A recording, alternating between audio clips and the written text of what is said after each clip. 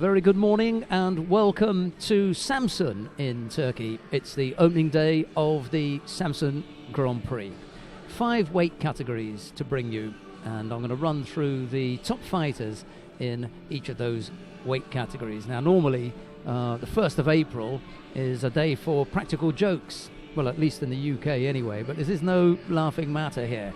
The serious question of qualification for Rio 2016, and those fighters who've got any hope of qualifying or a desire to qualify for Rio, well, they're quickly running out of time. So every point is vital. Let's take a look at the first of the weight categories then, the under 48 kilo category. In the top 4 seeds, the current Olympic champion Sarah Menezes of Brazil is the number 1 seed. One of the home fighters, Dilara Lokmanahim of Turkey, is number 2. The number 3 is her close rival for a place in the under 48 kilo category, Ebru Shaheen.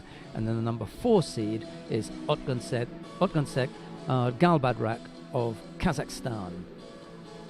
In the under 52 kilo category, the number 1 seed, we haven't seen her for a while, Annabelle Urani of France. So looking forward to seeing her taking part here. The number 2 seed is Gulbadam Babamuratova of Turkmenistan. The number 3 seed, Joanna Ramos of Portugal. And the number 4 seed, Gilly Cohen of Israel. In the under 57 kilo category, an interesting matchup here. Helene Rossovot of France is the number 1 seed. The number 2 seed is Sabrina Filzmoser, and the interest here in this weight category is the number 3 seed, Autumn Pavia. Pavia and Rossovot almost head-to-head for that place in Rio. The number 4 seed, Miriam Roper of Germany. Okay, those are the women's weight categories. Let's take a look at the men's weight categories. In the under 60 kilo category, the number 1 seed is Orkan Safarov of Azerbaijan. The number 2 seed is Diorbek Urezboyev of Uzbekistan. The number 3 seed is Ilgar Mushkiev of Azerbaijan. And the number 4 seed is Eric Takabatake of Brazil. Let's take a look at the under 66 kilo category. The number 1 seed is Nijat Shikalizada of Azerbaijan. Number 2 seed, Dmitry Shershan of Belarus. The number 3 seed is Colin Oates of Great Britain. And the number 4 seed, Dovdon Altansuk of Mongolia. And of those 5 weight categories, I would class 4 of them as 5-star Grand Prix tournaments. And the way that I work that out is in each of the weight categories, you want to have 5 fighters from the top 20.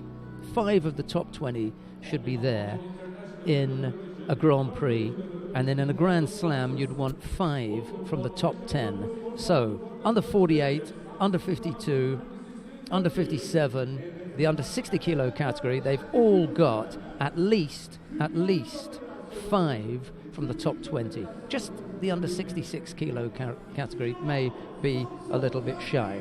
In any case, we're going to start by taking a look at the contests on mat 1 in the under 48 kilo category. The opening contest is Melissa Çakmaklı of Turkey. She faces Kimberly Renix of Great Britain. It'll be Çakmaklı in the white judogi and Renix in blue. Sit back and enjoy the action.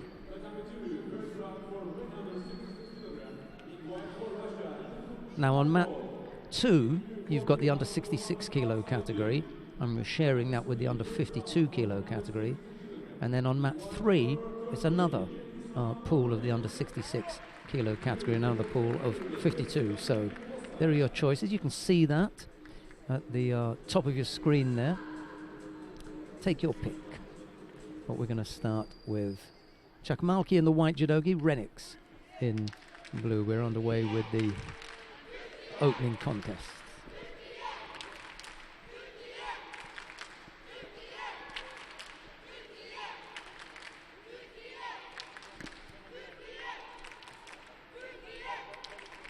Çakmaklı's always got this disconcerted look on her face, as though someone's done her something. She's been hard done by. Just wants to get that right arm off. Rennick's a little bit strong there, and Chatmalki bowing under the pressure and ending up picking, collecting a Shido for an overly defensive posture.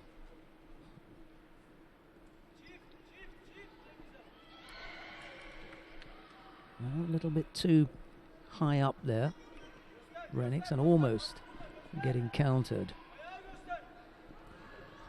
Just felt like there was a slight delay in there, and it gave Chatmalki the chance to come up with the attempted counter. Be a little bit sharper if she's going to catch the Turkish fighter over on that right side. It was a good position to get into. Got the left leg across so she could get nice and close and threaten with that Haraigoshi, but Chatmalki almost came up with the counter.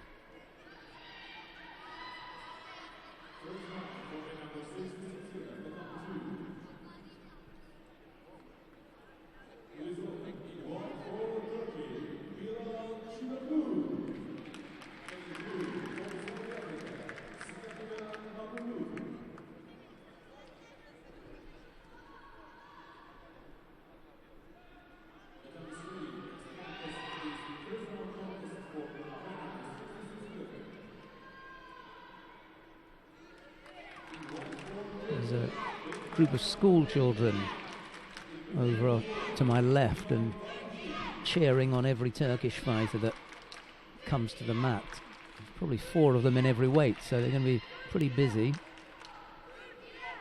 Tani Otoshi effort there from Chatmalki, and Rennick was claiming a counter.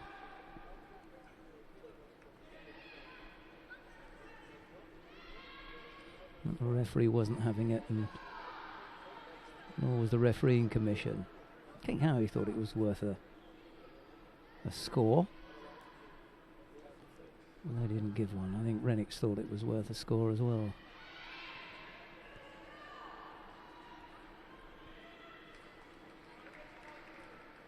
Now Rennick's picking up a passivity penalty.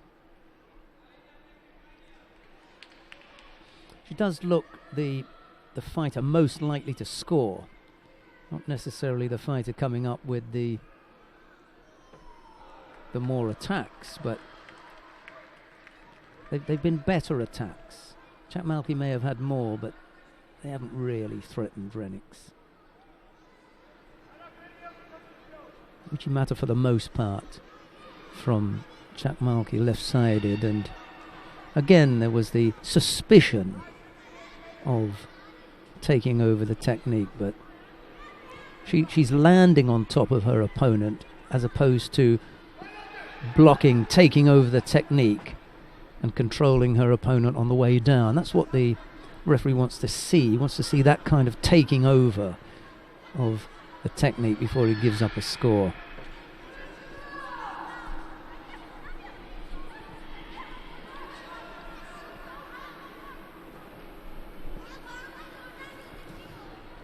Little over a minute left to go. Both fighters have picked up a penalty apiece. As I say, if you had to say who looked more likely to come up with a score, it would be Rennick's, although Chatmalki there almost came up with a counter. She doesn't appear as physically strong as Rennick's. Hasn't got the same kind of threat or firepower. But bad positioning there has ended up with Rennick's going over off balance with that Ojigari in the end from Chatmalki. She came up with the score, and it was really just poor balance from Rennick. She couldn't get off the turn, and Chatmalki already showing which direction she's going to be going in for the next 30 seconds. She should pick up a penalty for stepping out here. She came under no threat there, just a strong grip, and she stepped off.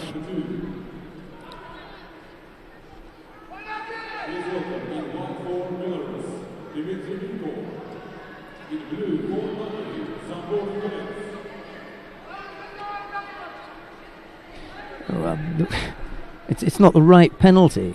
A penalty, yes, but she wasn't overly defensive there, and that should also be a score.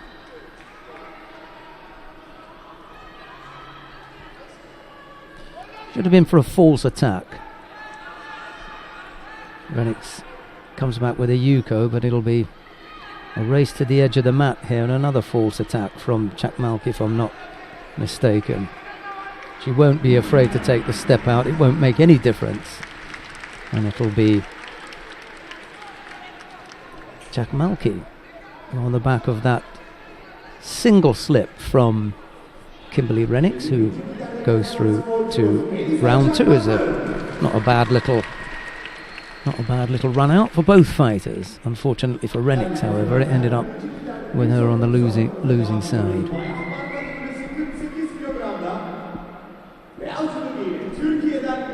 We've got a second Turkish fighter coming onto the mat now, Nazlıkan Kulic. She's in white. She faces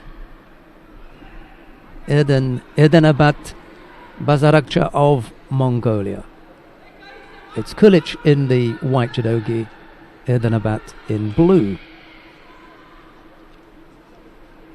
I previously referred to Nazlıkan Kilic, but a Turkish colleague this morning told me that it was more like a U, Kulic. So I'll go with that. We first saw Nazlıkan Kulic in Malta at the Cadet European Championships one year. That's quite a while ago now.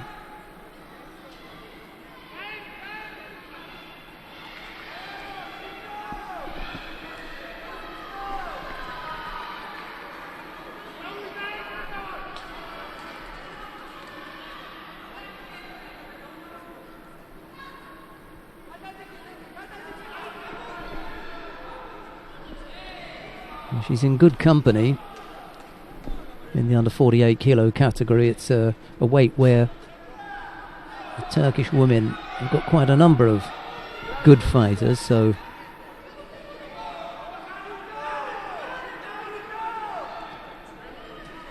she should be well prepared.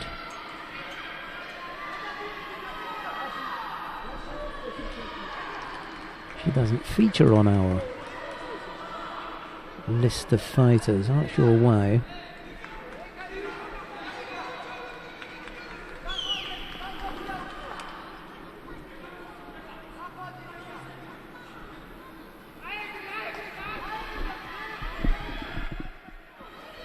She's 20 now, so it must have been about 4 or 5 years ago that we first saw Kulic.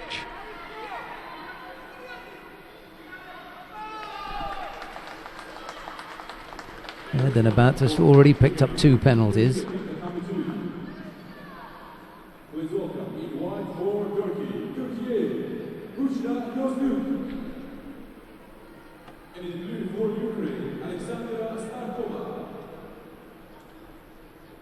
Erdenabat has just got to wipe off a little bit of blood that she got from a bump she's taken to the nose.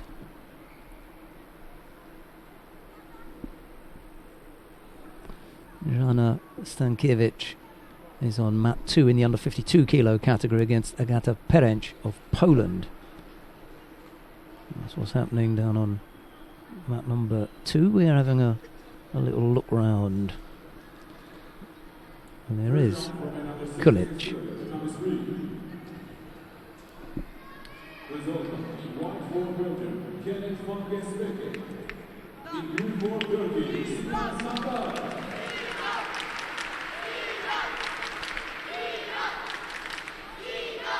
She's got time to gather herself here as Kulic. Half the contest, or a little more than half the contest still to come. She can get herself properly prepared here.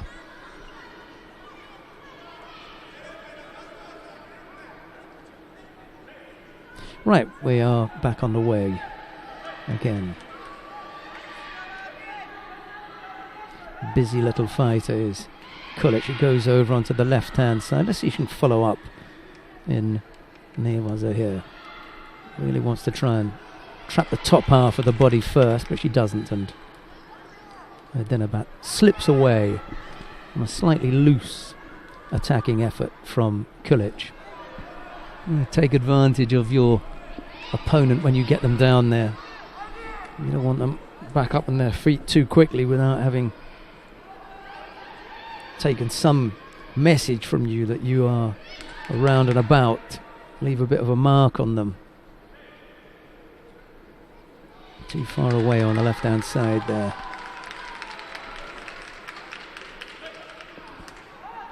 Two penalties picked up by the Mongolian.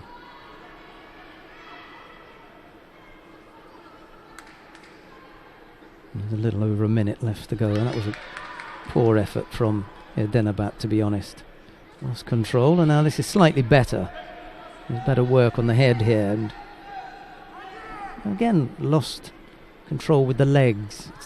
It's the legs around the head and shoulders and arm that Kulic has missed out on taking control of, and a slightly delayed penalty from the referee there after that false attack. It looked like a false attack, but he didn't call Mate to give it. He just allowed the action to continue rather cleverly, I think. That's a nice way of doing it. There was some Nevaza to take place, so he allowed that to go on, but didn't give up the penalty. Didn't escape that. So 3 penalties for Denabat. It's a rather unfortunate outing for the Mongolian. Not really giving us her best here. And the third time that Kulic has a go at the Sangaku is a lot better.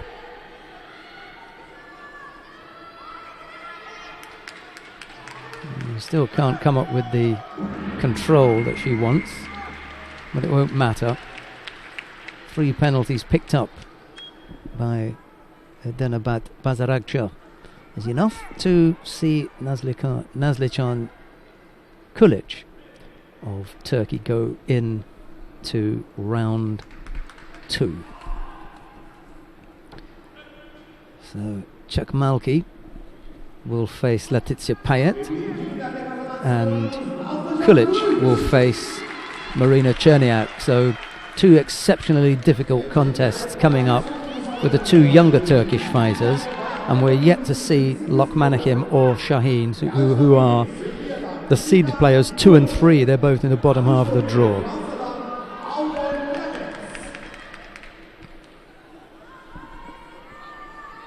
Coming up next, Milica Nikolic of Serbia faces Aurori Urani Climons of France. It's Nikolic in the white judogi, Urani Climons in blue.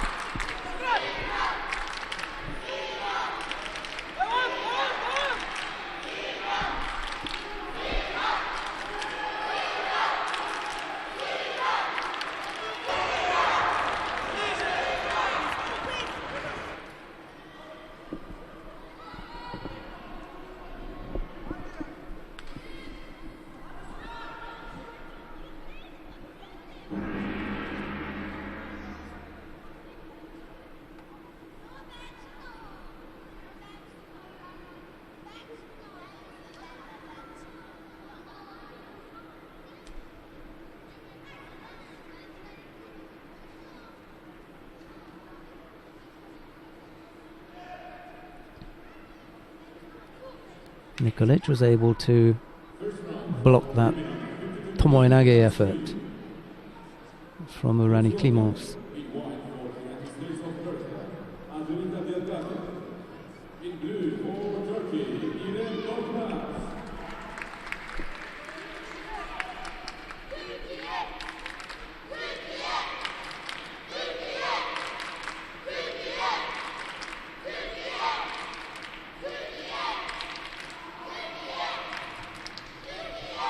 Please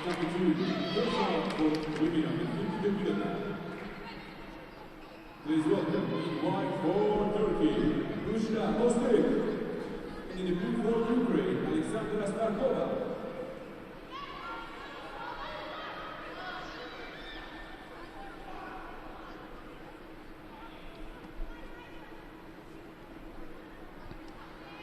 Just the single Judo picked up by Nikolic at the moment. That's the only mark on the scoreboard.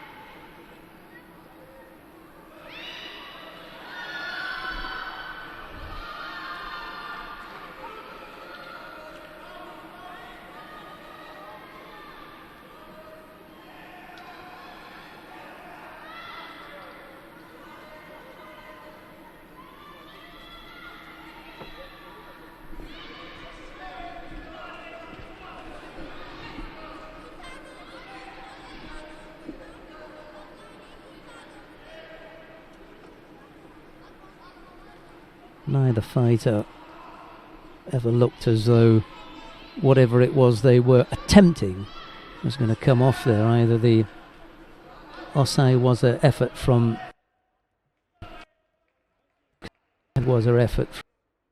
the referee gave them a chance. So this is not happening, and then called mate.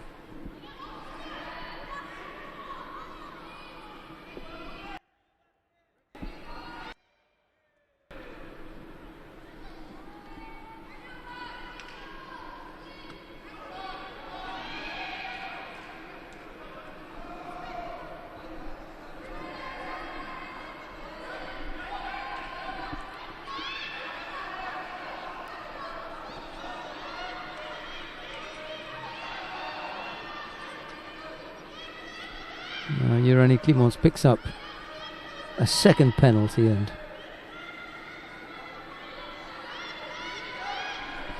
infuriates the French coach. I can't believe that her fighter has picked up a penalty.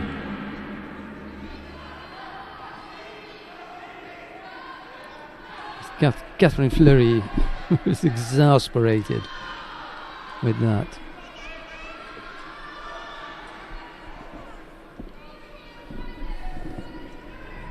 It's a real disappointment there for Rani Clemence going out at the first hurdle. It's Nikolic who goes through to the next round on the back of having picked up one penalty less than her French opponent.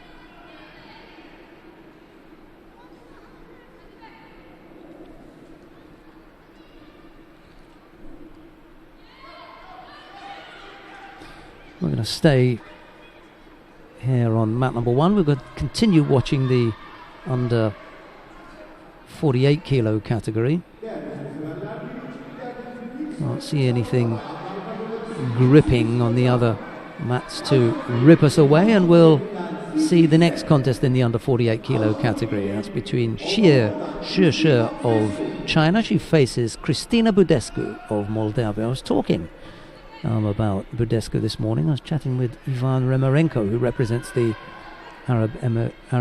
United Arab Emirates. He's originally from Moldavia. We were talking about the possibility that some of the women from Moldavia would represent the UAE, but it appears unlikely.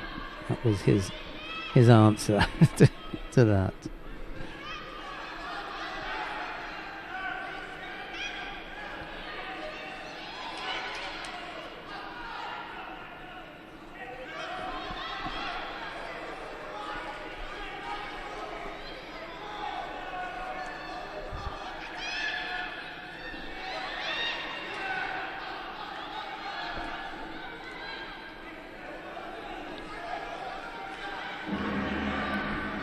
It's going to be a tough day for someone to emerge from this half of the draw. The Chinese, for example, will have to get past the opponent in front of her now, Budescu. Or, if it is that Budescu takes it, not only will she have to defeat the Chinese, but the next round it's Kim Sol-mi of North Korea. Yuko picked up by Xie, and she leads with 2:40 left to go. After Kim Sol-mi, whomsoever wins that, could be Kim, will face the winner of the contest between Dilara Lochmanachim and Milica Nikolic, who we just saw defeating Aurore Urani-Clemence. It's going to be a tough day. And that's it, just in that pool.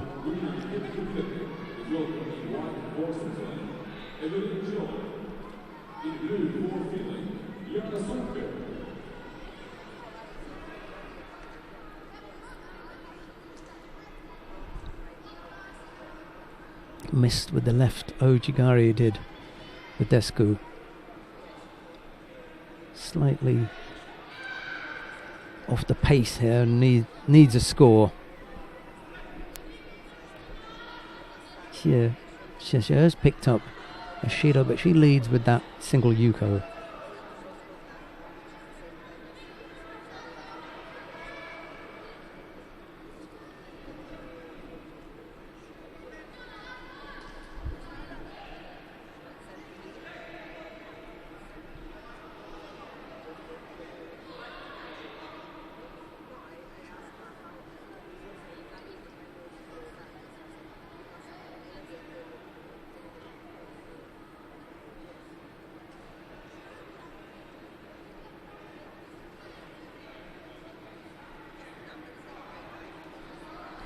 The referee will have to stop this here because Xia's belt has got to the point where it's going to get in the way of her doing anything, so he calls Mate and just gets them to tidy themselves up.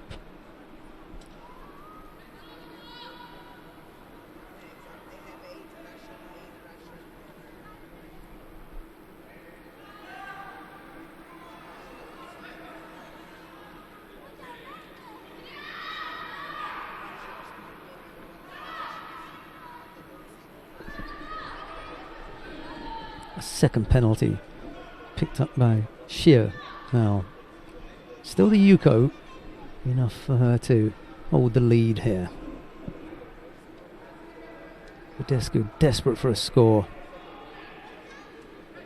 Almost on the end of that Ippon Seoinage effort from Xie. She comes back again. This time the Ippon Seoinage is low down on the left hand side.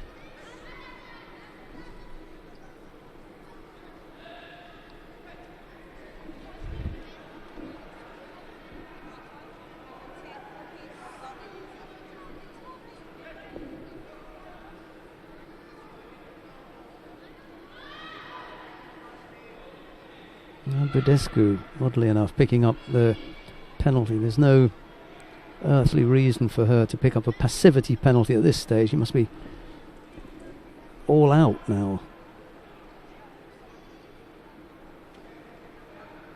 Probably some difficult gripping or just catching her breath after attacking. She ended up waiting a little bit too long and picked up an unnecessary penalty.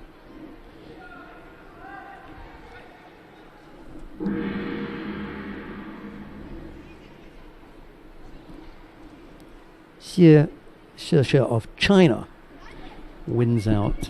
There she goes through to round two. She'll face Kim Sol-mi of North Korea.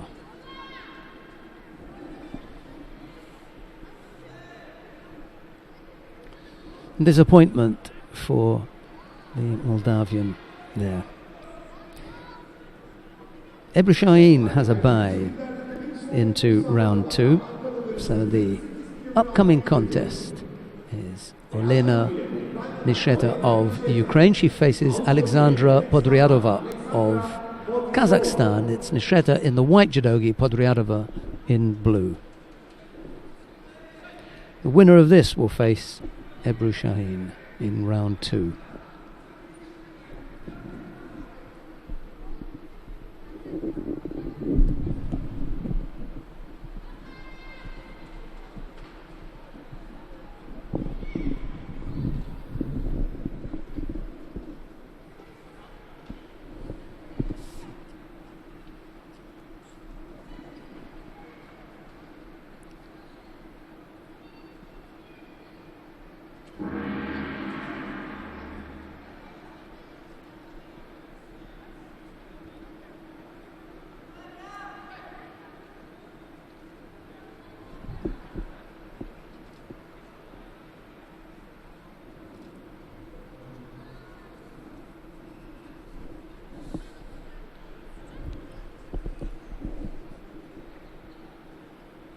This is the last of the first round contests in the under 48 kilo category. We're sharing mat number 1 with the under 57 kilo category. We'll have a look at them next. And even if we don't, just to let you know that that's what will be on here. That'll be Pool A of the under 57 kilo category. It's coming up next there. Podryadova leads by Yuko.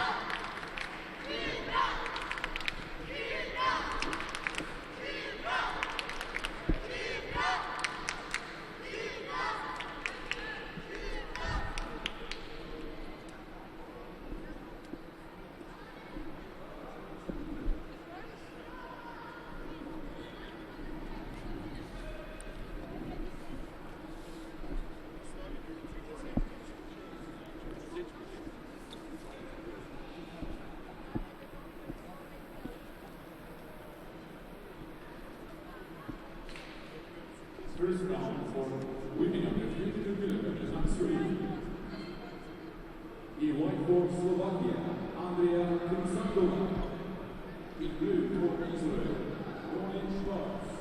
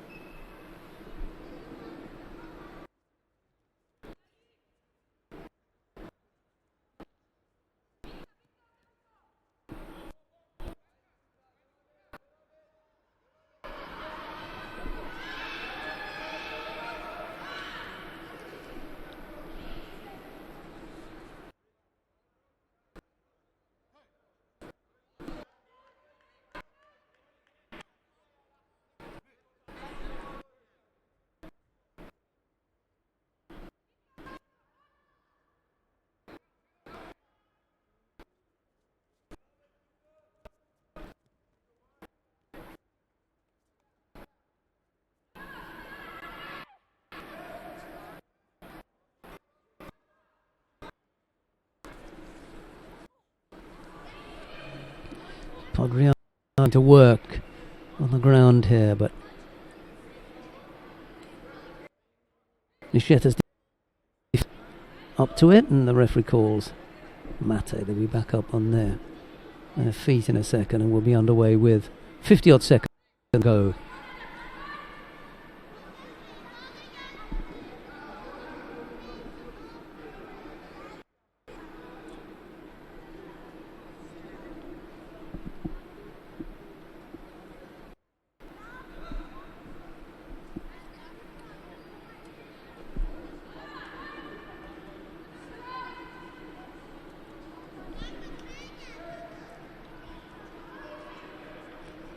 Nisheta picking up a passivity penalty with 20 odd seconds left to go. Again, another fighter who should be absolutely going hell for leather here. It's not the best position to attack. Going to end up having to defend now. She's lucky to get to her feet.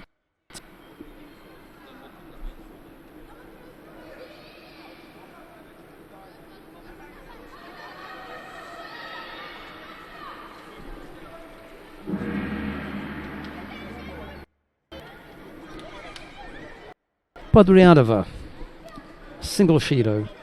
A single Yuko was enough to take the Kazakh fighter into round 2. She'll face Ebru Shaheen.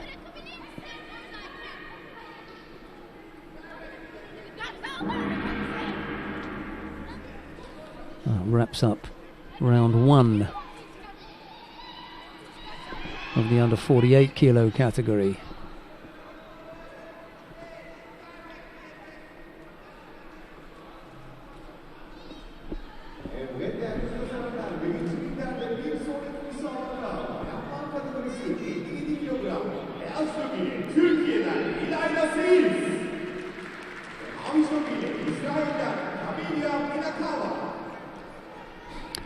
We've got the first contest in the under 57 kilo category coming up now. And it's Ilyada Seyis of Turkey. Ilyada Seyis in the white judogi and Kamila Minakawa of Israel in blue. First round for women under 52 kilograms, Grand-Prix. Please welcome in white for Turkey, Ayşe Hoca. In blue for Poland, Karolina Filipowska.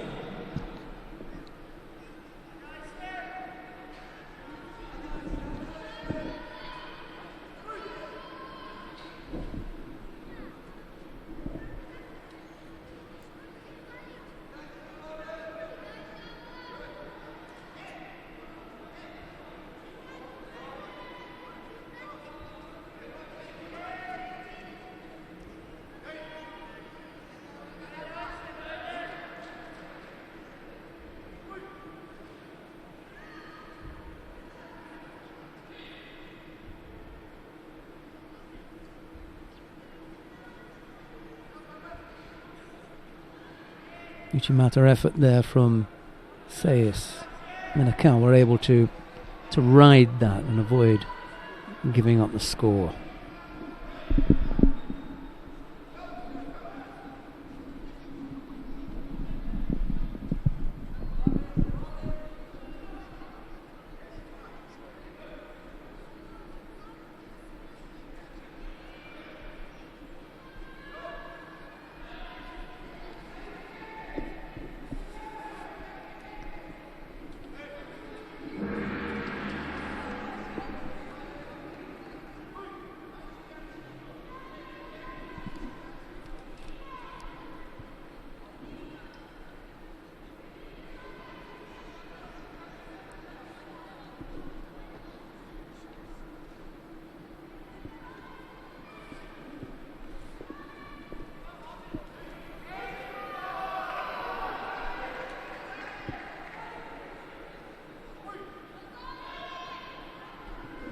Well, Seyis coming up with Yuko problems here for Minakawa.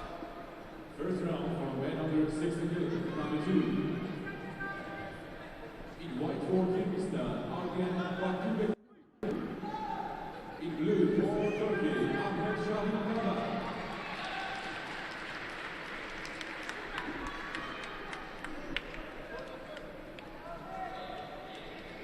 Seyis picking up the penalty for wrapping her leg around, entwining her leg into that of, or around that of Minakawa. It's a dangerous practice and one that results in her picking up a Shido. She still leads by the Yuko with a little over a minute and a half left to go. It's untidy work on the mat edge there. Yeah, she picks up a penalty for stepping out. 2 penalties within the last 20 seconds. An Uchimata effort this time round.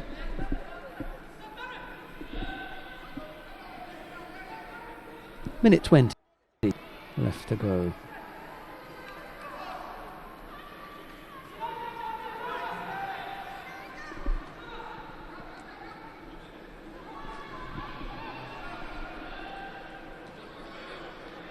Ooh, may come up with another score here.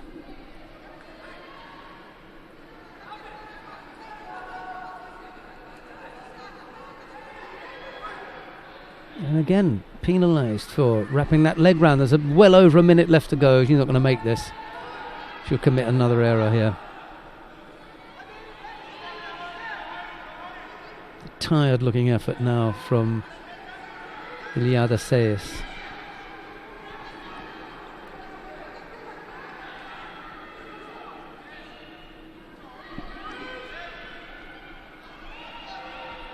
Question now is how is she going to avoid picking up another penalty. Minakawa cleverly manoeuvring Sayes towards the mat edge, and that'll do.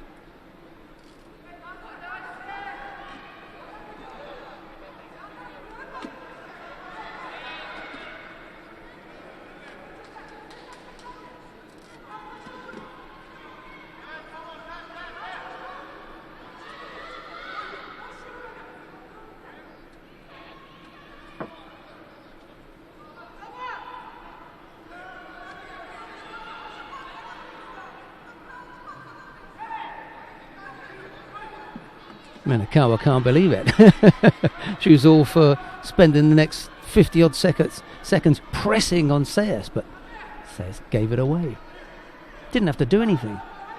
Minakawa was at Yuko down, and Iliada Sayes ended up giving it away. Oh well, that can happen. We're still in round one of the under 57 kilo category, and the upcoming contest features Liu Yang of China. She's up against Yaone Ekosian of Spain. It's Liu in the white judogi, Ekosian in blue. Here come the two fighters now.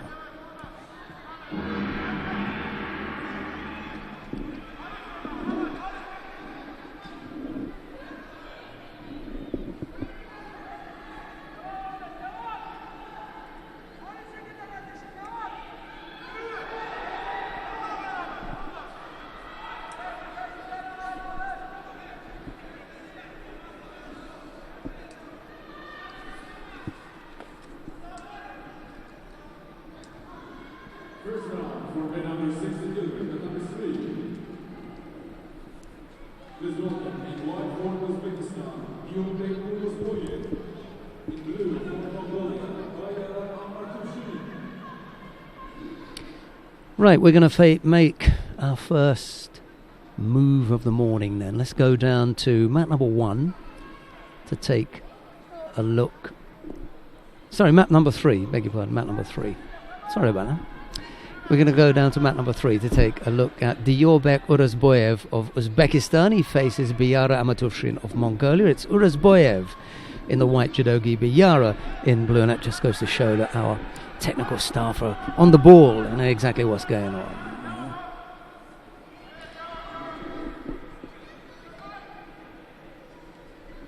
I had the look of death when I suggested that we move from mat number 1 to mat number 1. I hope it's not going to be one of those days.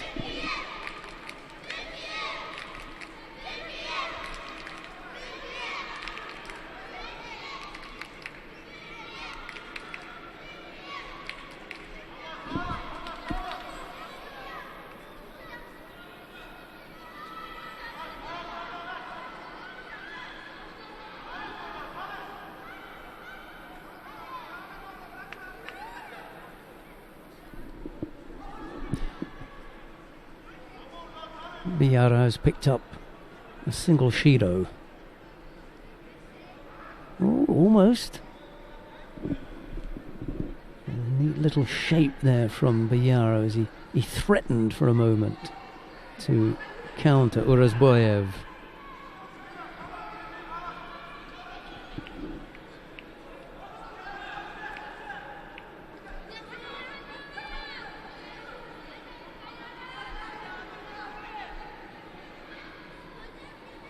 Just a slip there from Urazboyev rather than any kind of counter. I think he's going to have to be careful though. Biyara looks reasonably sharp. The young Mongolian. An unknown quantity, he goes right-sided there. Nice and low. Marote Seonagi just threatened Urazboyev momentarily. Now the Uzbeks just beginning to step things up and thinking, hey, Maybe I better get rid of him. See if I can finish him off.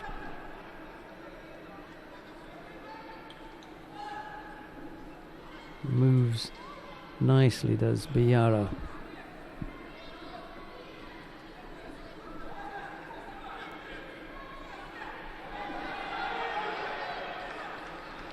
Thought about the Uchimata.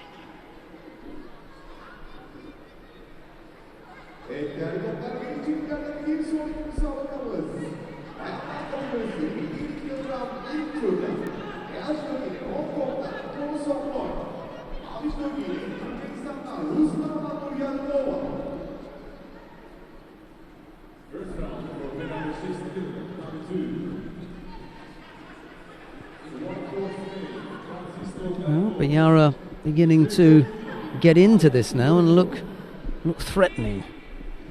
Whereas Boyev had an initial dig, if you like, at the Mongolian. See if he could sort him out, but and he does now. Nice score in the end there. Chance on the arm. Oh, Biara has gone over for Wazari. It was a nice low right-sided, no, left-sided Morote Seonage from Urazboyev. He almost got caught up in an arm lock afterwards, but managed to defend against that. He picks up a penalty for a drop there. There's a minute and a half left to go.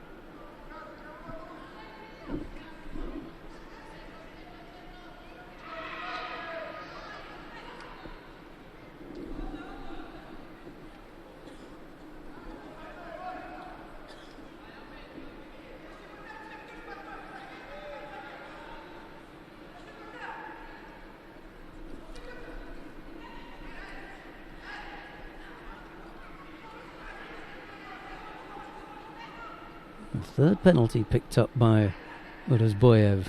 Can't afford to make another mistake here, but there's only a few seconds left. He'll get away with that one, and Biara won't get involved in any newaza at this stage.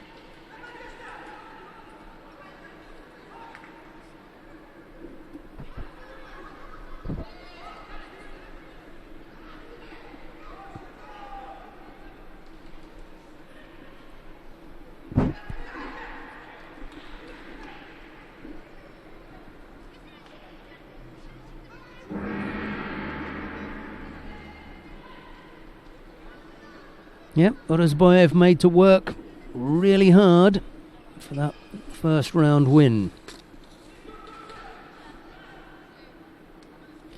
He's the number 2 seed here, but Biara really made him work hard for that.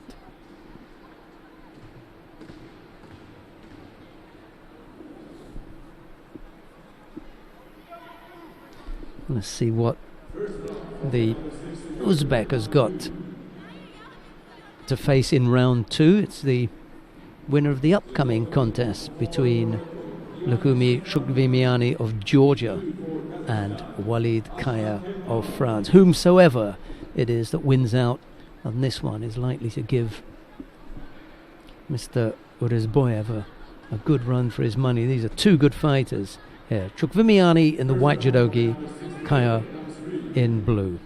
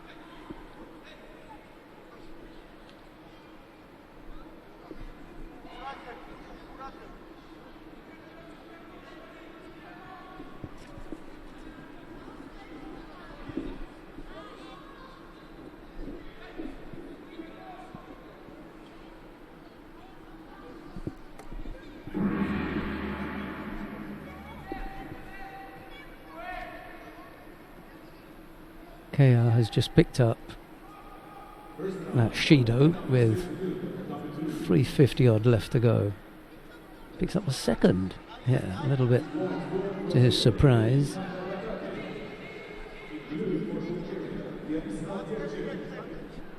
Yeah, good contest coming up on mat number 2 between Eric Takabatake and Yanislav Gershev of Bulgaria. That'll be a nice one. Anyone wants to check that one out. I'm going to stick here for a little while and continue to watch Vimiani and Walid Kaya.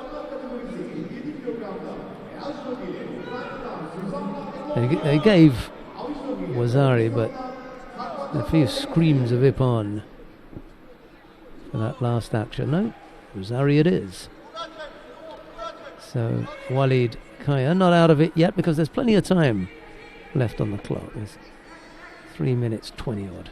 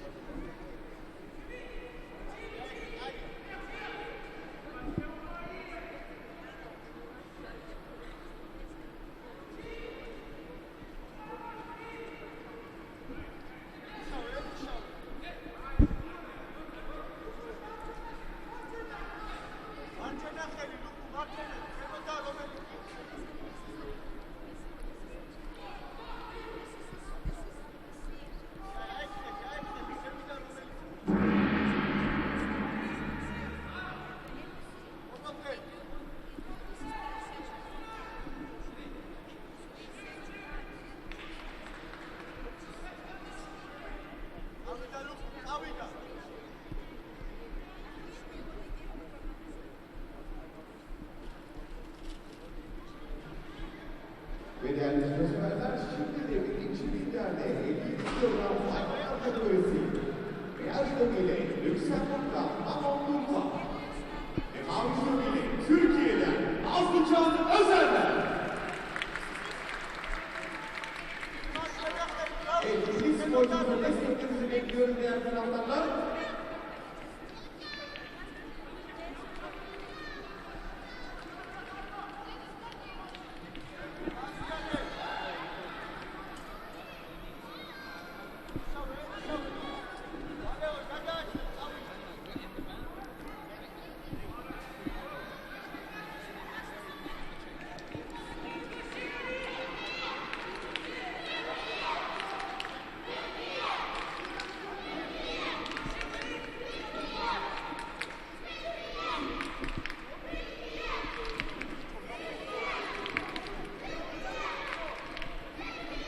Minute 40 odd left to go. Chukvimiani still leading by Wazari. Scored that quite early on. Walid Kaya has been a little bit busier now since Chukvimiani scored. Almost catching the Georgian there. He doesn't need to rush. There's still plenty of time here. Minute 40. If he's wearing him down, he just needs to settle and not do anything rushed, end up getting countered.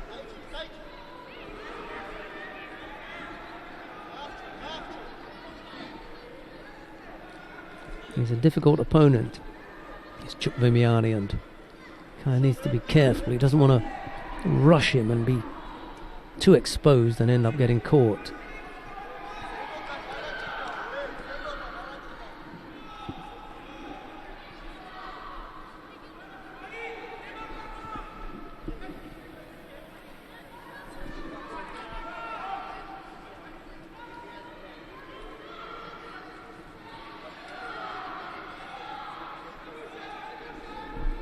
See, there's a lot of effort there for no result. 2 or 3 efforts from Walid Kaya. None of them were going to catch Chukvimiani. And if they were designed to put him under pressure, well, they were easily defended. And then just not the best tactics there from the Frenchman.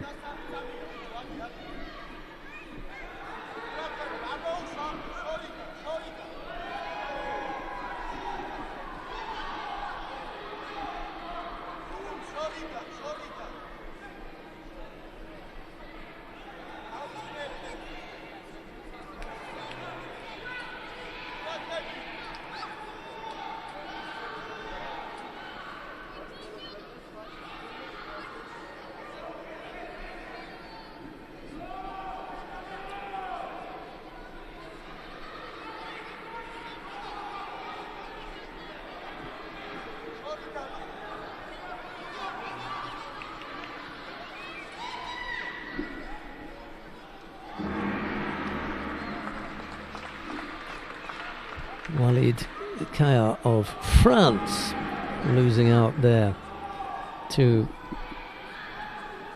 Lukumi Chukvimiani of Georgia.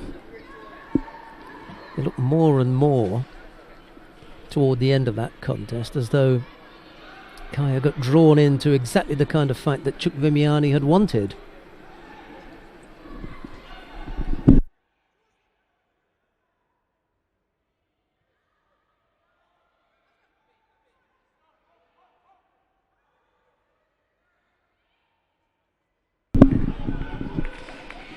Yeah, they just didn't have the shape in that contest that would have suited Kaya, and Chukvimiani almost had the Frenchman playing into his hands there.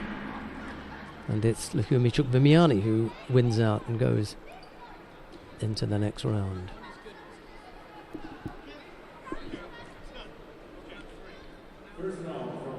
Coming up next here, Aybek Imashev of Kazakhstan faces Sergio Pessoa of Canada. It's Imashev in the white judogi, Pessoa in blue.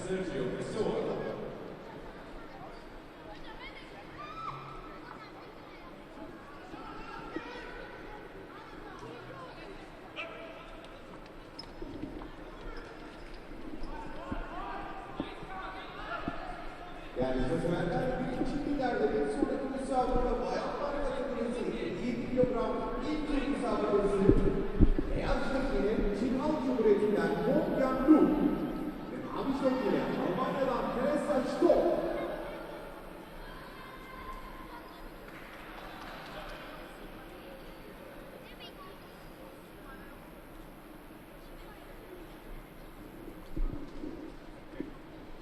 Tough ask for Sergio Pessoa here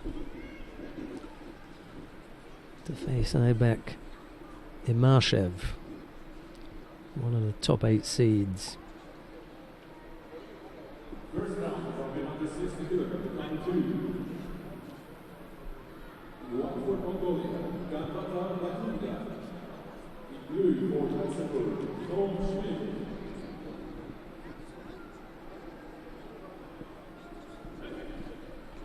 Yanislav Gershev of Bulgaria has just defeated Eric Takabatake of Brazil. The number 4 seed, world number 15, tumbles at the first hurdle, unfortunately for him.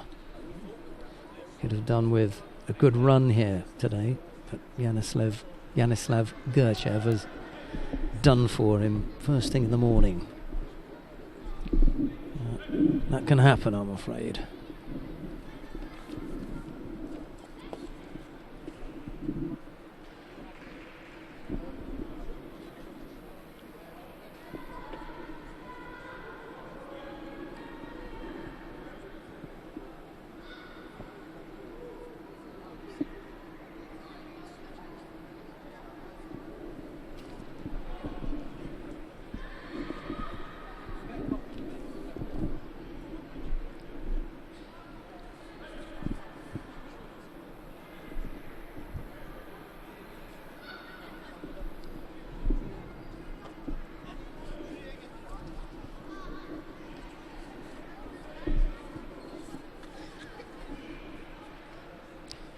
Teresa Stoll leads her contest down on mat number 1. That's in the under 57 kilo category by Wazari over Lo Tongzhen of China.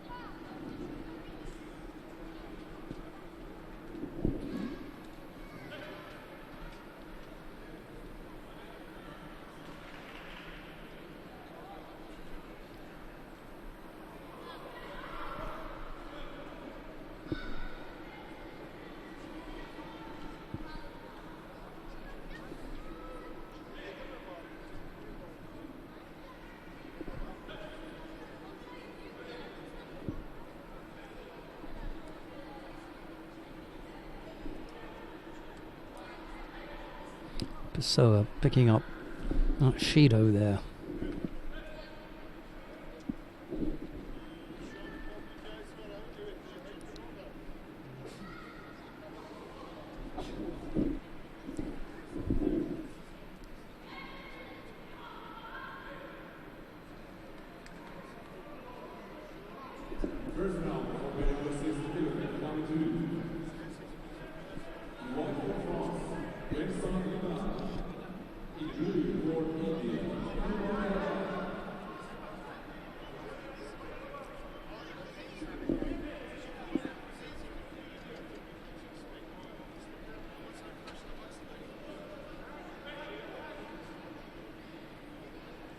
So unhappy with picking up a second penalty.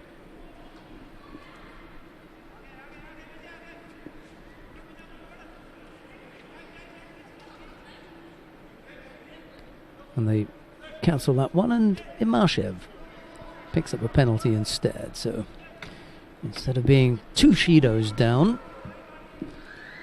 both fighters have a Shido apiece. That's from Pessoa's point of view.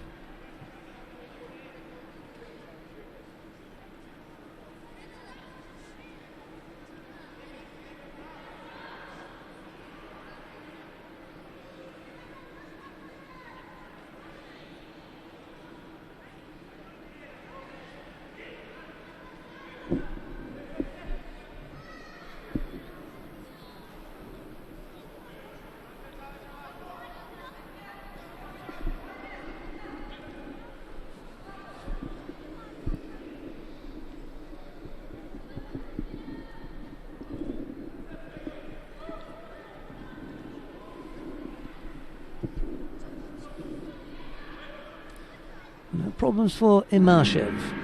He's picked up a second penalty there.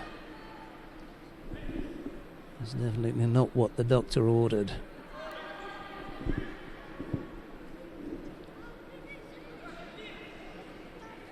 At one stage it looked as though Pessoa was going to have 2 penalties against him and Imashev a clean sheet, however.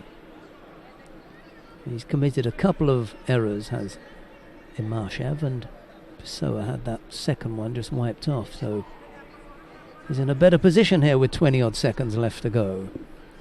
It's Imashev instead who's staring a first round defeat in the face. A nice Makikomi effort there from Pessoa.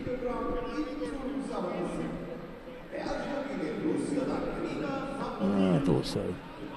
It was a good effort. He picked up Wazari. Nothing wrong with that. It's a problem. Yeah, of course it is. Good score from Pessoa. He can just take a dive here.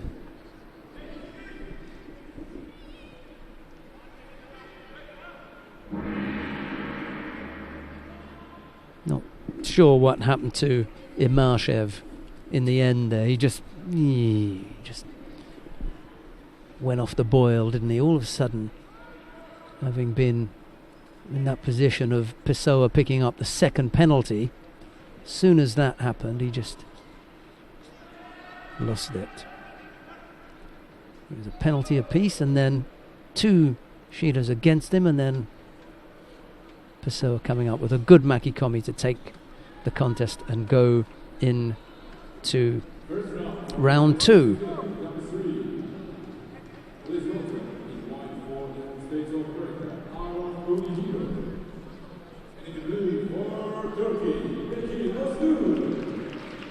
Right, let's go down to mat number 1.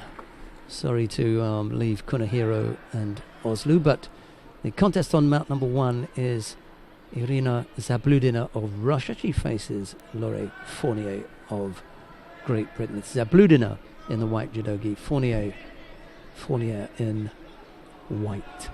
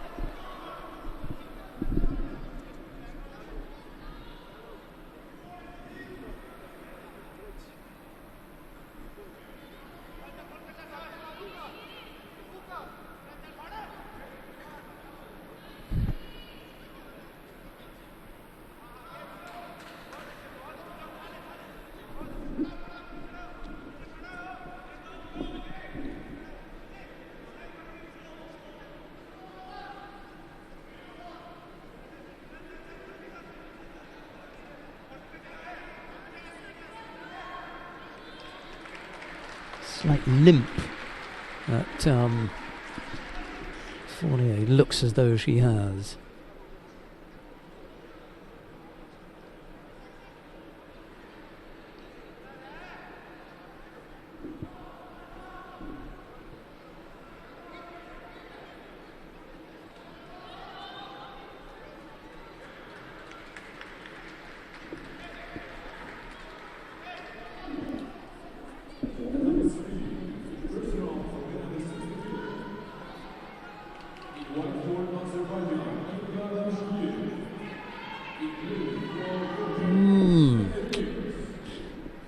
Score there from Zabludina with a little over a minute left to go. Just wearing down Fournier.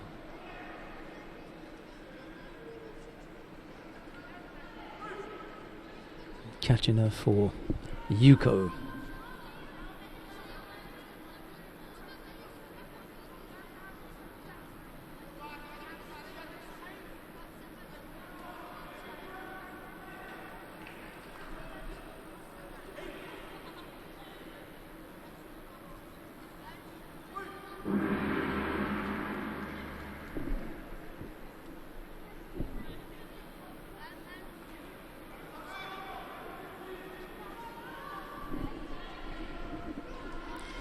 There's still a minute left. It's not all over yet.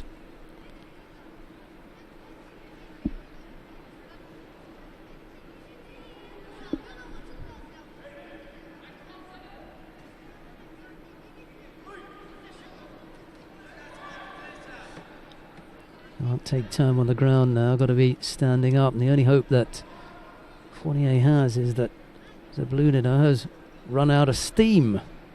Got to press on here.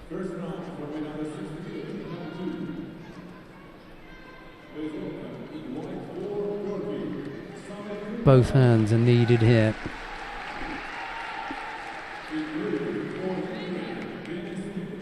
Yeah, you can see how tired she is, but another big effort needed here. And every second that Zabludina gets away from Fournier is another bit of energy that she can pull back. She's tired as well, but unfortunately for Fournier, it appears that Zabludina has just got that little bit more in the tank.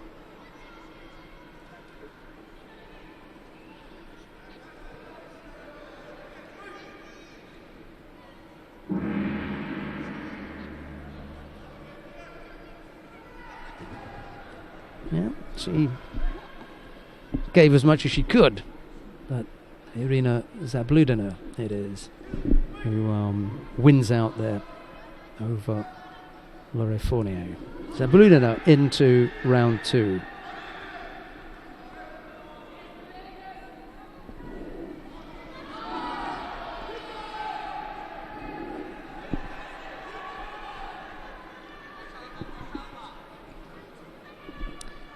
Right, what have we coming up next then?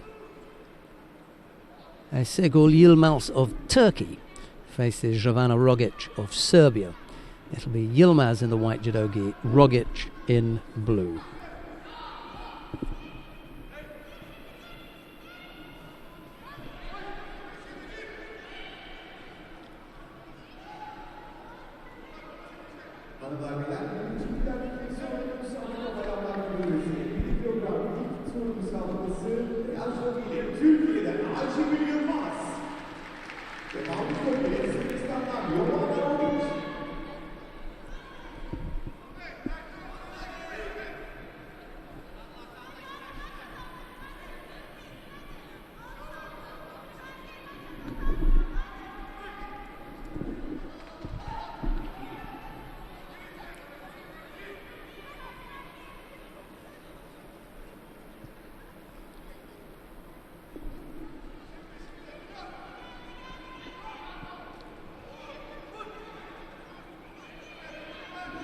Black eye that Rogic has picked up. It certainly looks that way.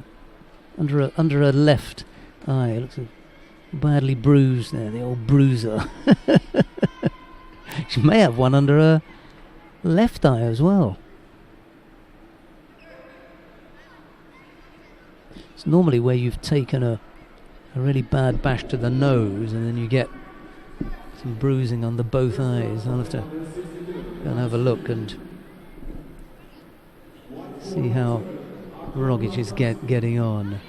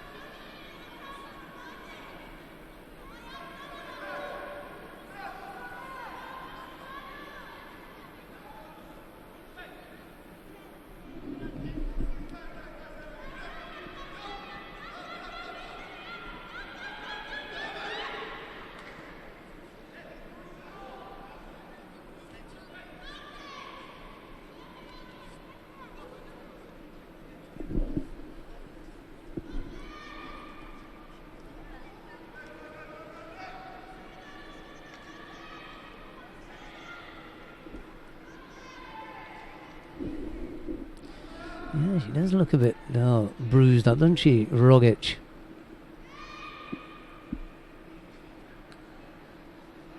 Looks as though she's been in a real battle.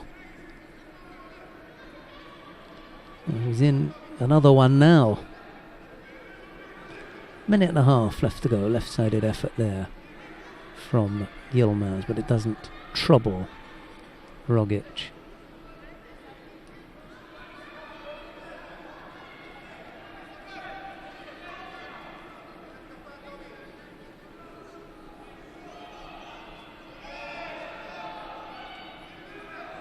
Oh, chance of the shimiwaza here. What was Rogic thinking of? It's got to be. She's just in a bad position here, Yilmaz. Oh, I mean, another fighter with a bit more nearwaza skills would have taken her head off there, Rogic. What on earth was she thinking of? Left the chin exposed, and the chance for the forearm to get underneath that chin and apply some pressure was on. Yilmaz did that, but Rogic luckily took advantage of the fact that Yilmaz was slow. Missed that chance, did Yilmaz. Golden opportunity.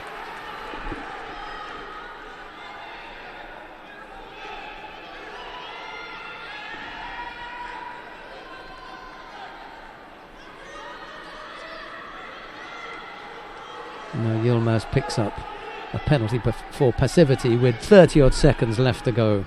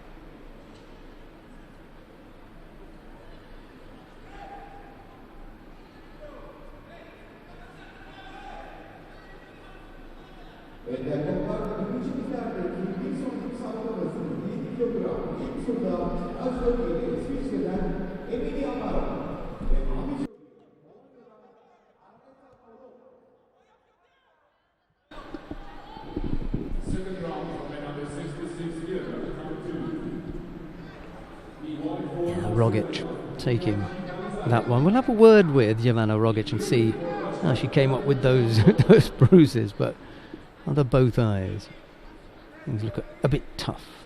Right, on mat number 1 now. We've got the contest between Emily Amaron of Switzerland. She faces Aleta Podolak of Poland. It's Amaron in the white judogi, Podolak in blue. It's an odd day for Podolak because, if I'm not mistaken, the last time out, or the last time that these two faced each other, it was Podolak who came out the winner.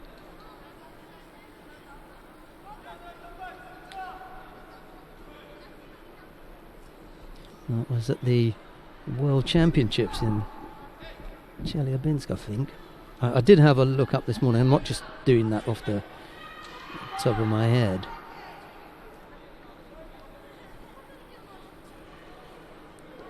And the thing that is odd about this, the reason that I'm mentioning this, the World Championships in Chelyabinsk in 2014. Podolak won the contest against Amaron, and if she wins out here, she'll face Autumn Pavia. against whom she lost in the World Championships in Chelyabinsk in 2014. So she's got the deja vu thing going on here. 1 win and 1 loss. So a win here would put her in to round 2, and then she'd have to have an improved performance against Pavia to make any further progress. So that'll be uppermost in Podolak's mind. Anyway, she has picked up 2 penalties, Amaron just the 1. She's threatened on a couple of occasions with Sode Tsurikomi Goshi, and now here's a chance on the ground. Got to make this pay here. Zari, as well as the Osai Komi, just wants that left shoulder of the Swiss fighter to be back on the ground, and there it is. And now the Toketo just narrowly escaping there. So a second score goes on for the Osai Komi, and now she leads by 2 scores. Wazari for the throw, and Yuko added after that.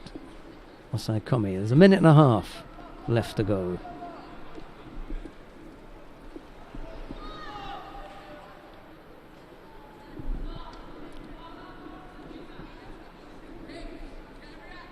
Oh no, missed with the Jujigatami.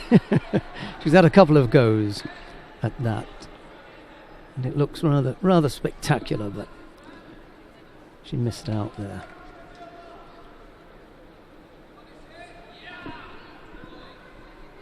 Well, Amaron won't be best pleased at this. She would have hoped that in the 2 years, or year and a half at least, since Chelyabinsk, that she would have closed the gap on Podolak, but Polish fighter looks as though she's got the beating of the Swiss fighter again. A second meeting. And these two, slightly awkward defensive position there at the edge of the mat, but just looking to keep Amaron away.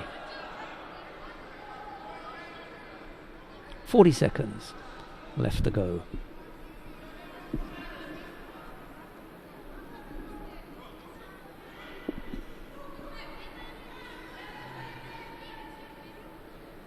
Another reasonable effort there from Podolak.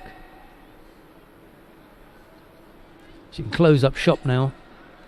Just can't afford, and well, squeeze out one more error, I suppose, and that was the Ashiwaza that Amaron is well known for, well dealt with by Podolak. She just landed on the elbow there and gave her some discomfort.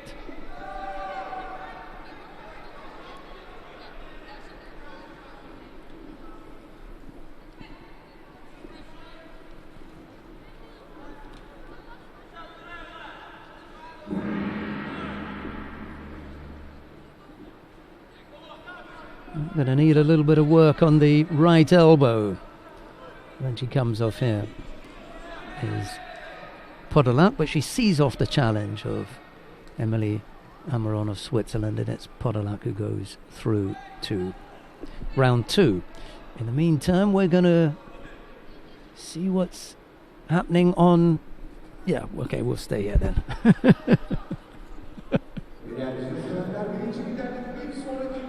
We're just going to move then, but we'll hang on here for a bit.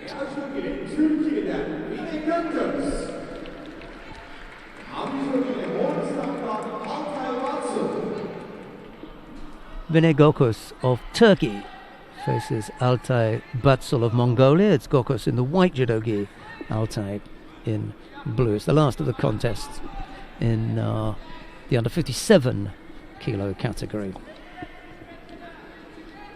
Rogic squeezing past Yilmaz will face Irina Zabludina, and Podolak, and a comprehensive win over Emily Amaron will face Autumn Pavia. Sanna Verhagen had a bye, and it'll be Verhagen to face the winner of the contest that you're watching now between Gogos in the white judogi and Altay in blue.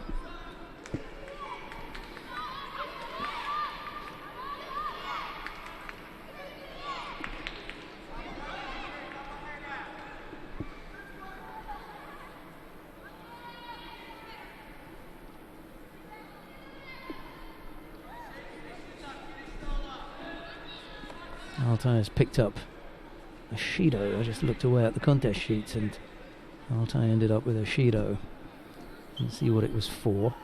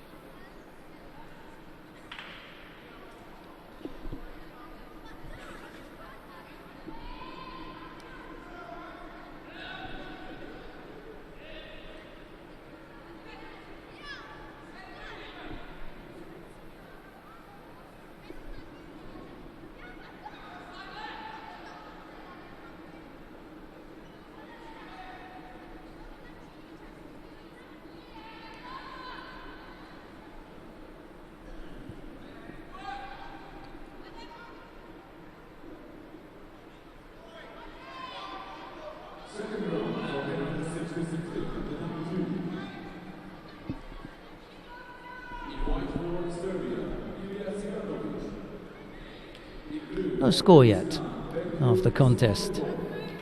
Still to come.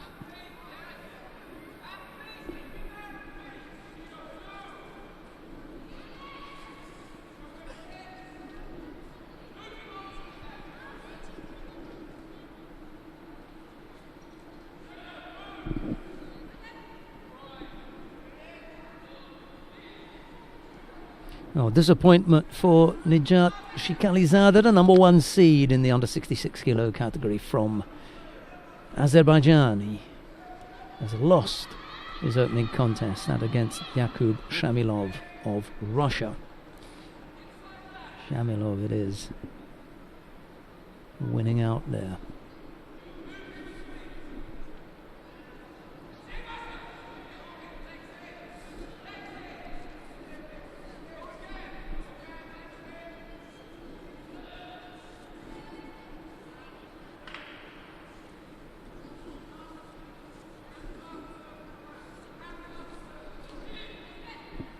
Going to be a busy time now, I think, on map 2, with the under 66 kilo category, but they're also on map 3, so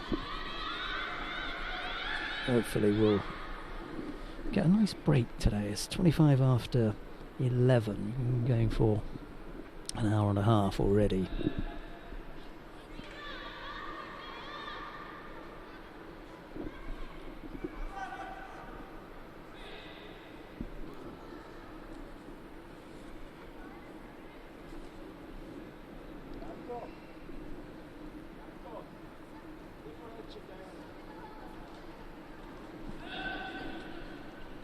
First round for the under 60 kg, number 3.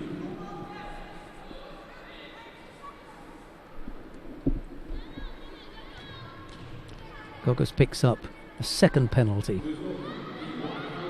Half a minute left to go.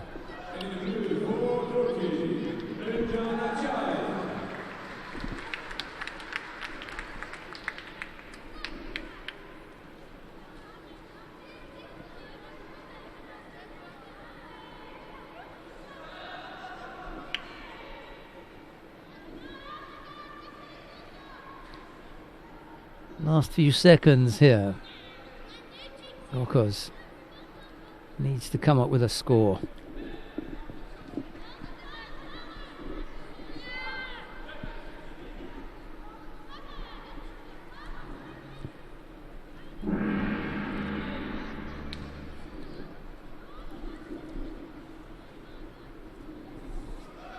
Two penalties picked up by the Turkish fighter.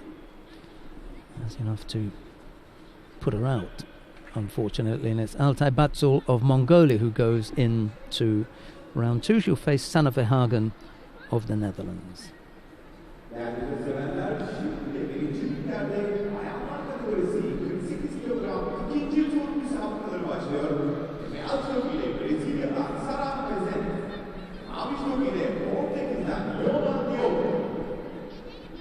Right, we've got Round 2 of the under 48 kilo category starting now. Mat number 1. The current Olympic champion Sarah Menezes of Brazil faces Joana Diogo of Portugal.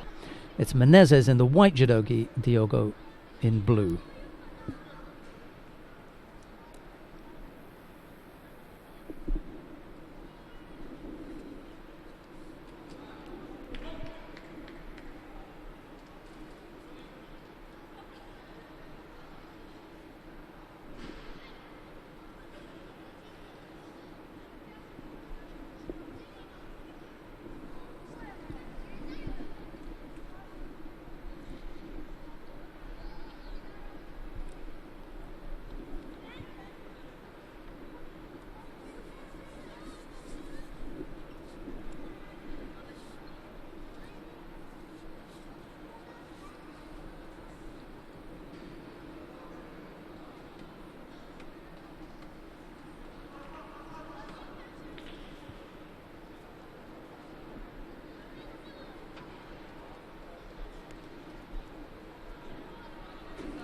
Second round for men under 16, 16 and number 3. In white for Belarus, Dimitri Shevchan. In blue for Turkey, Cingizhan Gomez.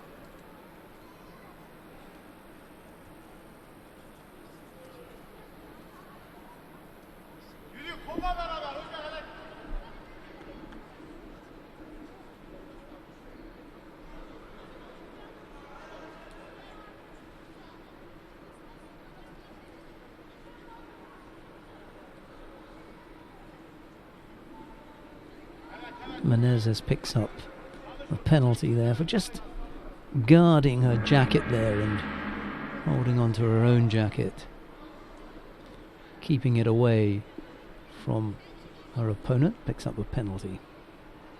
Single Shido against Menezes.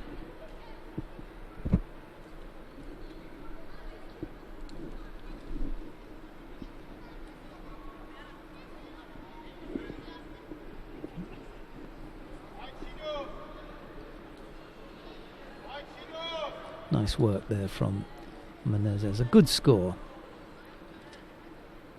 Throwing her opponent with Marote Seanage over the left side and now into Yoko Shiogatami.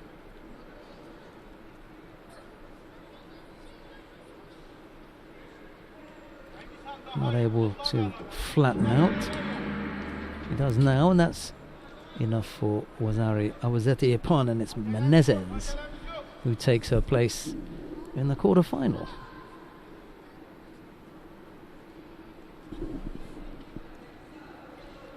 Diogo just well, I was going to say shaded out there, but not really. That was a good win for Menezes.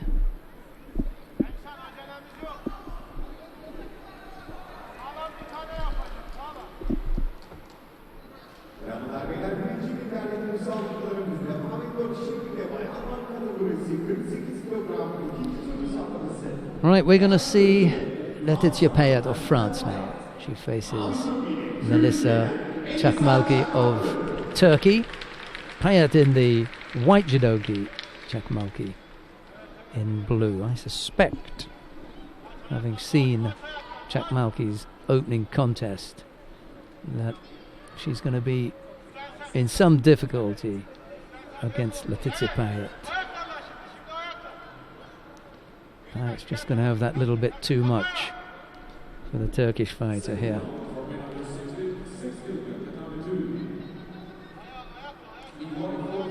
Missed with that initial Makikomi effort. That was what Payet was trying to set up there.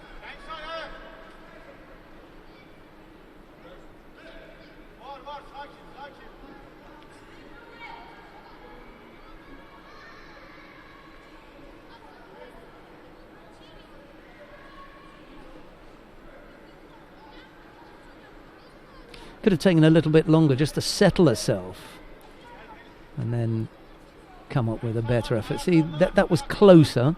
Still not the finished article. She wants Chakmalki to be moving on towards her and not just standing still. She needs a little bit of movement from Chakmalki to bring that Makikomi off. Forward and off to one side. Yeah, that'll do. And now the Oshiro Kezugatami to finish off.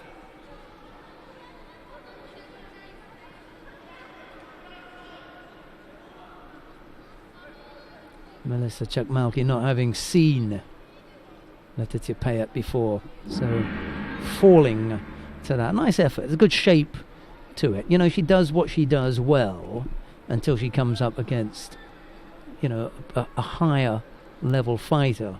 Payet I'm talking about. But against the younger, lesser ranked fighters, it's fairly straightforward. And that was straightforward Makikomi into the Oshiro Kezugatami.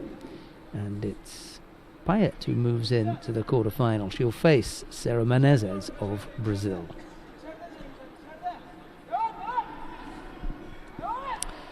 Right, who we got coming up now then?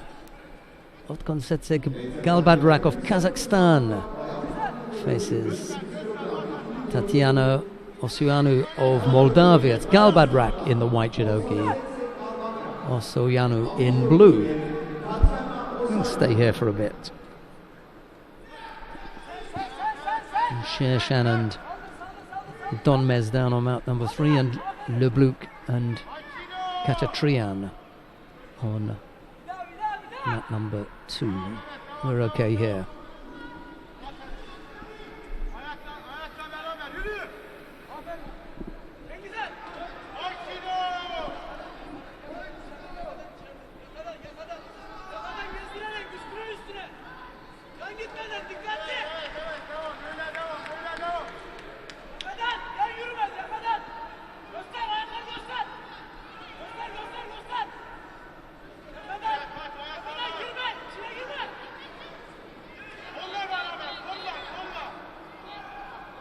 Yeah, the other fighter in this weight category was Budescu.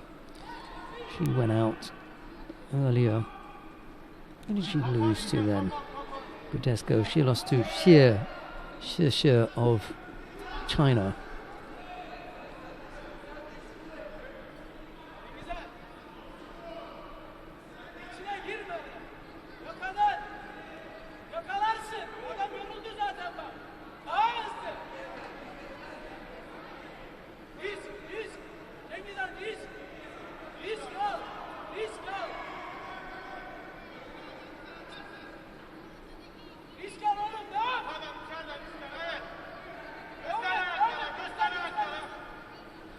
Yuko was the scorer instead of Wazari. So that's the lead for Galbadrak.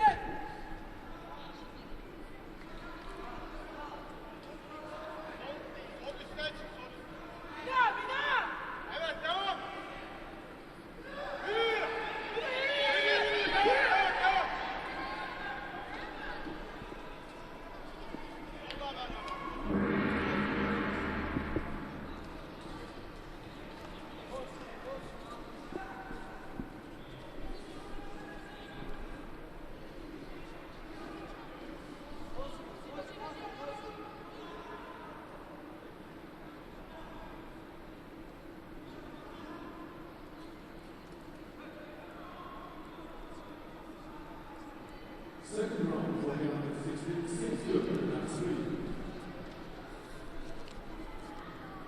In white for India, Yasmin Singh Saini. In blue for Russia, Axel Ardano. Still just the single Yuko the lead for Galbadrak. Half the contest gone already.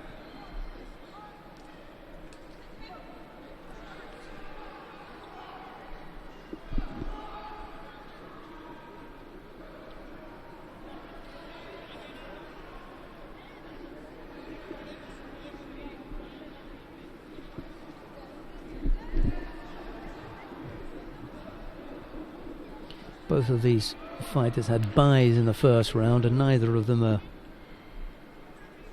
look that energized as yet. They look as though they're in need of a warm-up.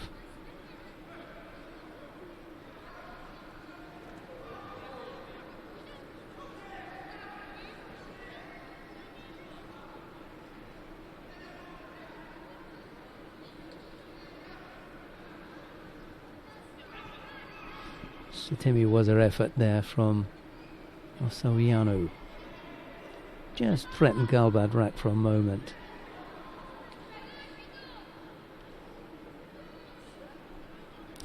Little over a minute left to go. We have a minor delay here whilst Osoyano tidies her gi up, and then we'll be back underway, still with Galbadrak leading by that single yuko.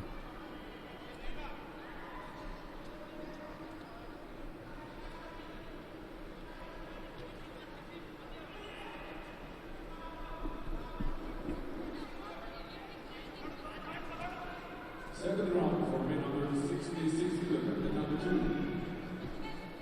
Please welcome in white for Turkey, Ertuğrul Gomez.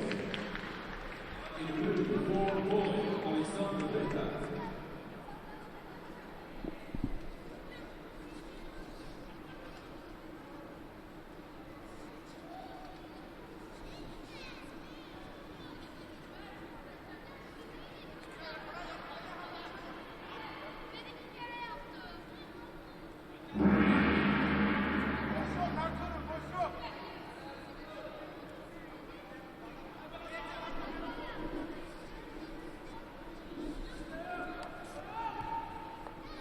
Well, Galbadrak coming up with the win in Liwaza there.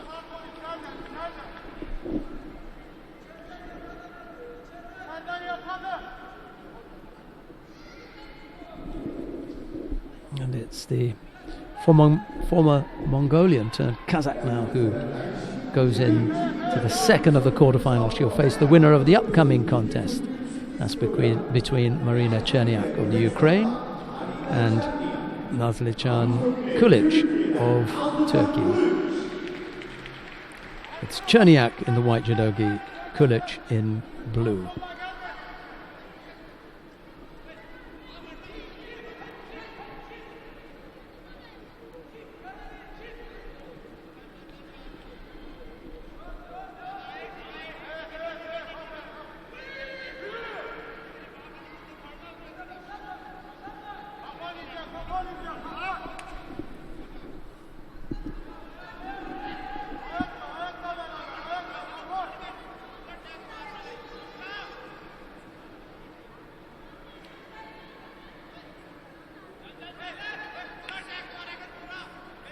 Left-sided effort, almost turned there by Cherniak. She's going to be a difficult opponent for Kulic to overcome.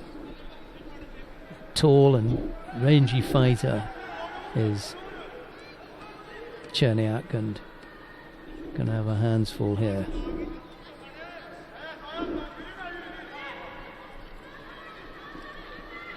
Well, a nice effort there from Kulic, almost coming up with a score.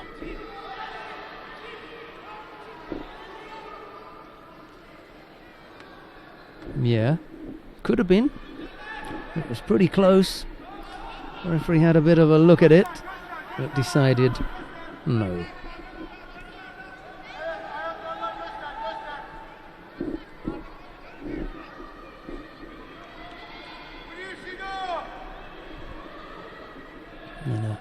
Temi Waza that almost caught Cherniak, or at least caused her some problems, and she's going to pick up the penalty for passivity here.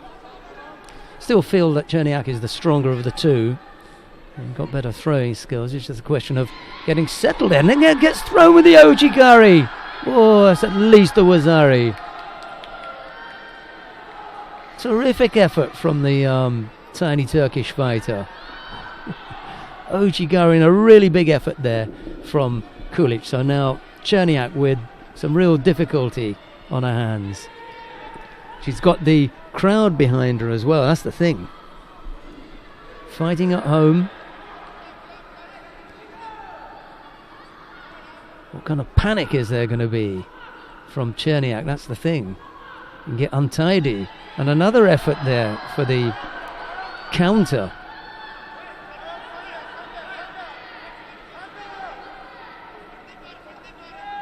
Minute 50 odd.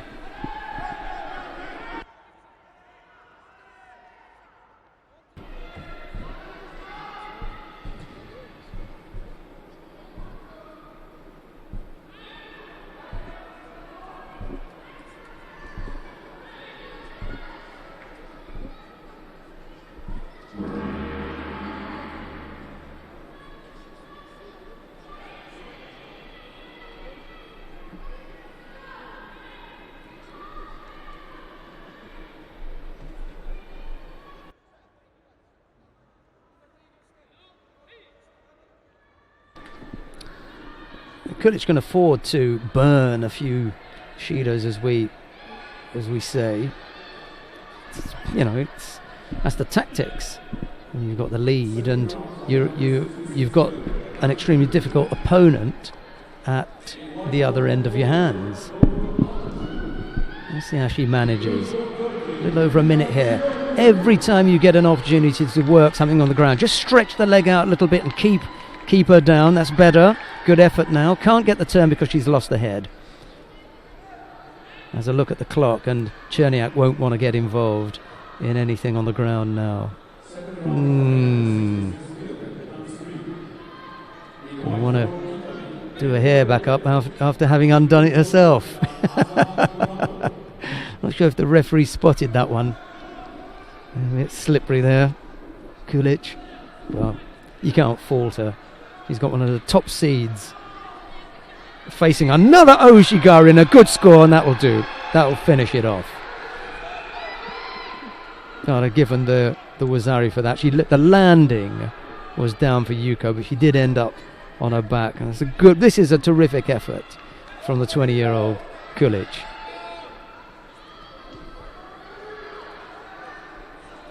Cherniak, one of the more difficult fighters in the weight category, in the top 8 as well, one of the seeded fighters. And Cherniak going again. They're not going to give her that from the ground. 20 odd seconds. Just got to be careful here not to get caught. All the hard work done, 2 good scores, single Shido into the last few seconds has really done well here. Okay, there's a little bit over speculative on the part of Kulic, but blocked by Cherniak. Yeah, better the block.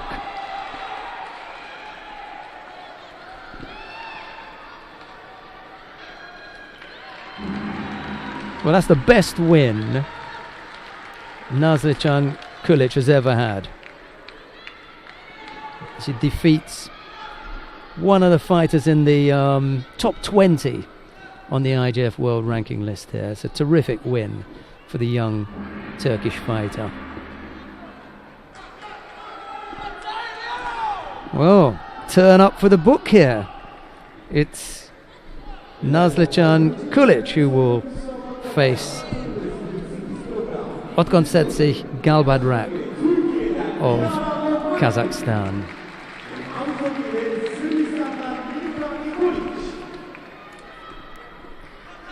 Right, we've got another Turkish fighter coming up next. That's Dilara Lokmanahim.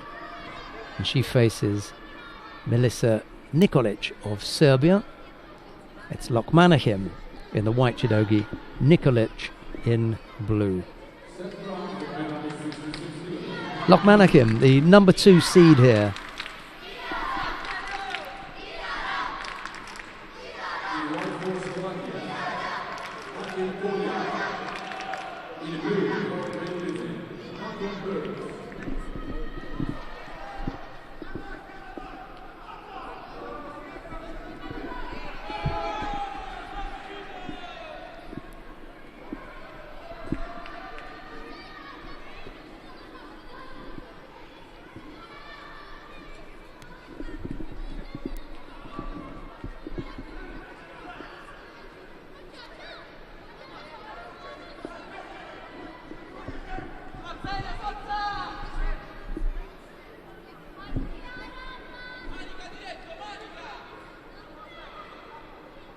Nice effort from Nikolic there, just threatening Lokmanakim on the right-hand side.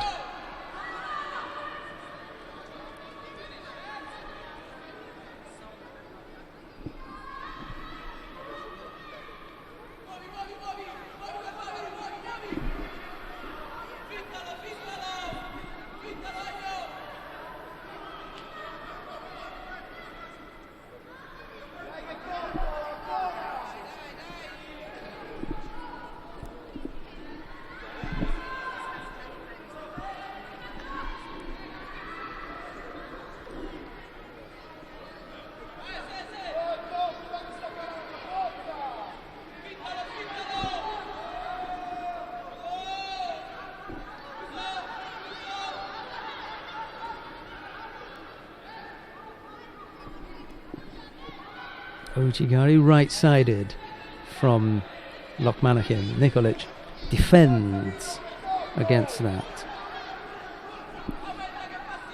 4 fighters in the under 48 kilo category from Turkey. One of them has already gone out, Melissa Çakmalki, but you've got Lokmanakim here, Ebru Şahin to come in a couple of fights' time, and we've already seen Kulic going through to the quarter-final. Could end up meddling. Kulic, we'll have to see. That would be an amazing result for a big task.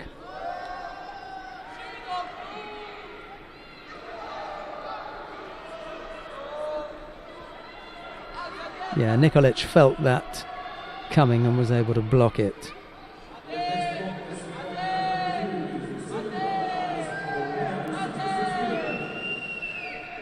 Nikolic it is who picks up the penalty for passivity. She had a wry smile on her face there, but it was Judo.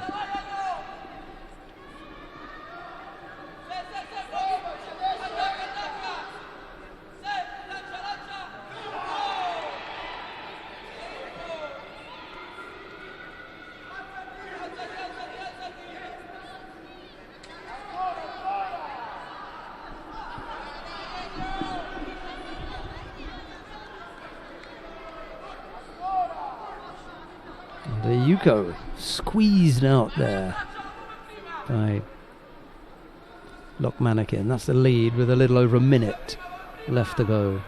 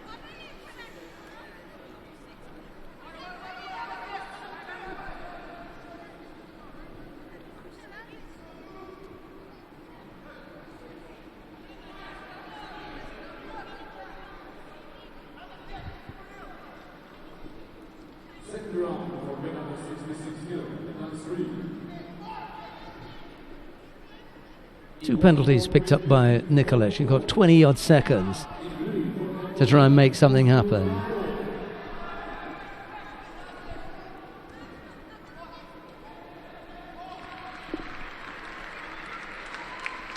Yep. A little bit too sharp there was Lokmanakim as Nikolic tried to press home.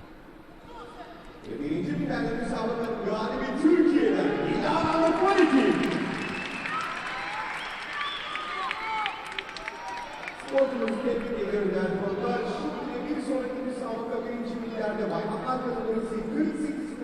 ikinci tur.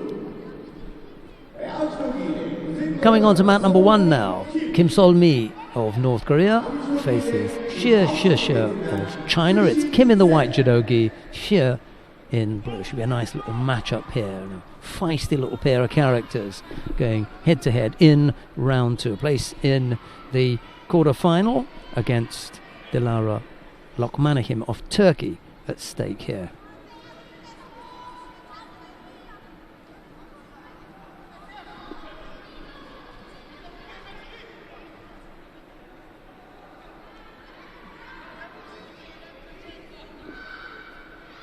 Similar styles, oddly enough, both Kim and Xie.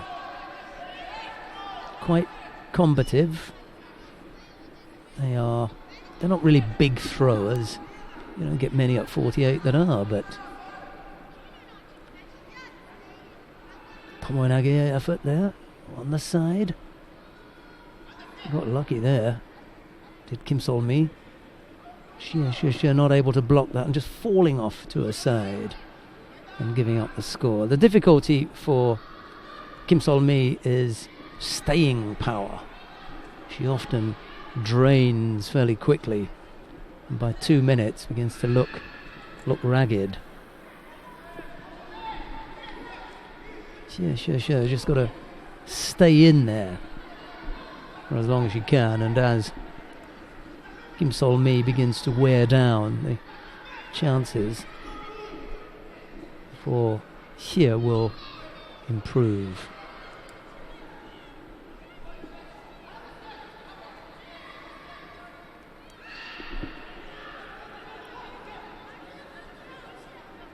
Second round for weight number 66 and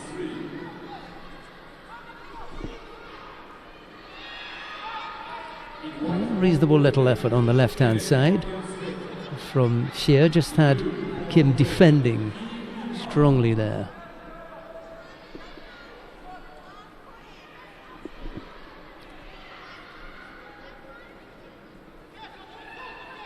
Right-sided effort. She's just got to be strong in those attacks and doesn't want to pick up unnecessary penalties.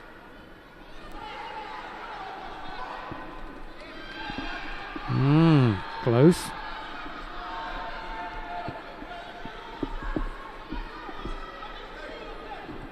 So still minute 50 odd left to go.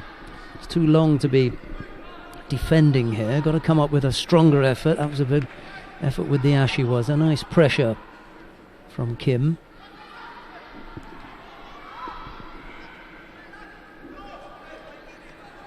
It's also possible an area where Kim could improve, and that's in her newaza attack. She needs to engage her opponents more often on the ground where she's in control, and she can use up some of that clock.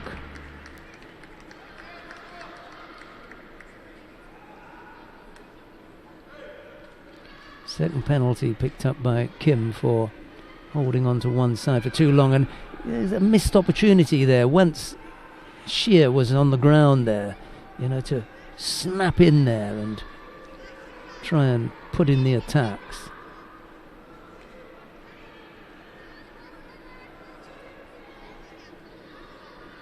Belt was hidden there, much to Kathy Muett's amusement. See, she led her up there. There's absolutely no chance that you can let Xie back up here, and this isn't going to go very far. Unless you can show some real progress, the mate is going to come very, very quickly. He had a good go at this one, though. Yeah, this is a good few seconds for the North Korean. Burned about 12 or 15 there in that exchange, and that's the kind of thing that you're going to need against an opponent who's really coming all out at you now.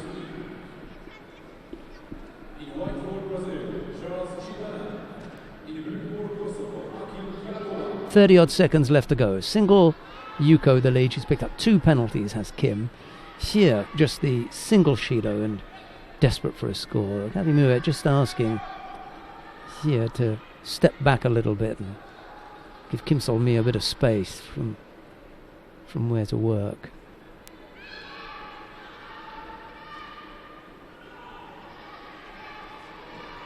Head up.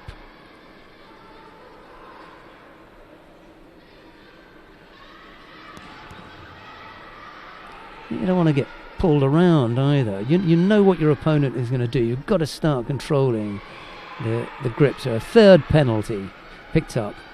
Whoa, that was close. That was so close.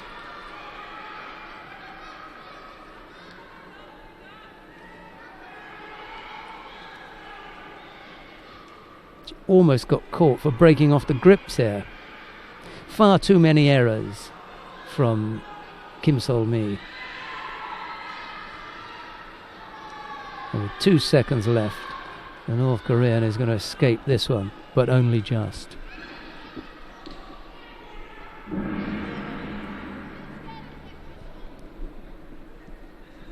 Kim Sol-mi just manages to squeeze past Xie. And it's Kim who takes her place in the quarter-final. Fortunately for her, she's going to face Dilara Lokmanahim of Turkey. Facing the Turkish fighter at any time will be difficult, but facing her here in Samsun, I think that's going to be particularly tricky.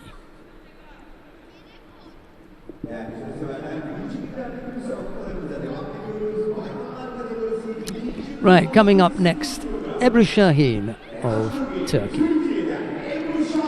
She faces Alexandra Podryadova of Kazakhstan. It's Şahin in the white judo gi, Podryadova in blue. Our first look at Ebru Şahin this morning. She had a bye in the first round. Alexandra Podryadova defeated Olena Nisheta of the Ukraine in her opening contest.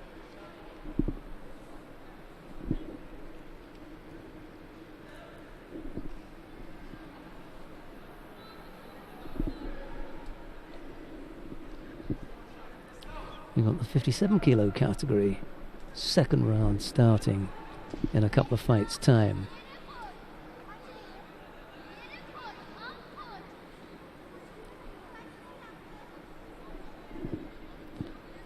Akil Zhakova down on mat number 1 against Charlie Chibana of Brazil. It's in the under 66 kilo category. Akil Zhakova down there.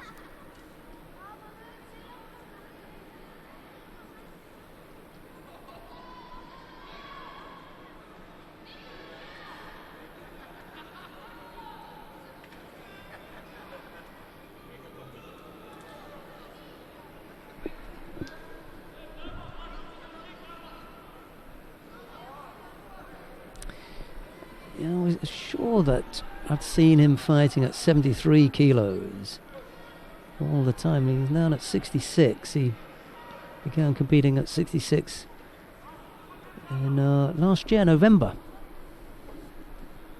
So he's been at 66 kilos for a few months now. Zhakova. I wonder why they made that move. Oh well. It's unusual to move down. He's at 66 kilos now.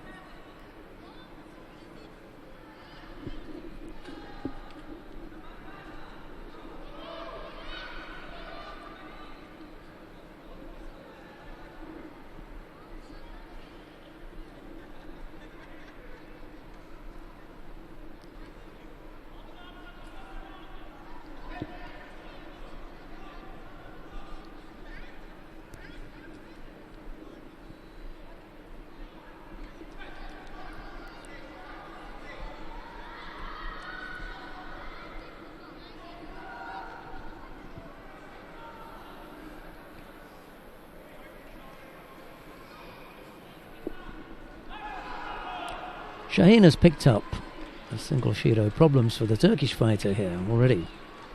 And having seen Kulic and Lokmanahim win out, Shaheen won't want to miss that particular party. He's got to find a way past the defence of Podriadova, and that was not the best of efforts, but she's escaped then. That was slightly better.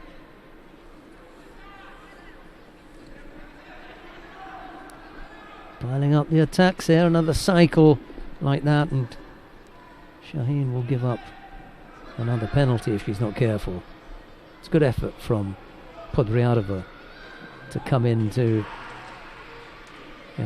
Shaheen's backyard, if you like, and take it to the Turkish fighter.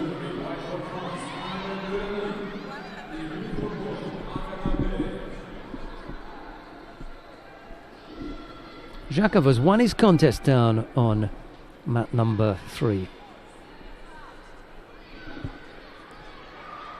Oh, and another good effort there from Podriadova, threatening with that shoulder throw effort.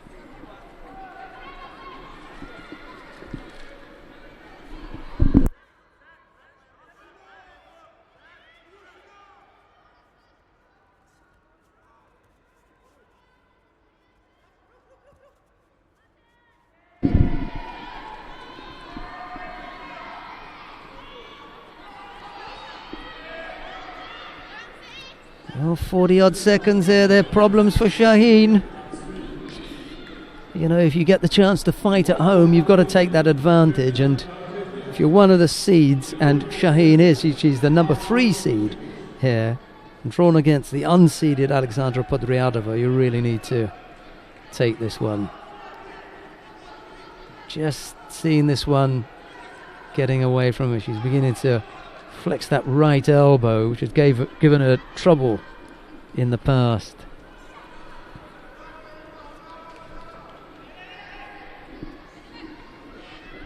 Podriadova backpedaling now. There's only a single Shido in it. One score would do.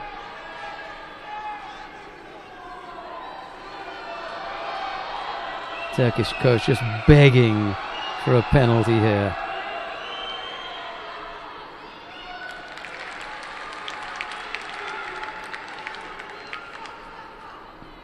Well, the better penalty to have given there would have been, oh yes, she's lucky not to give up a score there.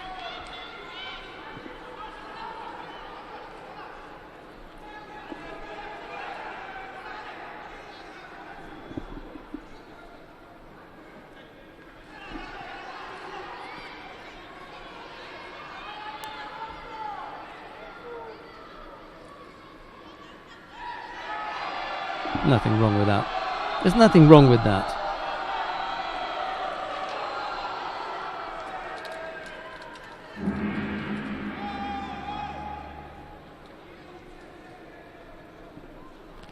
There's only so much help that you can get from the referee, and he's already given you a lifeline by calling that passivity when she threw in that little Sutemi-waza there. Obviously they didn't think that was worth it. Okay.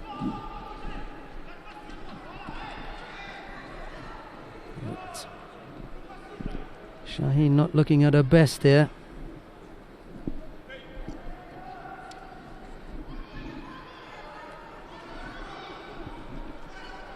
Golden score it is then.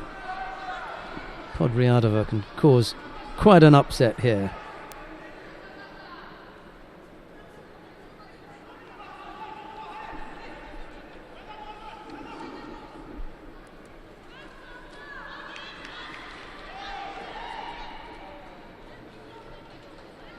She can't continue.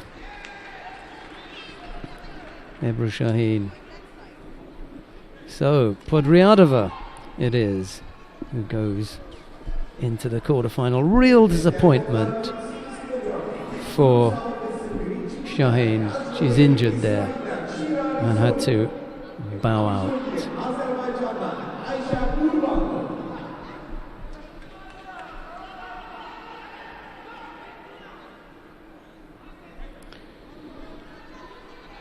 Right, on mat number 1 now, Shira Rishoni of Israel faces Aisha Gabanli of Azerbaijan. It's Rishoni in the white judogi, Gabanli in blue.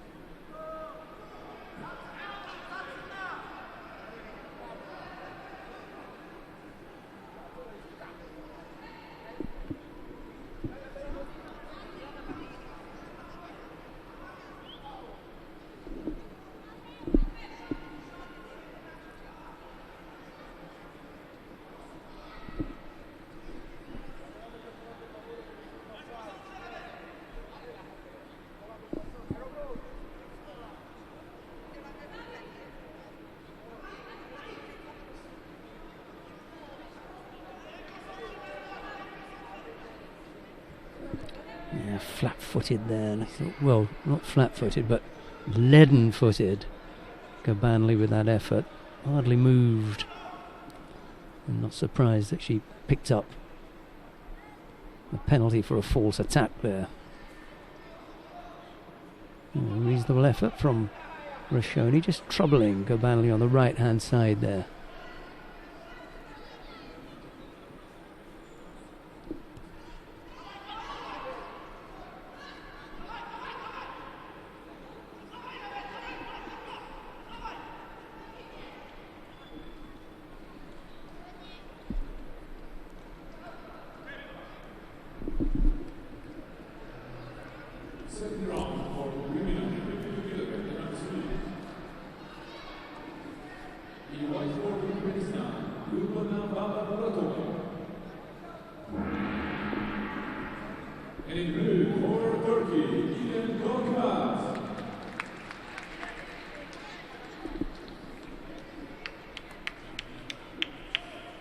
Gabanli it is who's picked up the single Shido at the moment.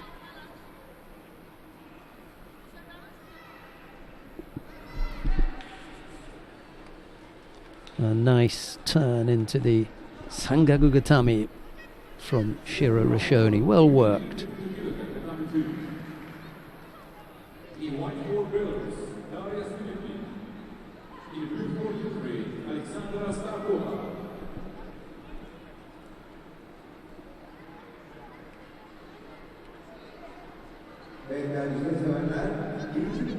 Shiro Rashoni winning out in round 2, and it's round 2 of the under 57 kilo category. Now on mat 1, it's Helene Rossavo of France in white. She faces Camilla Minikawa of Israel in blue.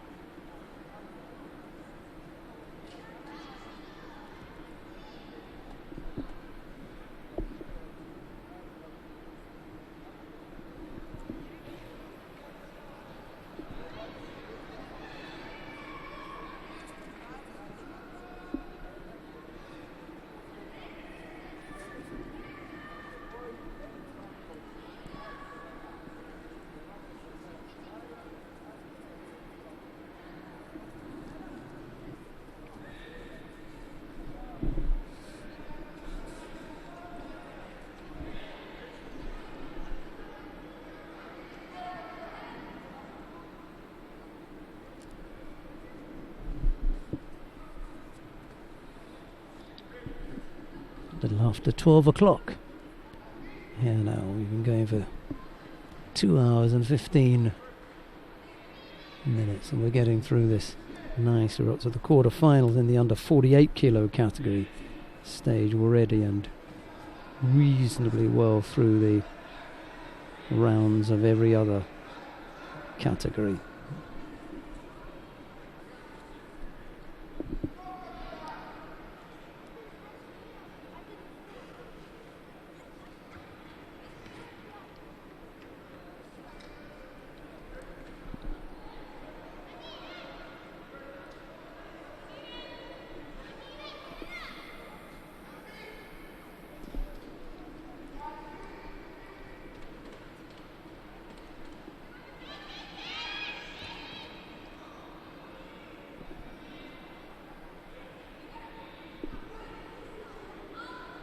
Chance there for Rosovo to finish off on the ground now.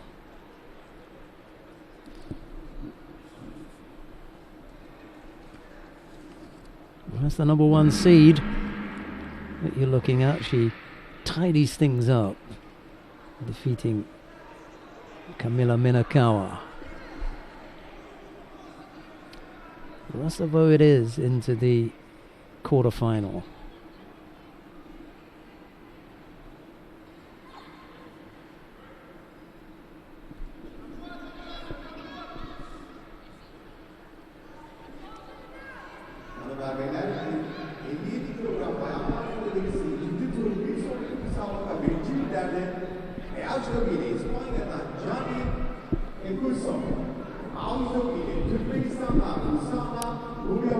On mat number 1 now, Yauni Ekosian of Spain faces Roshana Nojavova of Turkmenistan.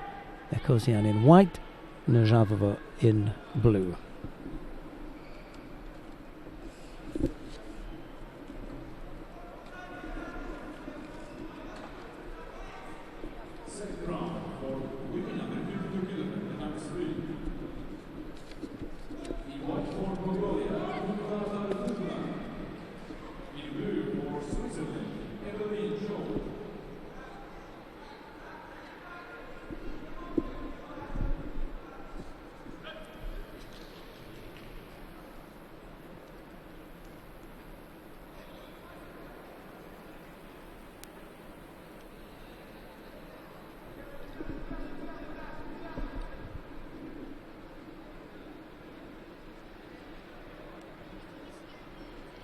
Just getting a little bit overawed there, Nurjajova. Couldn't stay strong and stand up, and ended up collecting that Shido.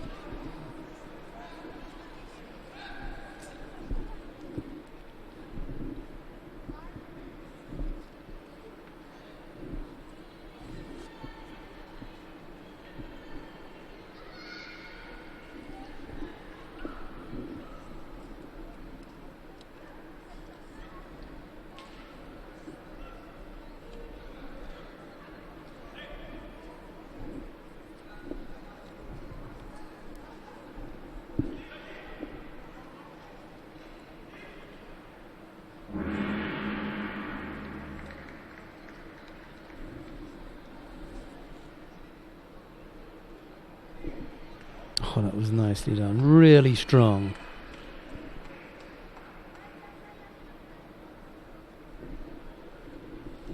A good score from Ekosian, puts out Nurjajova.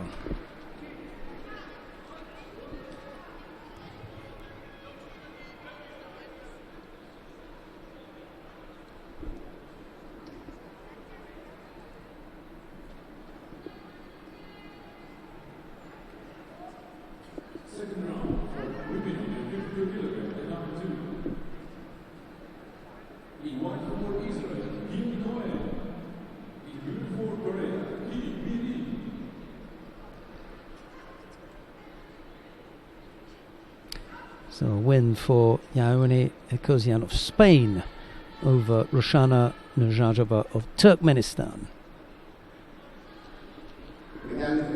Coming up next, Miriam Roper of Germany. She faces Shoshana Hervondian of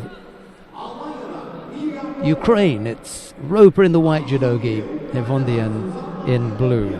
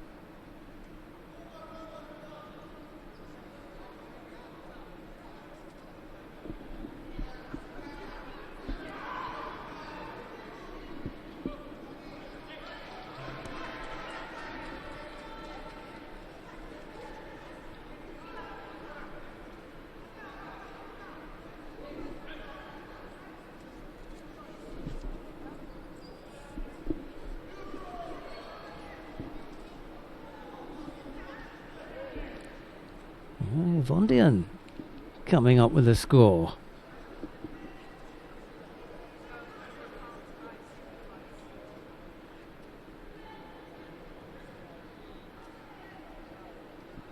Well, some problems for Miriam Roper.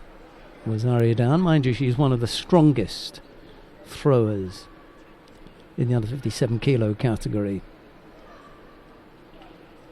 Always attacking and aggressive. I wonder if they were to do a percentage of contests, sort of to study how many of Roper's contests go the distance.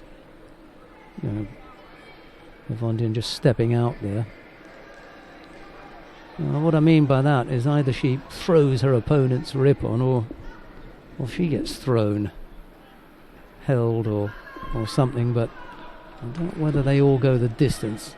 Or I certainly suspect that a larger number of contests, percentage-wise, than measured against others, end up finishing before time with like that. With Roper. Yeah, you know, that's the way she does it. Gave up the Wazari. Minute or so later, whack. Over goes Shoshana Hevondian. Roper it is, who quite characteristically makes her way through to the quarter-final, although with a minor hiccup.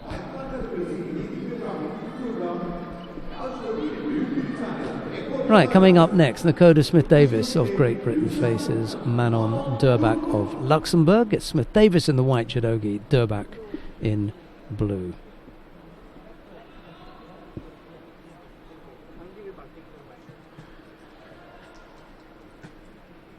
Yeah, a little Kosotogaki left-sided from Miriam Roper, planting Shoshana Hevondian flat on her back there.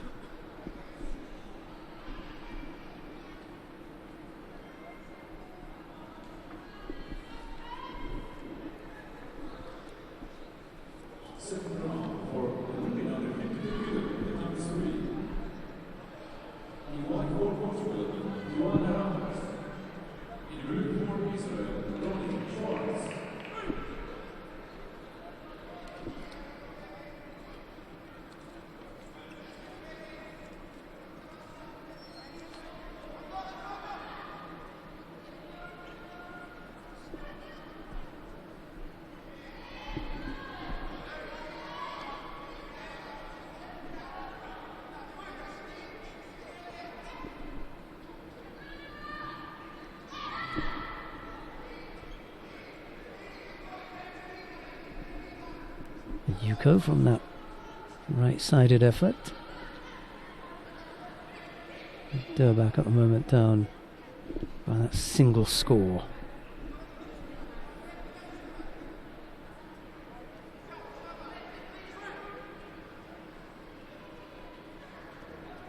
A little stab at the Ashiwaza. Almost in a good position, but the hands got wrapped up.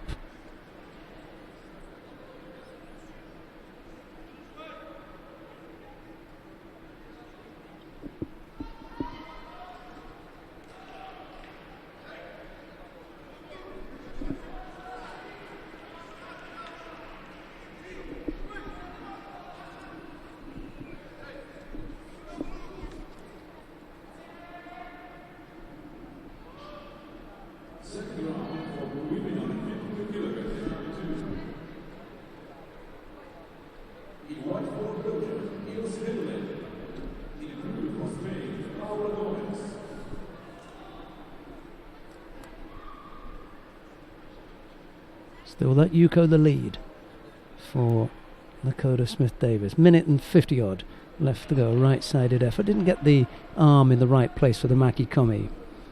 That's why that didn't come off. Or that's why it failed to threaten Smith-Davis as much as it should have.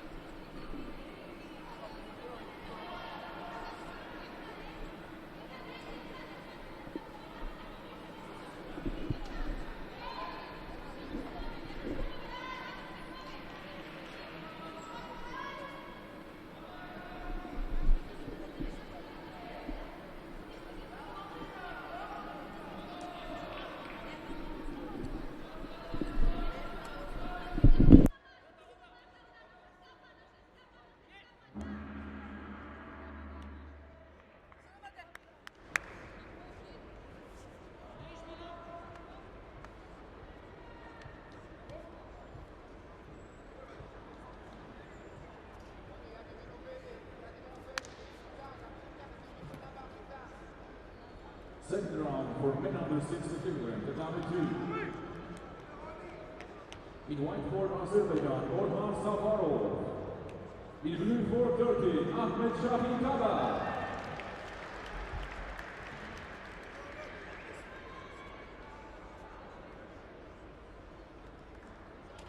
Evet değerli konuklar, birinci finalde bir sonraki müsabaka beyaz judo ile Avusturya'dan Sabrina Filzmoser ve mavi judo ile Almanya'dan Teresa Stoll.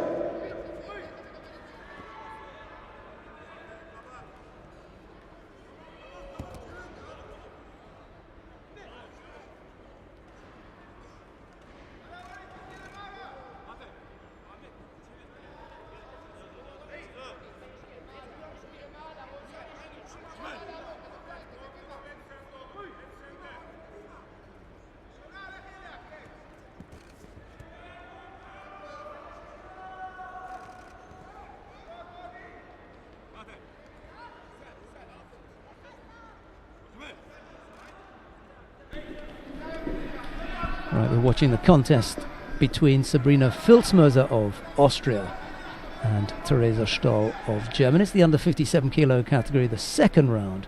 Filzmoser in the white judogi, Stoll in blue. And we just saw in the contest before Dakota Smith-Davis of Great Britain defeating Manon Durbach of Luxembourg.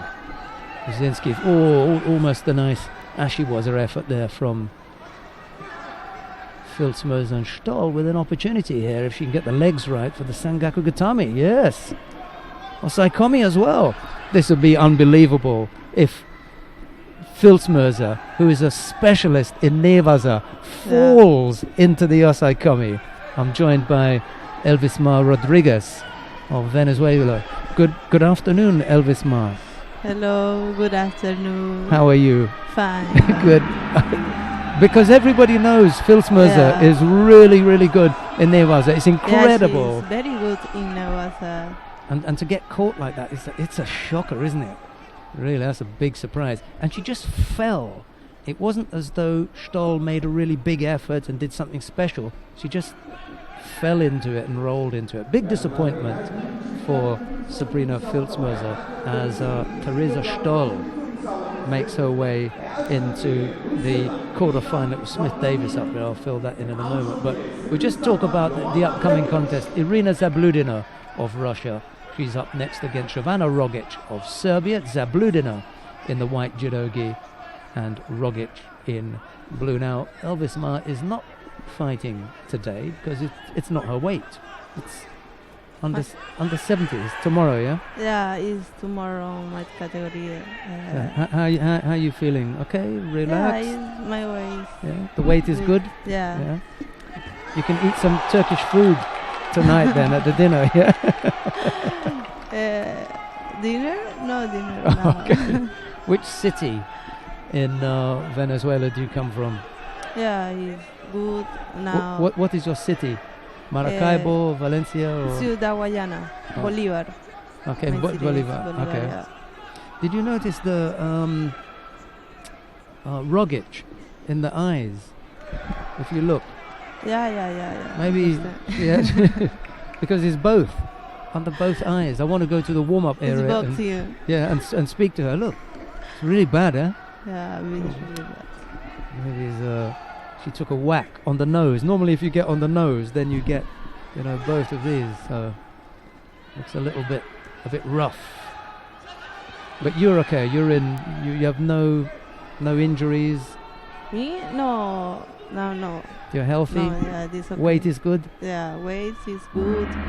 But you're away from Venezuela at the moment, aren't you? You're training. Where is the training for you? Where? Now I'm training in Hungary, Dunavarsanji. Where is that? For the people at home who don't know, and me, because I don't know. In Dunavarsanji? Yeah, where? It's good. It's strong. With training el coach. Who is the coach? Dani, Romano. He is very strong, good training, more people. And you stay in which city? Where is your home now? In the Budapest or? No, in Dunavarsanji. Oh, okay. I'll have to find out exactly where 4 minutes where that is. to Yeah. Budapest. Okay. Yeah. And after this competition, what's next for you? You make I go to Hungary. up to Hungary, back Yeah. for more training. Yeah, more Yeah. training. Maybe training in Tata. And who is because I know the money situation is not so great in Venezuela. So how do you get the support? Who do you get the money for the training from? Where does that come from? Venezuela have more people for training. Did you get some help from IJF Yeah. to go there? Yeah, some special help, Now IGF support. yeah, Yeah, will that- support for me. That's good. And your goal is Olympics. It's my dream. How old are you? How old are you? It's 19. 19. Yeah. Only 19. Okay, 19. so maybe you have more than one Olympics, if you're lucky. This one maybe, or maybe Tokyo No, maybe Rio, Yeah. Tokyo. as well. Yeah. Okay, and the Pan American Championships as well. This is From It's Havana, I think, yeah? Yeah, Yeah. our Pan American Championship in Havana. well, there's just a single Shido against Zabludina at the moment, but there's a minute left on the clock, and now Rogic joins her. With, the referee Yeah. what's the name? Contreras. Or, Yeah, it's Herman Contreras of he- Venezuela. He's from Venezuela. Yeah. My cousin is from Venezuela. She was under 52 kilos, the Pan American Games silver medalist. Maricela Rux. She's from Maracaibo. Mm. But I never met her. I never met her. But my cousin was doing judo at a really high level. Obviously, a long time ago. She's finished now. But maybe one day. Maybe one day I'll get to meet her.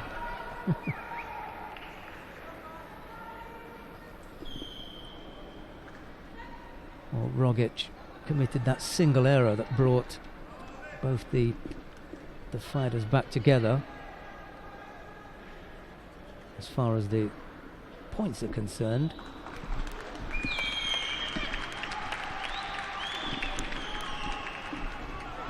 Second round for Penalty 62 at the number 2. In white for Spain, Francisco Garros. In blue for Kazakhstan, Ashmat Elmanov.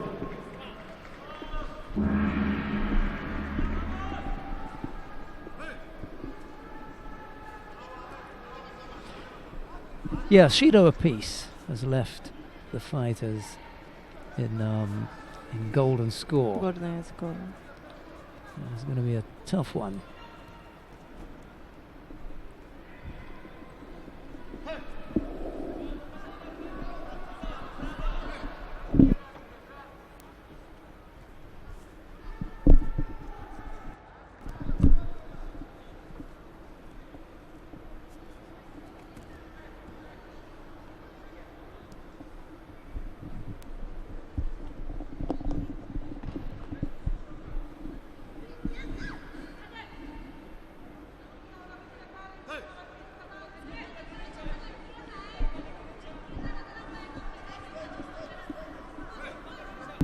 The golden score coming up now.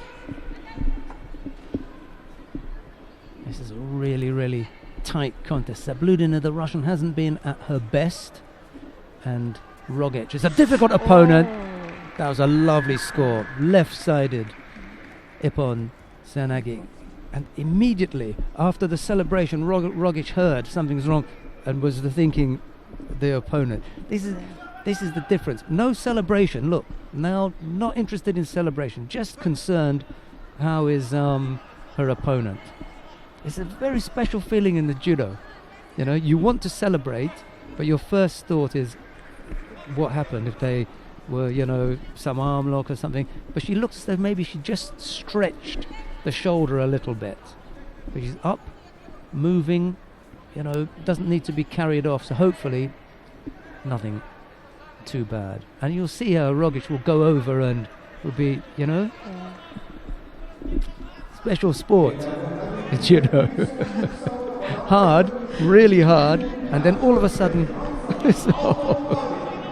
right, coming up next, Autumn Pavia of France faces Aleta Podolak of Poland. It's Pavia in the white judogi, Podolak in blue, and the last time that these two went head-to-head was in Chelyabinsk at the World Championships in 2014. Pavia was the winner on that occasion, and this morning Podolak's opening contest was against another of her opponents in Chelyabinsk. That was Emily Amaron of Switzerland, who she beat there but lost to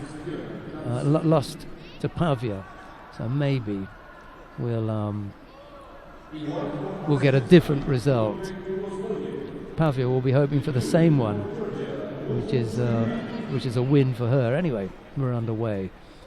A little Tomoe-nage effort there from Podolak, but blocked by Pavia, and so much so that, well, I thought it was worth an effort, but the referees decided for a false attack. We're sitting with Elvisma Rodriguez of Venezuela. She competes in the under 70 kilo category. She's just relaxing today.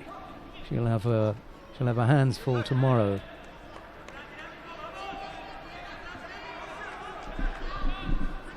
Both fighters pick up penalties for avoiding to take a grip. Pavia was tapping away at Podolak's foot there, almost just lost contact with that arm. If she'd managed to get that arm, could have got some rotation there. Podolak, that is. Reasonable effort on the left side with 2 minutes, just a little over 2.5 minutes left to go. I'm going to ask Elvisma, did you see your draw? You know? Yeah. Oh, okay. So we'll talk about that in a moment. Luxembourg. Okay.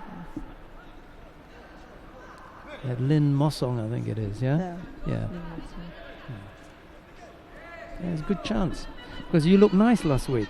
I watched you last week, yeah, and it was nice. Some nice judo. Strong, good movement. Yeah, and you're young, so there's time.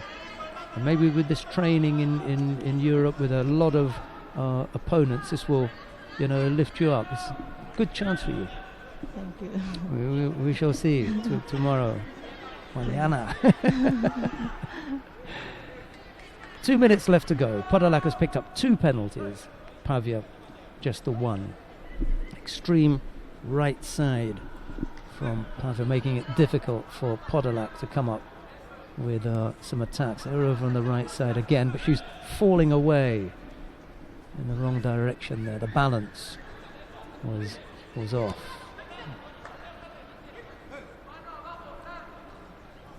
That's a good effort from Pavia, almost coming up with a score. I think she surprised herself that she was in and had the chance, and then it was gone. Haragoshi maybe would have been a good effort. Not out of it yet. There's no score. Single score might do this. Thought about left-sided there. Let's see the shape that Pavia offers.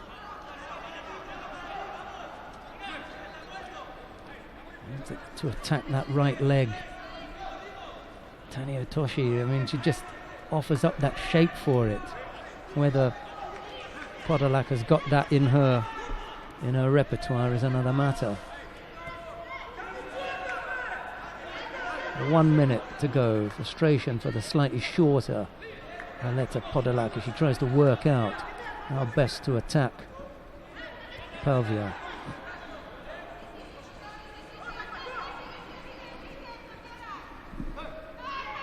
Yeah. She needs Pavia moving in order to bring off that low Ippon Seoinage effort.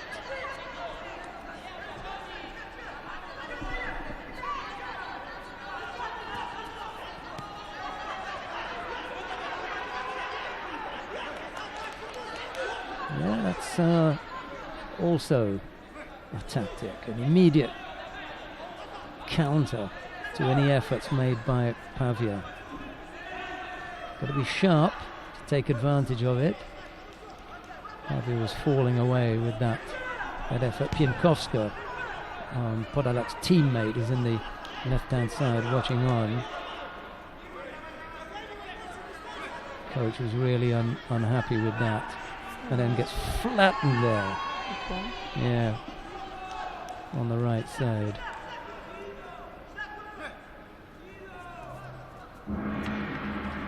A real disappointment for Aletta Podolak there. She was clattered to the mat on that right-sided Makikomi, huge Makikomi from Pavia. So a repeat of Chelyabinsk 2014, the World Championships, when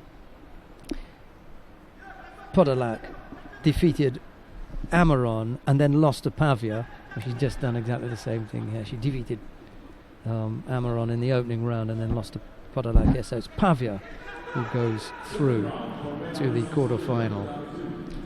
All right, we're going to let Elvisma Rodriguez get back to her seat. I don't know who she's sitting with, some friends or some buddies, you know, or maybe she's just wandering the stadium looking for some buddies.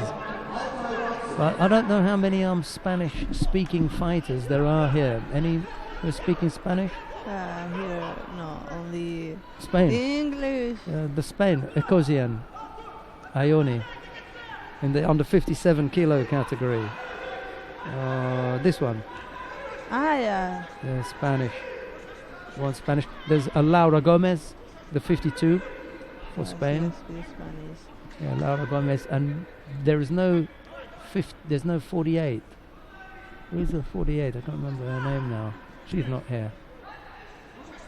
Yeah, they don't have. In the 70.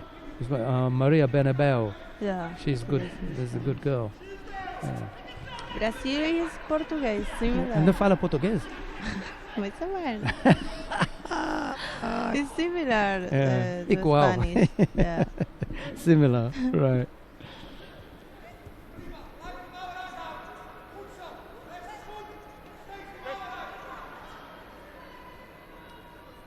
Right, we're going to concentrate on the contest on mat number 1 now. Sanne Verhagen of the Netherlands. She's been out through injury for a while. She faces Altai Batsul of Mongolia. It's Verhagen in the white judogi, Batsul in blue.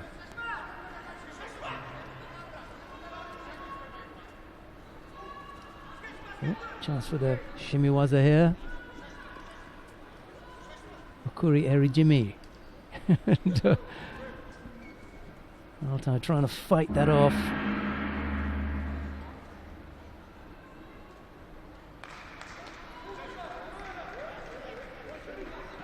Dangerous situation there for the Mongolian. I thought that looked good. Nice little Shimiwaza shaping up there.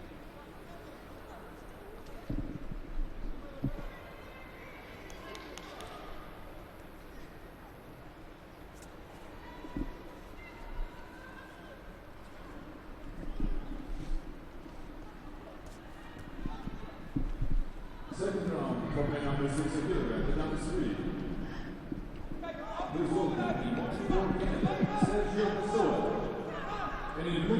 Altai picking up a penalty for passivity.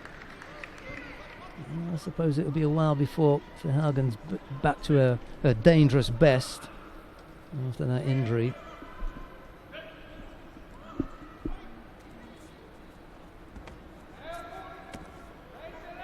The winner of this contest will face Ortom Pavia. The Dutch and the Mongolian coach both being asked just to calm it down a little bit. Both of them a bit vocal. So no coach for you here. No coach. No. He's very bad. At the moment, not the best situation, but at least the training is good. Yeah. And you are getting stronger. Yeah.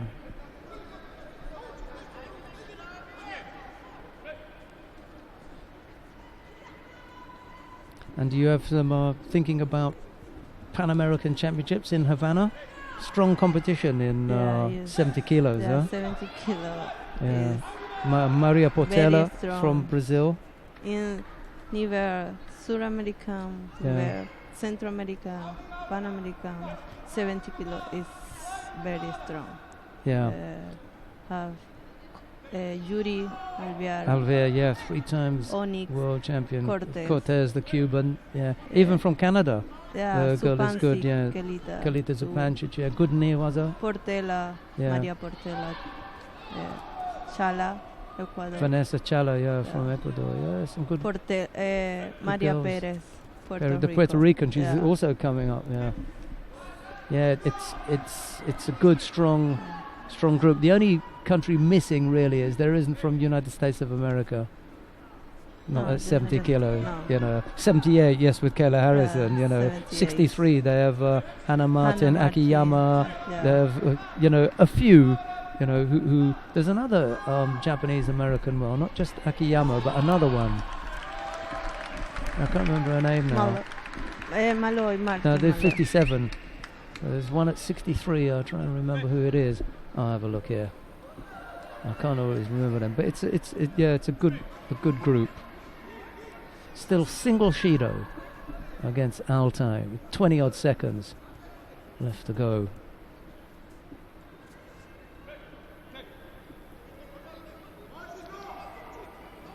Really, it escapes me who at 63.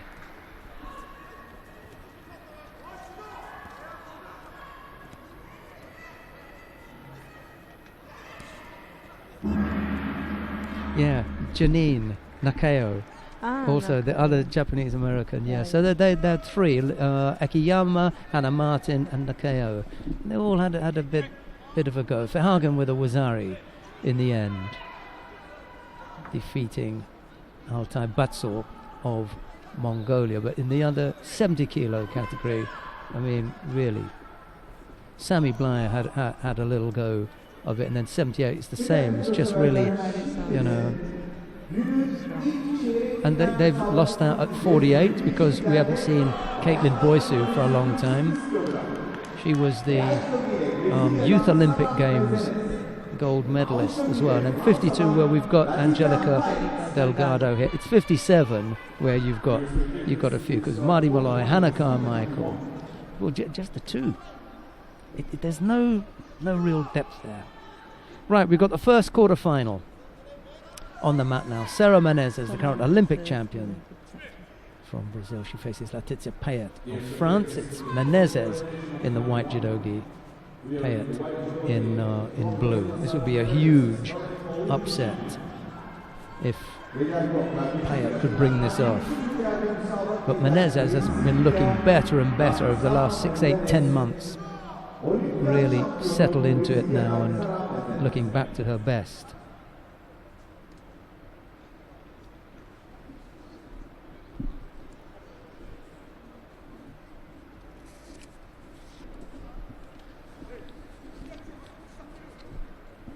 Menezes has already defeated Joana Diogo this morning of Portugal, but it's Payet who's been on the mat twice. Once against Chakmalki. No, she had a bye in the first round as well. Payet. Oh, nice little effort on the right side there. Just making Menezes defend.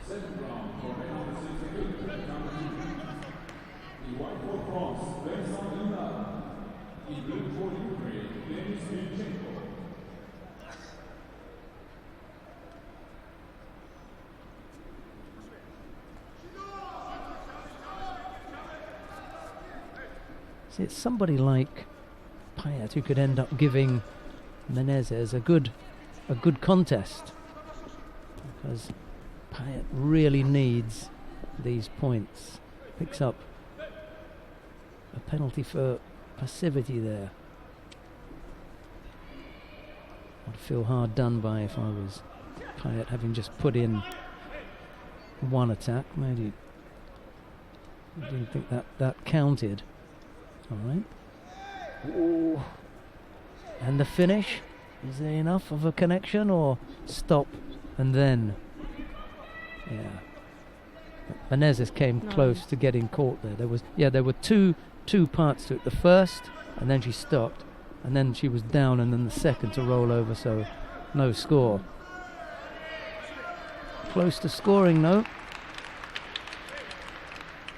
There she goes again. Just went too far around with that effort.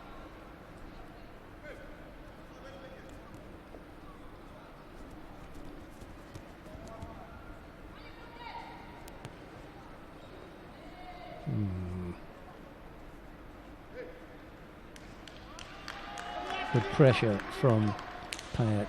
Doesn't feel confident to come up with any near-was effort there.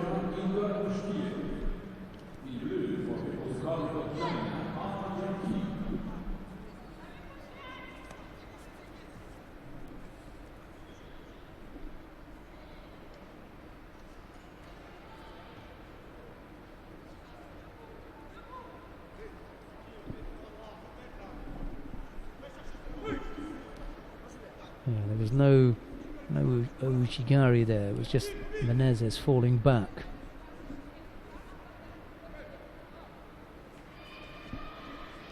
That is the fighter who's looking the more aggressive of the two.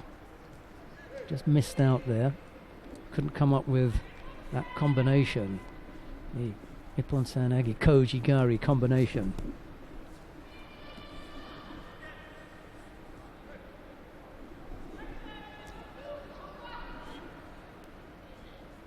You're going to have to call Mate with the belt around her feet.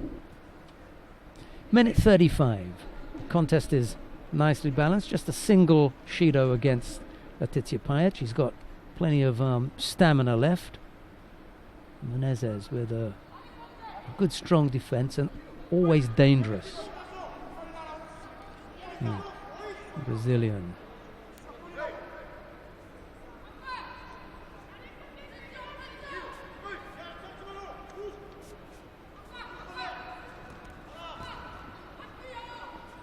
There's that Makikomi again. But part way through the Makikomi, she then has to defend. So she's lost that arm. First of all, when she's got the arm, there's a good chance. But once she starts to defend, then Menezes can get the arm down and stop the attack. A little over a minute left to go. Missed out there, and now there's not enough time for work on the ground.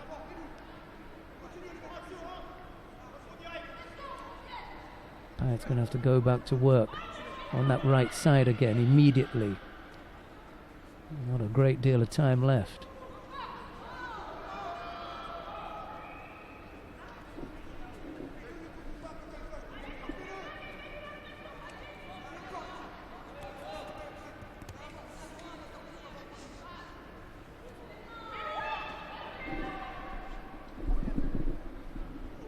Payet picks up a second Shido.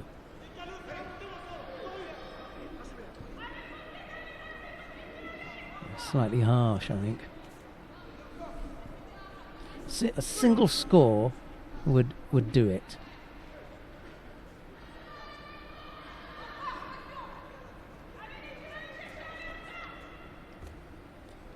Menezes is in the comfort zone now with her opponent having picked up. She can afford to take that now because there's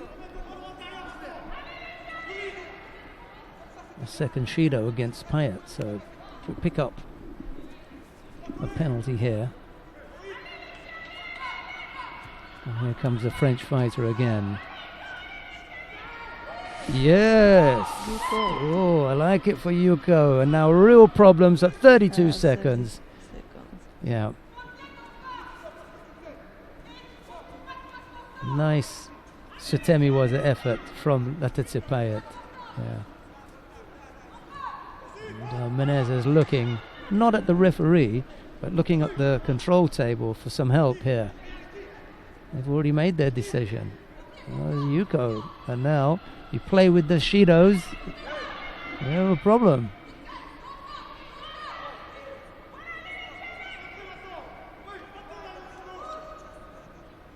I said at the beginning of the contest that this was the danger, because Payet is a good fighter. You know, she's coming back from having had a baby. She had a baby. Now she's back, and she wants to go to Olympics. So she's hungry for it. And she's got some useful techniques. How did she have children? Huh? One boy. Oh. Yeah, I think it's a boy. Menezes doesn't like it. Who would? It's Yuko. Yeah, it's a Yuko. Yeah. Yeah. You and I saw it. It's just Yuko. It's just Yuko, but it's Yuko. You know, it's not. Oh, I got robbed, or it was never Yuko. Yeah. The second we saw it, we said, that's Yuko. It's just Yuko. And Laetitia Payet of France it is, a dangerous fighter who takes it. It's no good her, Menezes complaining about it.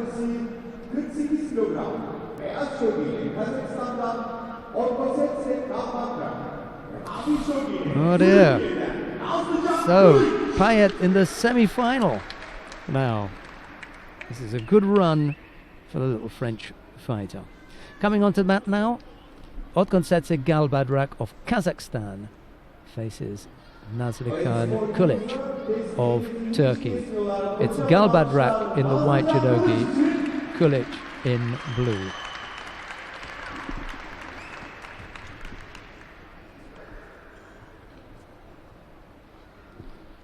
This for a place in the semi-final. The winner will face Payet.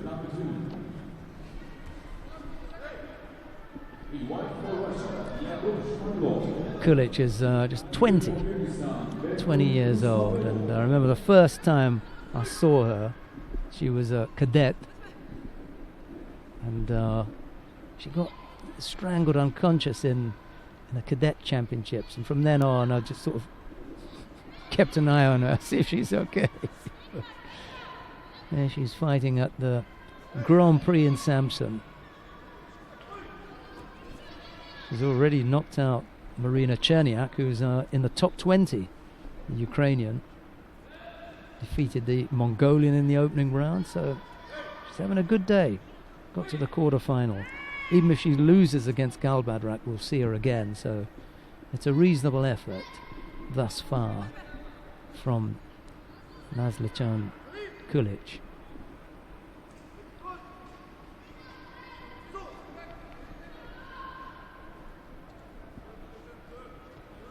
Galbadrak, on the other hand, she'll be looking to medal again and cement her place in the top ranks of the under 48 kilo category.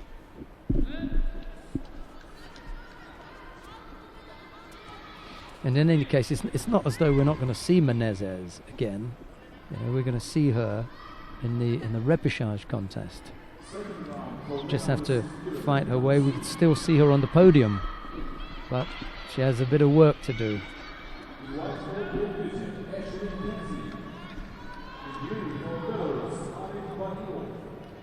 2:20 odd left to go. Kulic picks up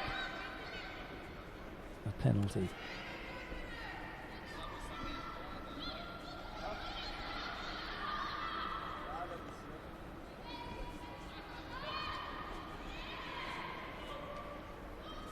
Chance now on the ground for the more experienced Galbadrak. So problems for Kulic if he can't come up with a strong defense.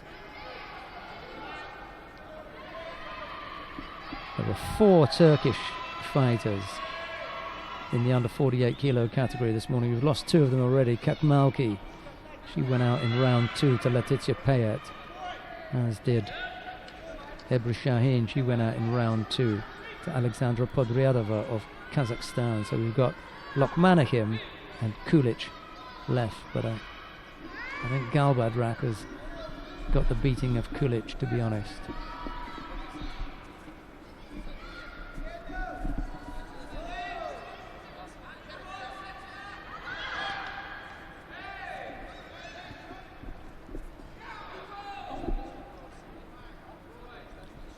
another chance on the ground for Galbadrak, but Kulic defending strongly there. It's not a bad little fighter. Nazlichan Kulic will pick up a second penalty for passivity. She's got a good height for this weight, 48. She shouldn't have any problems making this, just like Galbadrak. Just a question if over maybe the next year or 2 years she can get really strong. Misses with that Yoko Tomoenage effort. Just has to tighten up on the ground here again. Slips the head, so she can't come up with the Sangaku Gatami. 45 seconds left to go. 2 penalties against Kulic. Galbadrak at the moment looking fairly safe.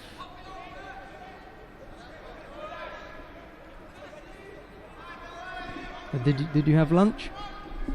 No lunch. Well, the pitfalls of being a fighter: small lunch, small dinner. But on Sunday, bigger breakfast.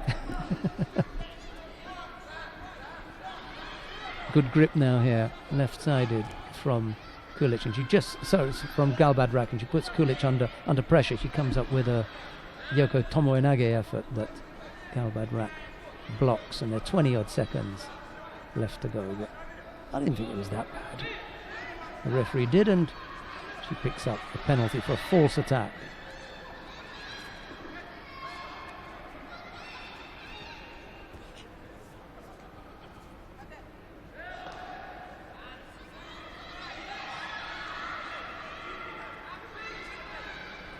Yeah, Galbadrak looking the more experienced of the two now. Ooh.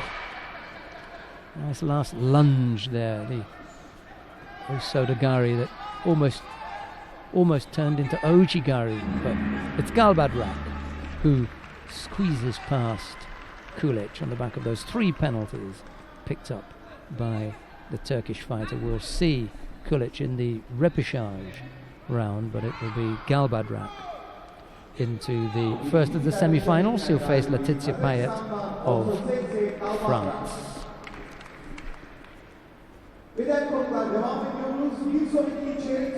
Right, we should have some crowd interest now as Dilara Lokmanahim of Turkey takes on Kim Sol-mi of North Korea. It's Lokmanahim in the white judogi, Kim in blue. We've got Elvisma Rodriguez of Venezuela watching on. It's going to be her turn tomorrow, but today she's relaxing, just taking it easy and relax. watching some judo.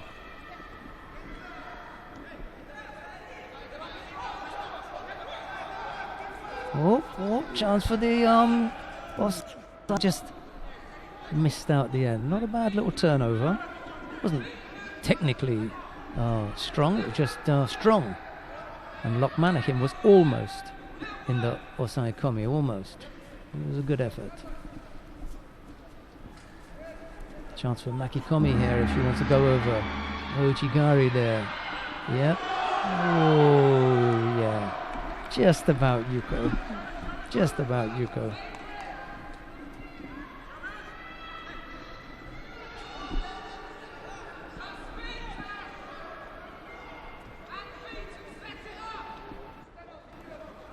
Lokmanahim leads by Yuko.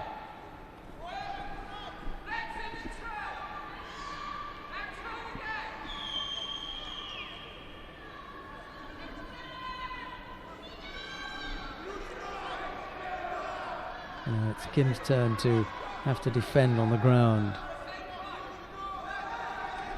She picks up a penalty for holding on to one side of the jacket there.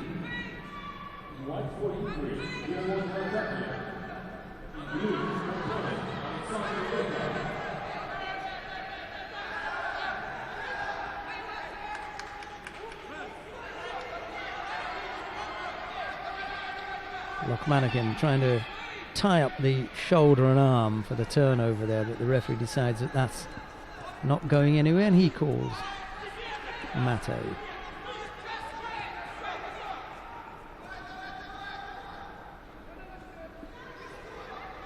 No. That'll be a false attack, sorry. Lokmanakim getting herself tied up in that action, and that was a false attack. And now she's over on one side. She was lucky that the referee didn't call Mate there. Still the Yuko the lead for Lokmanakim with a little over 2 minutes left to go. A place in the second semi-final at stake here.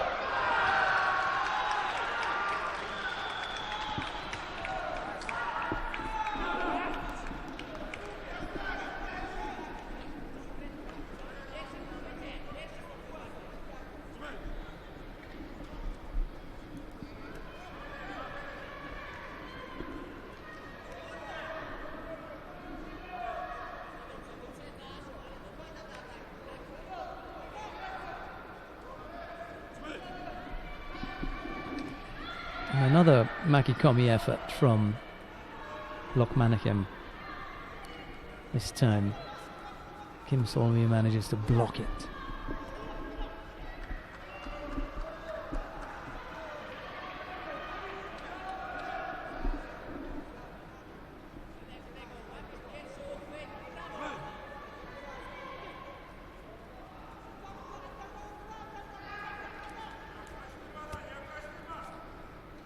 A little over a minute left to go. Yuko the lead for Lokmanakim. She's being really watchful here as the clock ticks round. Chance for the shimiwaza. Oh.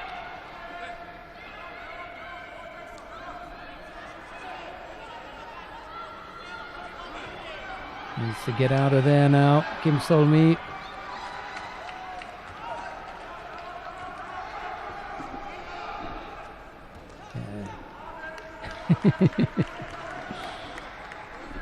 Managed to escape from that one.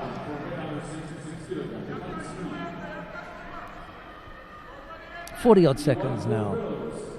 Needs a big attack here. Oh, that was the position. Just moved off to the left there as Kim Sol-mi shaped that Ippon Seoinage. And Ojigari, but she couldn't push her onto the scoring part of her body. Missed out there.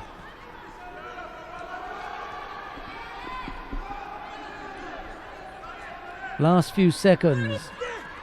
A lunge at that Ojigari, but it was a poor effort, to be honest. And Lokmanakim didn't really come under any real threat there.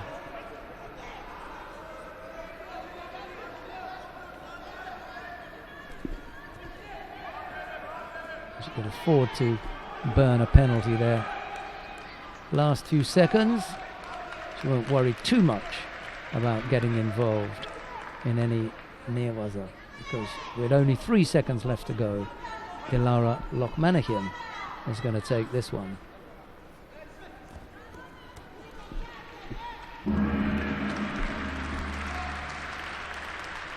Well, it's not a disaster for Kim Sol-mi, because we'll see Kim in the repechage contest. Menezes is already in there.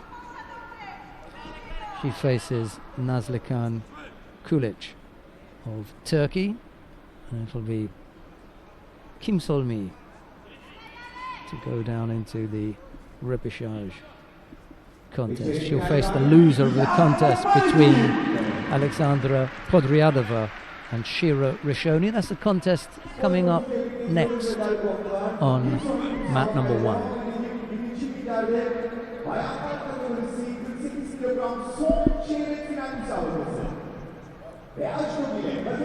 Podryadova in the white judogi, Rishoni in blue. We'll let Elvisma Rodriguez sit and watch this one, and then after we'll let her go and get some lunch. Or just look to see what is for lunch. Maybe she's not that hungry.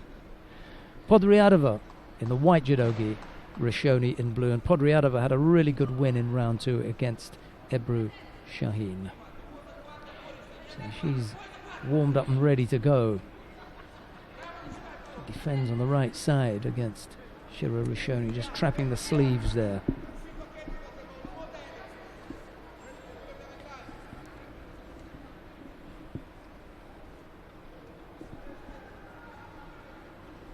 Third round for number 66 number 2. In white for Mongolia, Logan Alnishu. In blue for Great Britain, Nathan Burns.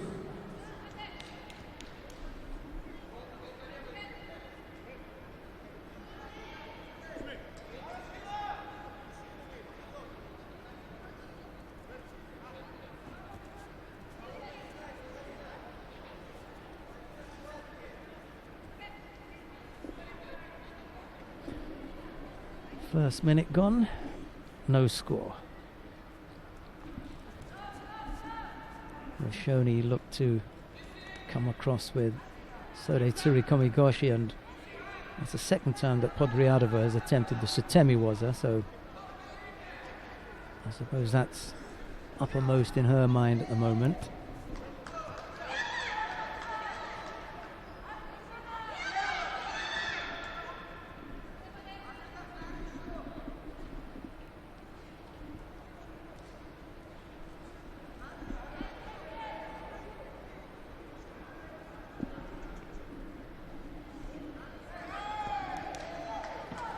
She's a busy little fighter, Rishoni.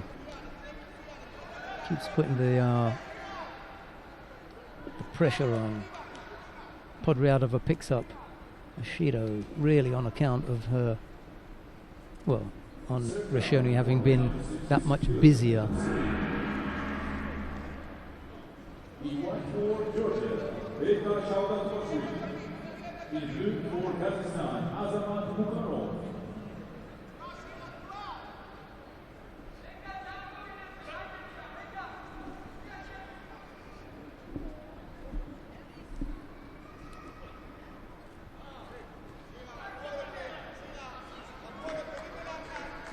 Half the contest gone. No score yet. Podriadova picked up that single Shido. Rishoni with the slight advantage here as we move into the second half of the contest. Again, the Sutemi was her effort on the left side from Podriadova, but Rishoni's up to blocking that.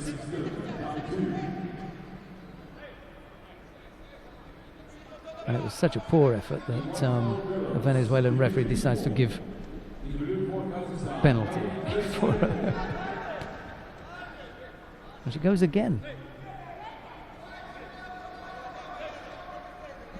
They're not the strongest of efforts.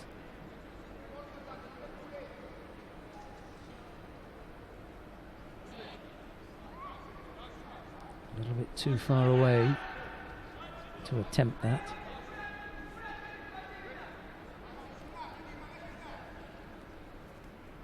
We've got a little over a minute left to go.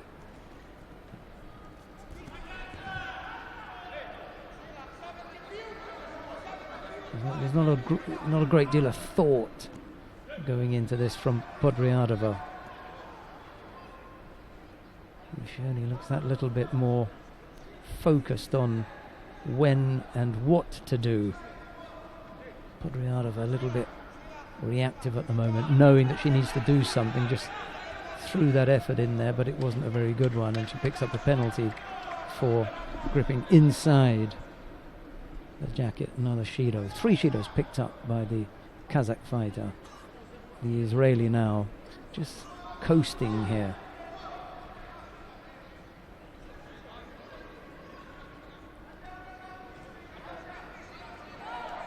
Little tap there with Kojigari brings Podriadova down, but only onto her front, so there's no score. And now Rishoni will be perfectly happy to work on the ground here and just burn up some of the time on the clock. The referee decides that he's seen enough on the ground, calls mate, stands them up, and there's 19 seconds left to go, and 3 penalties against Podriadova. It doesn't matter for Rishoni, she can easily take the step out.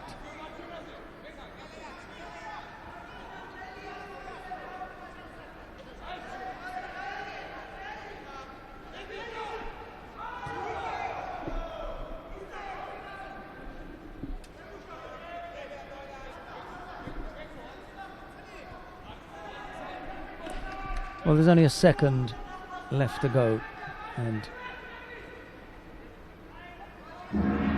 Rishoni is going to take this one in a fairly straightforward fashion as well. 3 penalties picked up by Podriadova, and it's Rishoni who goes in to the semi-final. She faced Dilara Lokmanakim, and it will be Payet and Galbadrak.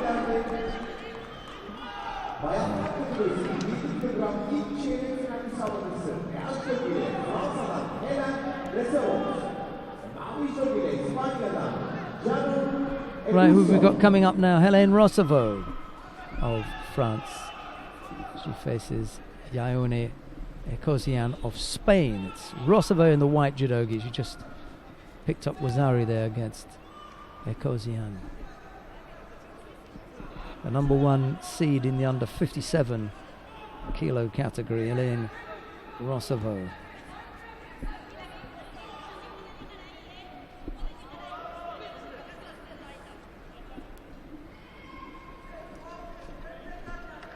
Right, we're going to let Elvis Mar get back to her day. Wish you good luck tomorrow. Yeah, you saw your draw, yeah? You know your draw? Yeah, I draw. Okay, we spoke about the girl from Luxembourg, yeah? Lynn Mossong. Good luck with that. Thank you. Okay, you take care, and we will see you again.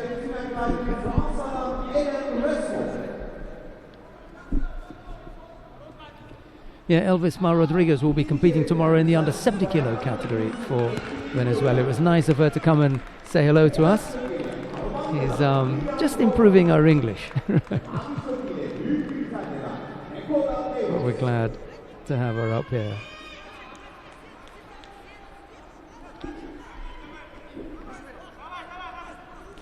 Yeah, Kosian kind of steamrolled there, unfortunately, by Rossovot. What we got coming up next? Miriam Roper faces Nakoda Smith-Davis. Miriam Roper has been known to steamroll a few people. She have her hands full against Nakoda Smith-Davis. But there's a beautiful Ko Sotogake, left-sided, catching Nakoda Smith-Davis absolutely cold. We're talking about steamrolling people, and unfortunately for Smith-Davis, she was on the receiving end of that. Didn't really get into it. 20 seconds. And not enough time to really settle down and come up with a good showing. Oh, well, you know the danger of a fighter like Smith-Davis. That can happen.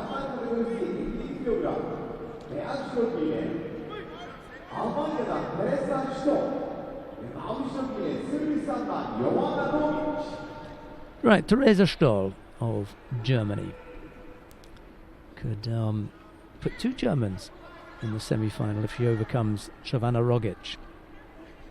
It's Stoll in the white judogi, Rogic in blue.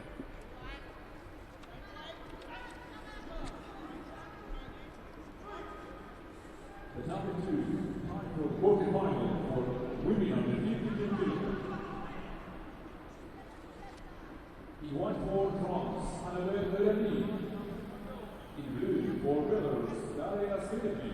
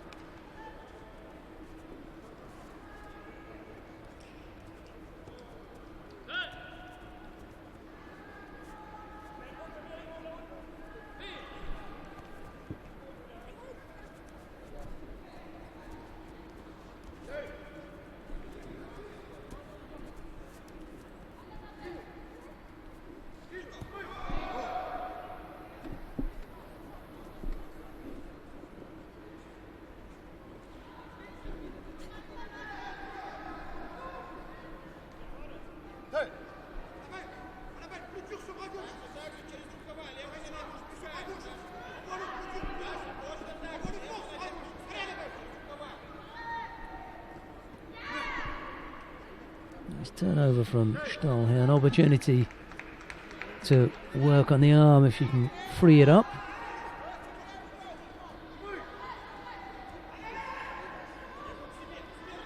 That's not going to happen. Nice strong defence from Jovana Rogic.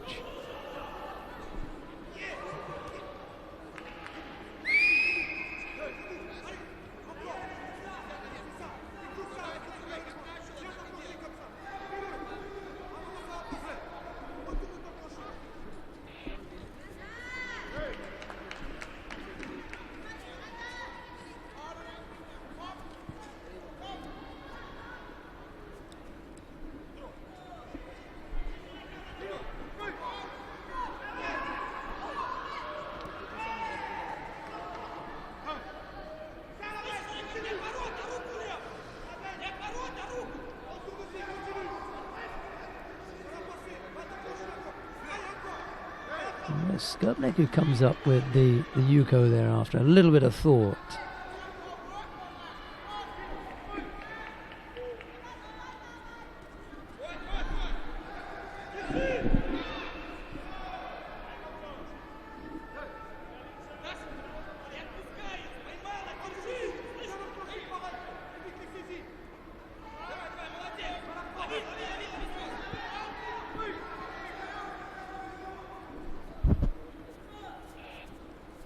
Little over 2 minutes left to go. Rogic feeling Rogic feeling the pressure there and just avoiding to take a grip. Stoll still leading by that single Yuko.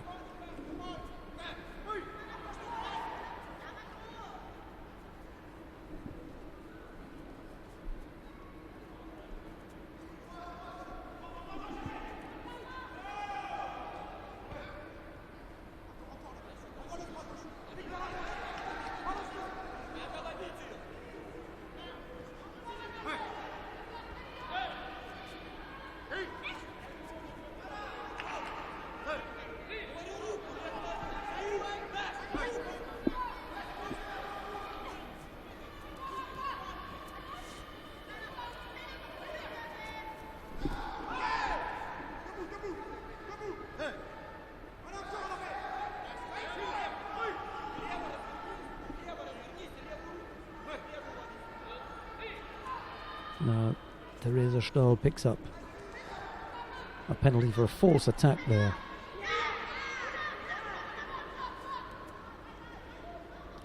A little bit of Ashy was it just to keep Rogic at bay on her 8 seconds left there. It's looking good for a German for a place in the semi-final. Rogic a little bit desperate at the end there, missing out.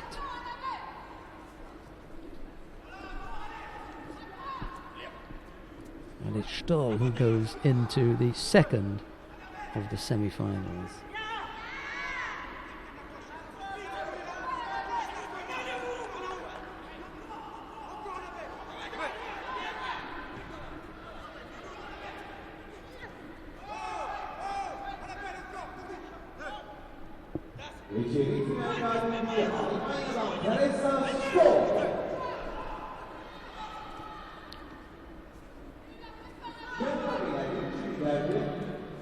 Right, we've got the last of the quarterfinals now.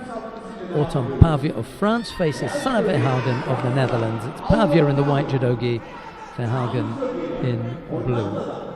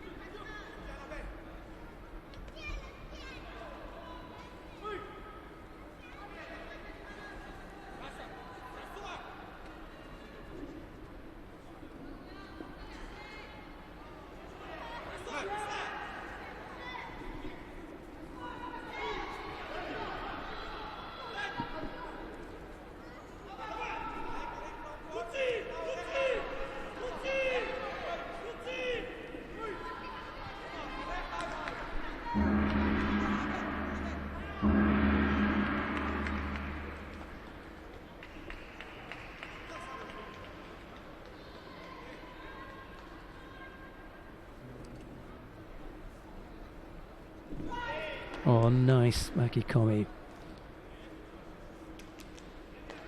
She's employed that really well today. No problems there for Pavia. She throws Verhagen for Ippon.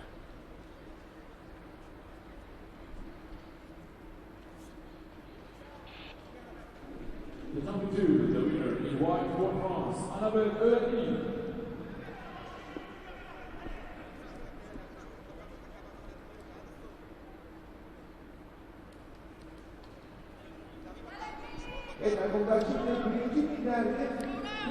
Right, we're going to go to the quarter-final on mat number 2. Gilly Cohen of Israel. She faces Laura Gomez of Spain. It's Cohen in the white judogi, Gomez in blue. There's no score as yet. On the number 2, we have the next quarter-final for women under 52 kilograms. In white for Israel, Gilly Cohen. In blue for Spain, Laura Gomez.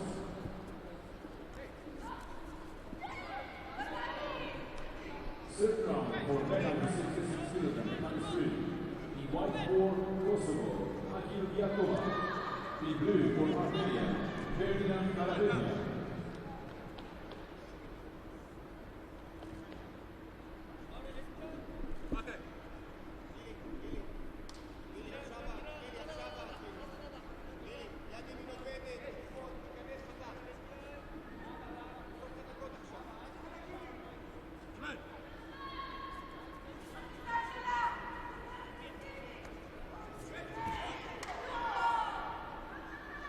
Neither fighter in any control there, so no score.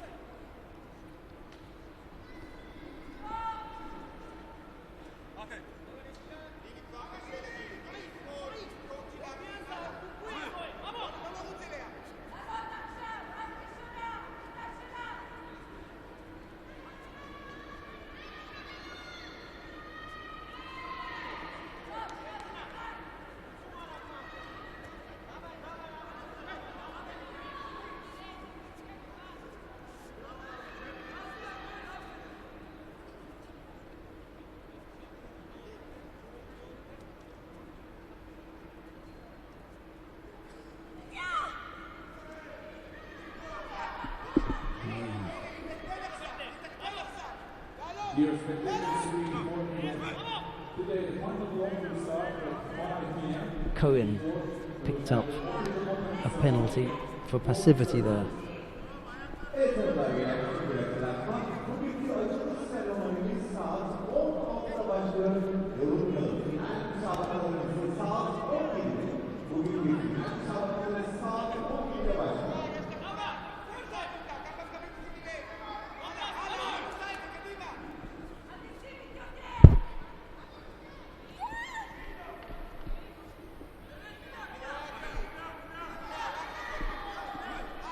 Tough day for number 1 seeds, and a few of them tumbling. Still that single Shido against Gilly Cohen. No need to panic.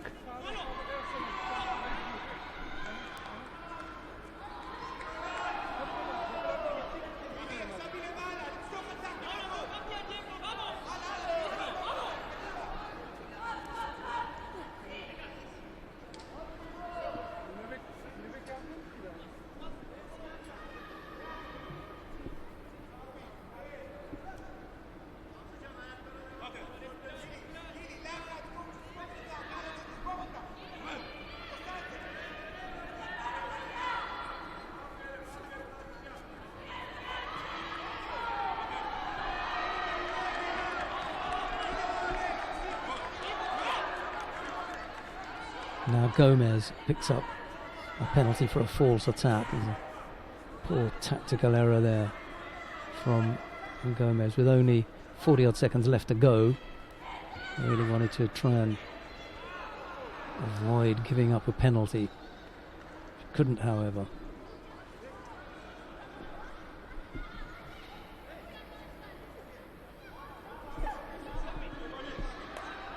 And he does, however, secure the Osaikomi. Make her feel a little bit better about things. She finishes off Gilly Cohen with Kuzuri Yoko Shiogatami. Single slip there from Gilly Cohen, but it's Gomez who capitalizes on that to take her place in the semi-final.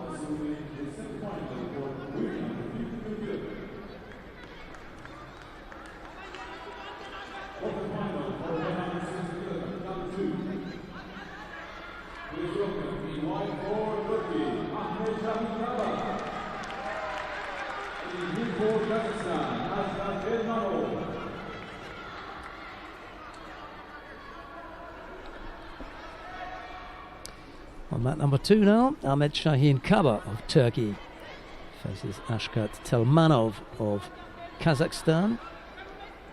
It's quarter-final in the under 60 kilo category.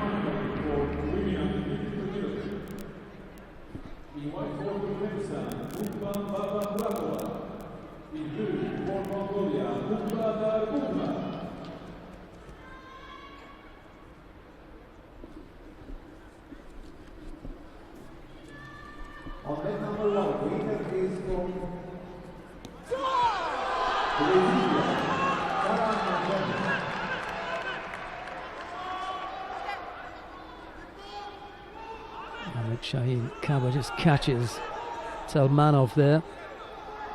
The referee's given Wazari.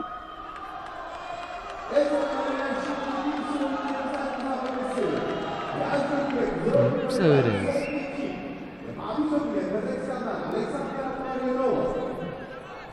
A few of the crowd were calling for Replan. That would have been the Turkish crowd, by the way.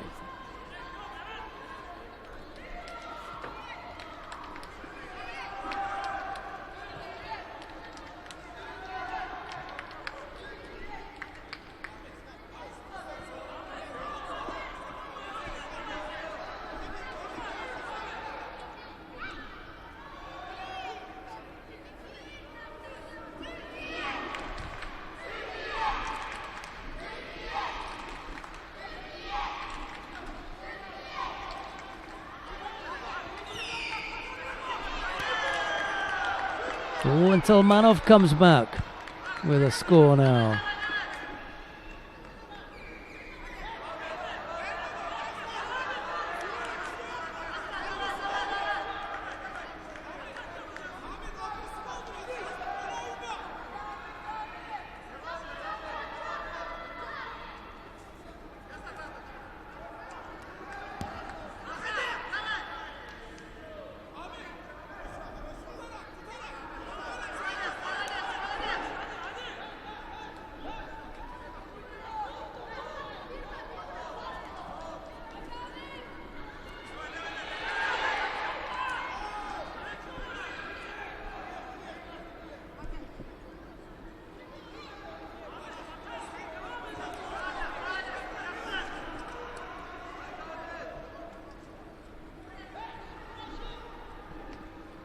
Just nicely balanced now. The Rosario piece with 2.5 minutes still to come.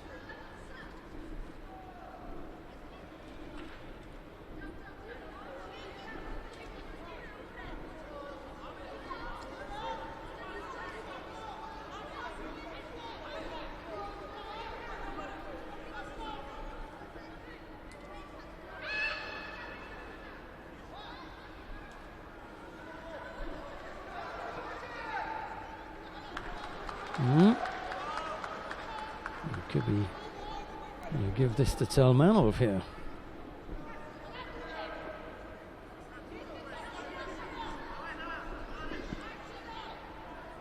No.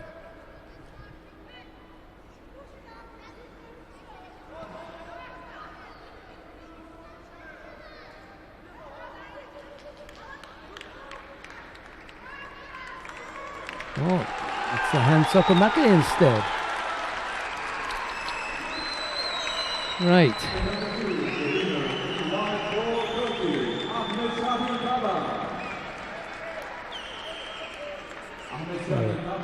Ahmed Shaheen Kaba dodging that bullet there, making his way into the semi-final.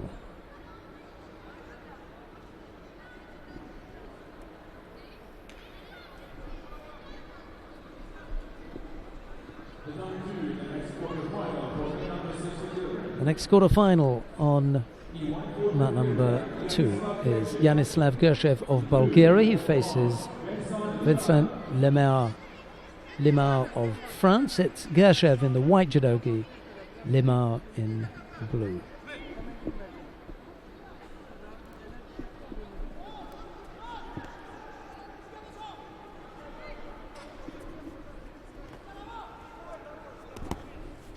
Oh, good score right off the bat from Lemar there, Wazari, catching Gershev early.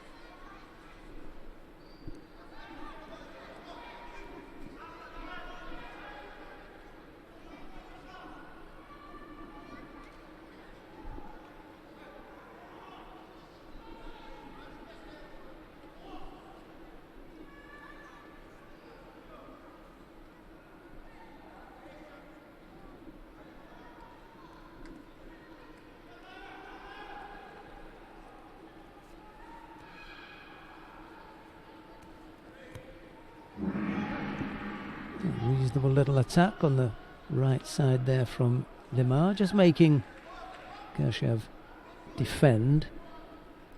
And now the Bulgarian picks up a penalty for passivity.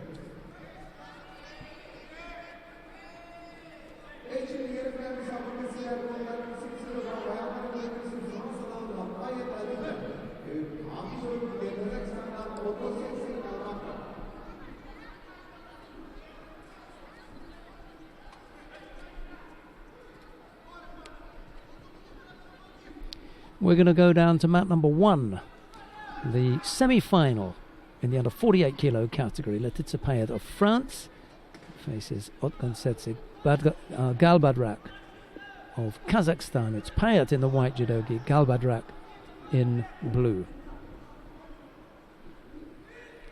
First semi-final we are taking a look at here.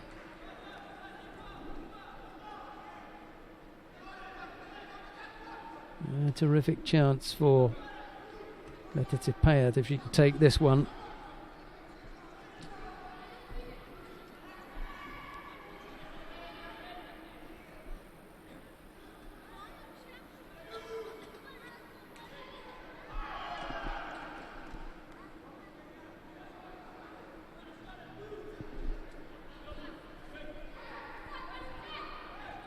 Oh, Galbadrak has fallen into the Osaikomi. She picked up Wazari. Oh, just lost out there. Payet couldn't hang on for long enough. But he's pretty tricky on the ground. Is Letitsa Payet. We already saw that in the previous rounds. And that little slip didn't end up costing Galbadrak. And she leads by Wazari with a little over 2.5 minutes to come.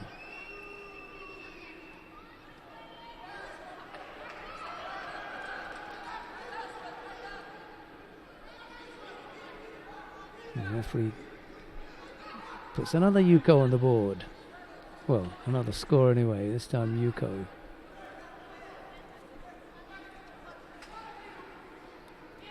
Plenty of time left on the clock.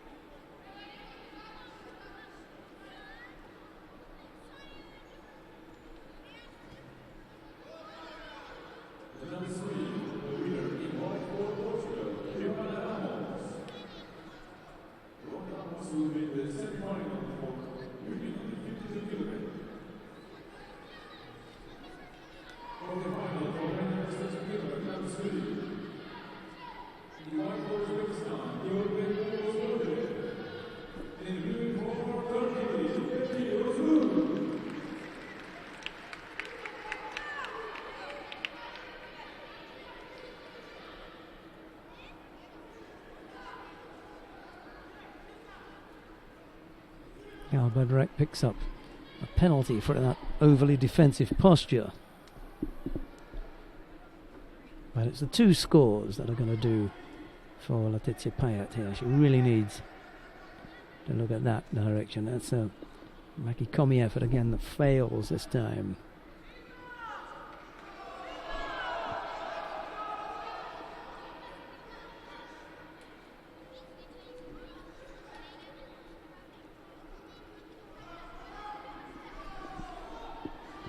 Time running out for Letitsa Payet.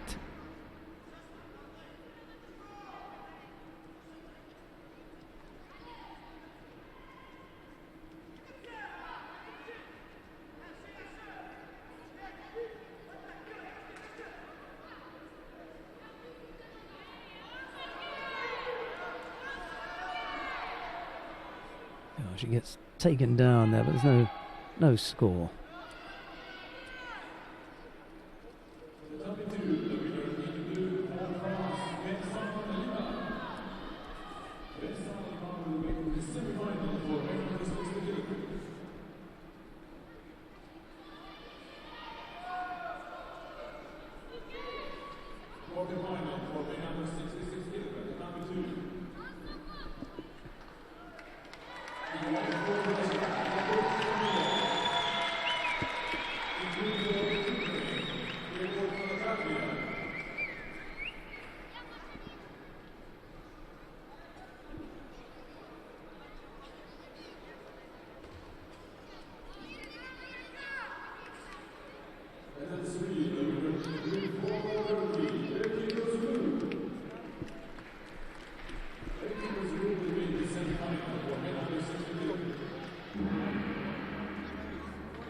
frustration for Galbadrak, for Payet as she tries to close in on Galbadrak there, but it was the French fighter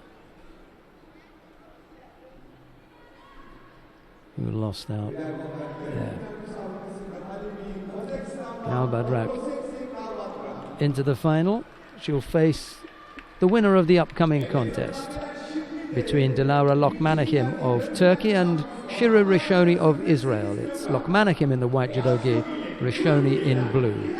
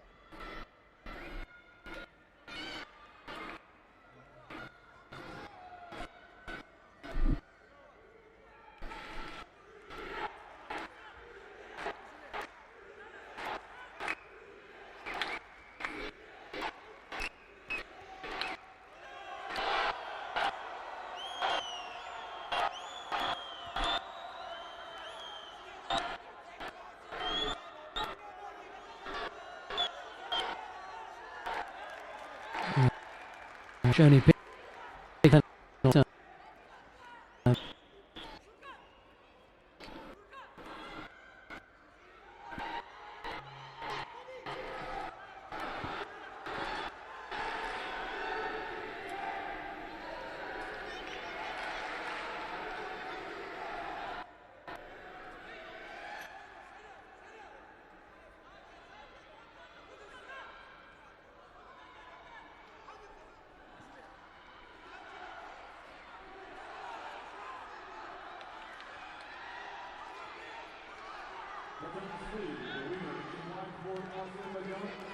Laura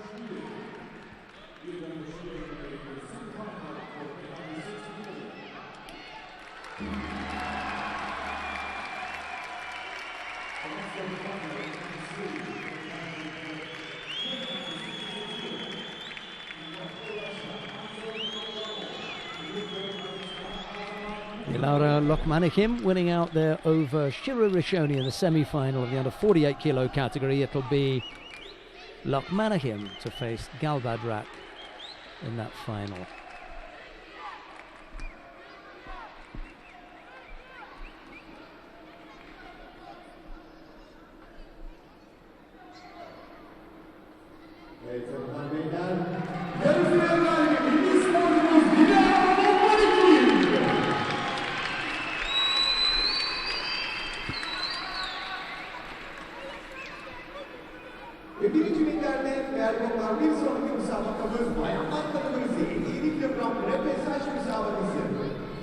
Well, let's go. Yeah, where are we going to go? Let's have a quick look, because it's only going to be for one quarter final. Let's go and have a look at mat number 2. Mat number 2. Dovdon Altonsuk will face Dmitry Minkov. We're just watching the end there of Yakub Shamilov and Georg Kachatrian of Ukraine. So we're going to go, this is where we're going to be. Mat number 2. Because the contest coming up is Dovdon Altonsuk of Mongolia in white, Dmitry Minkov of Belarus in blue.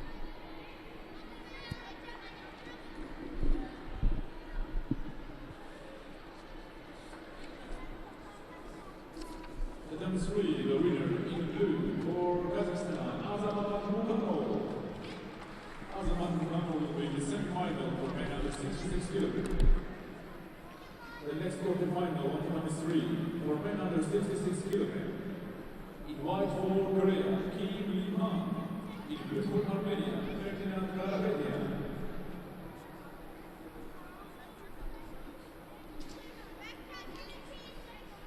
The number 2, the winner in white for Russia, Yakub Shamilov. Yakub Shamilov will be the semi-final for men under 66 kilograms. Next contest on the number 2 is quarter-final for men under 66 kilograms. In white for Mongolia, Dovdon Altonsuk. In blue for Belarus, Dmitry Minkov.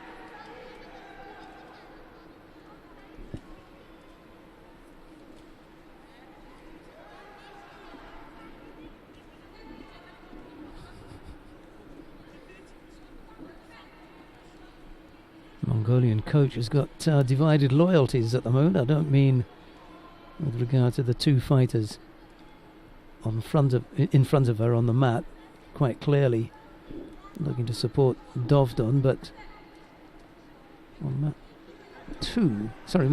3 you've got Munkbata Bundmar. You're having a good long look down there at what's happening with Munkbata. She's up against Distria Krasniki of Kosovo down on mat 3.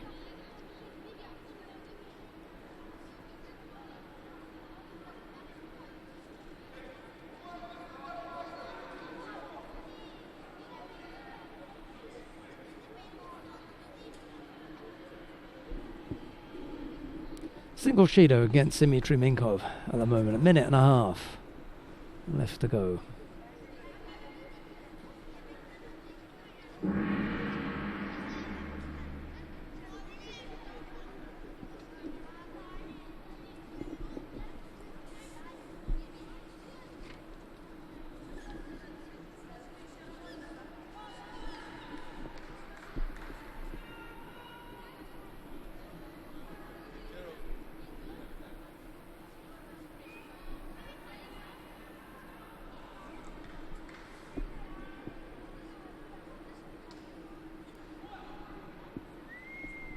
Hanımlar beyler, rönesans müsabakası galibi Büyük Britanya'dan Davis.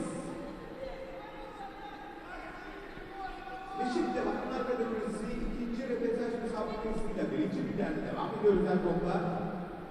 Beyaz Judo ile Sırbistan'dan Jovana Rogic ve Mavi Judo ile Hollanda'dan Sanne Verhagen.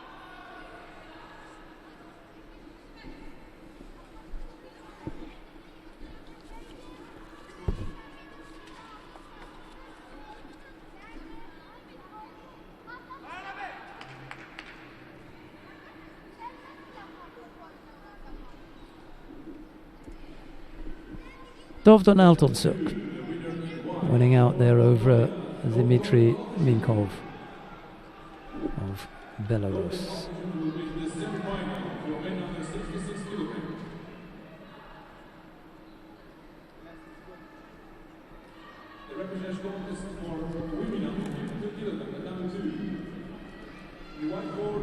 Right, who we've got coming up next? Oh, it's another Belarusian, Daria Skipnik this time. She faces Gilly Cohen of Israel. We've got repechage contests right across the board now. Jovana Rogic of Serbia faces Sanne Verhagen of the Netherlands, and on mat number 1, and then mat number 3. It's Munkbata Bundmar of Mongolia up against Distria Krasniki of Kosovo. Munkbata has already picked up 3 penalties, so she's got some real problems there. Half a minute left to go.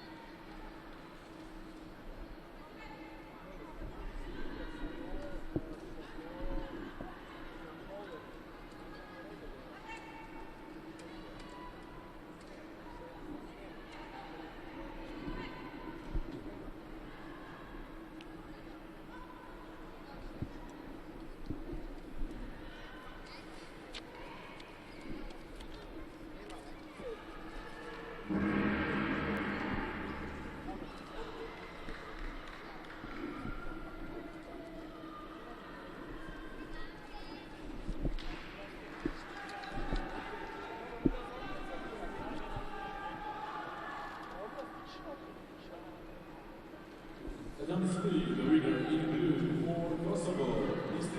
Karasnici. This Karasnici qualifies for the Boston contest for women under 52 kilograms. Semi-final for women under 52 kilograms, number 3. Well, let's go down to mat number 3 because there's a semi-final coming up there. Gulbadan Babamuratova of Turkmenistan faces Joanna Ramos of Portugal. It's Babamuratova in the white judogi and Ramos in blue. We're going to be jumping around a little bit as we try and see who it is that's in the semi-final or quarter-final. We'll try and bring you those contests rather than the repechage ones.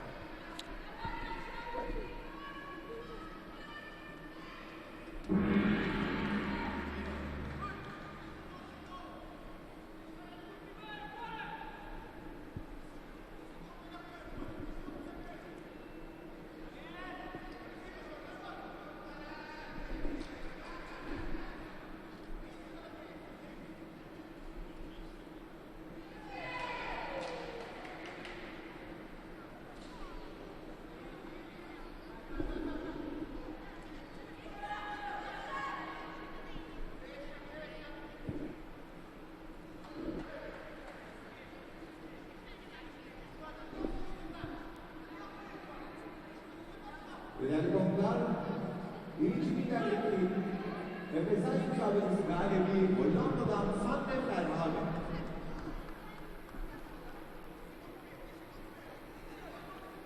Ve şimdi de bayanlar kategorisi yarı final müsabakası 57 kilogramla devam ediyoruz. Oh, that was really nicely done for Babamuratova. Good score, left-sided.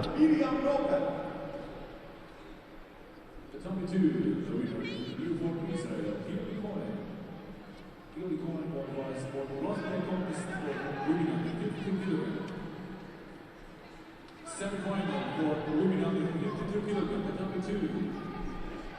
In white for France, Annabelle Berlin. In the blue for Spain, Laura Gomez.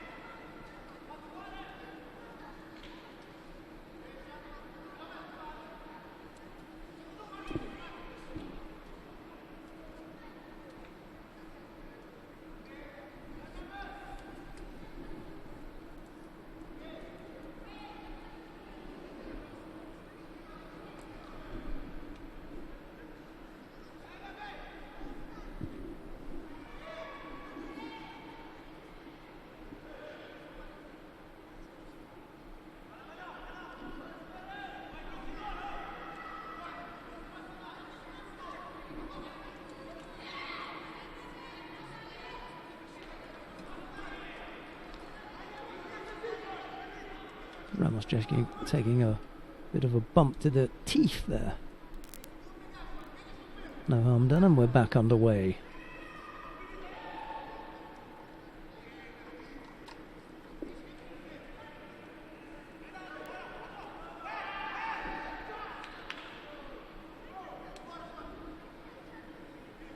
Babamuratova picked up a penalty for a false attack.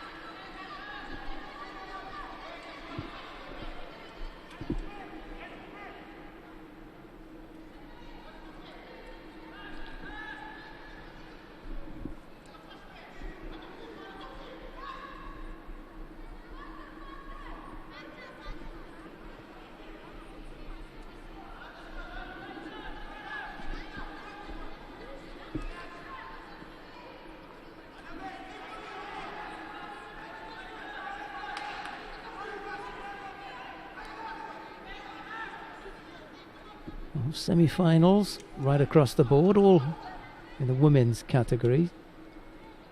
Scores in every one of them. At least one. Rosovo leading by Wazari and Roper scoring Yuko down on mat number 1. Urani trailing Gomez by Yuko on mat number 2, and Ramos trailing Babamuratova here with 15 seconds left to go.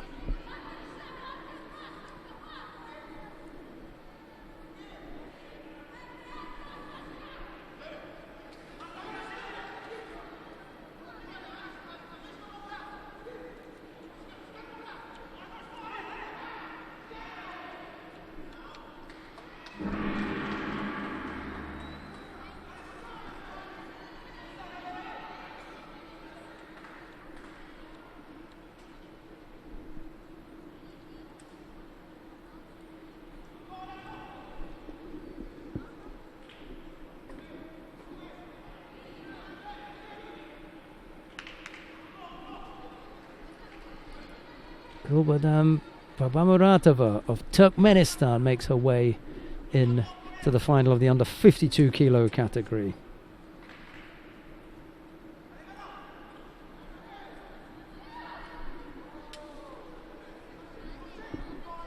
At number 3, the winner, EY for Turkmenistan, Gulbadam Babamuratova. Gulbadam Babamuratova will get in the final for the women under 52 kilos. Well, we're going to go to mat number 2 to finish off the semi-final. Finish off looking at the semi-final between Annabelle Urani of France. She faces Laura Gomez of Spain. It's Urani in the white judogi, Gomez in blue. There's no score as yet. Both fighters have been penalized. Gomez once, Urani 3 times, and there's half a minute or so left to go. So Urani up against it here.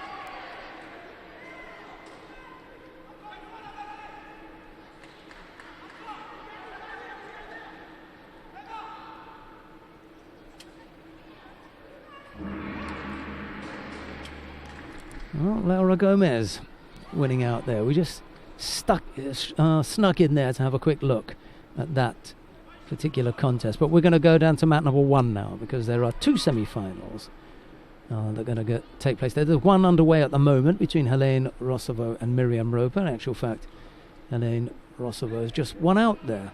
It would appear that Miriam has just tapped out.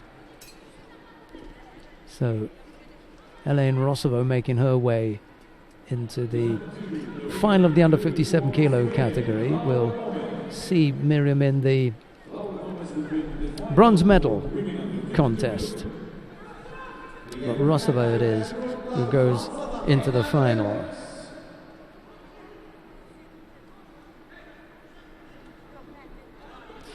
As you face the winner of the upcoming contest between Teresa Stoll of Germany and Autumn Pavia of France.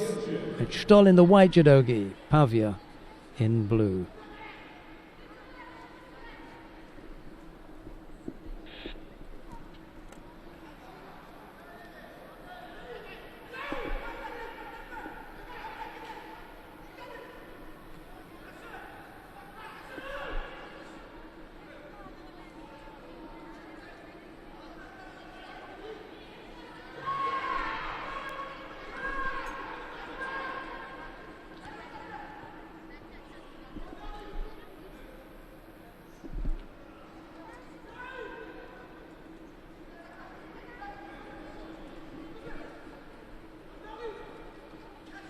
Pavia on the board with Yuko there.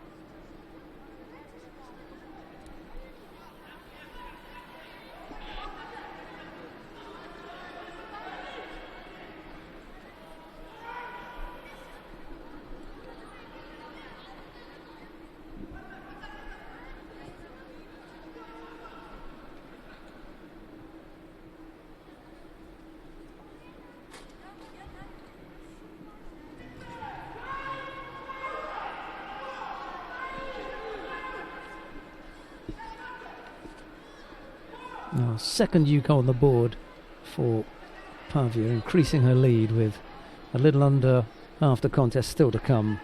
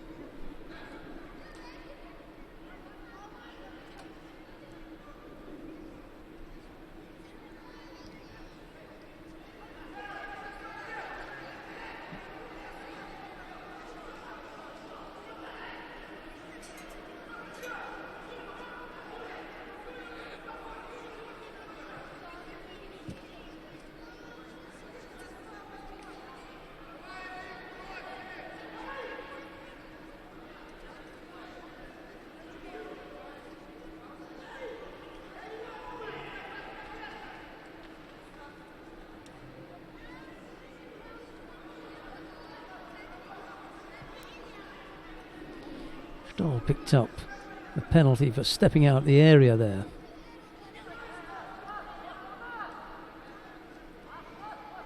A bit painful on landing. Stoll just grabbed her left knee.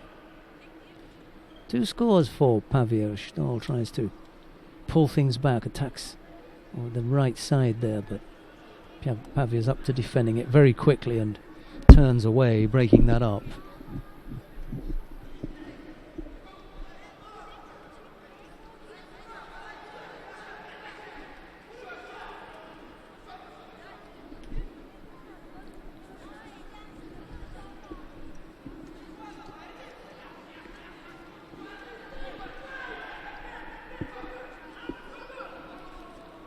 Pavia's on the board with a 3rd score now.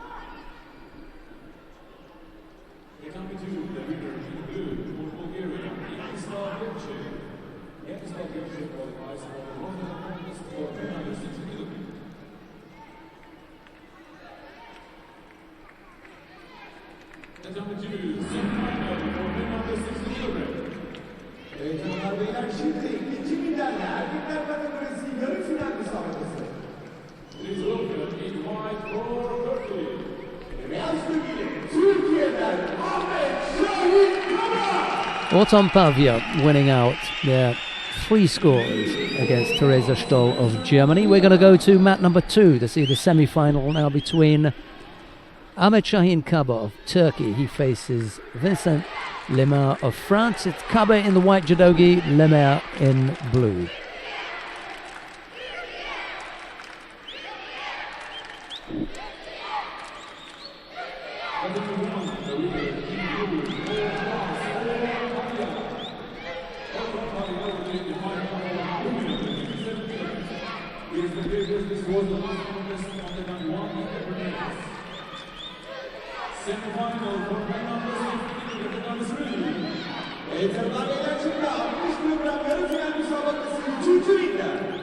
Please welcome in white for Turkey.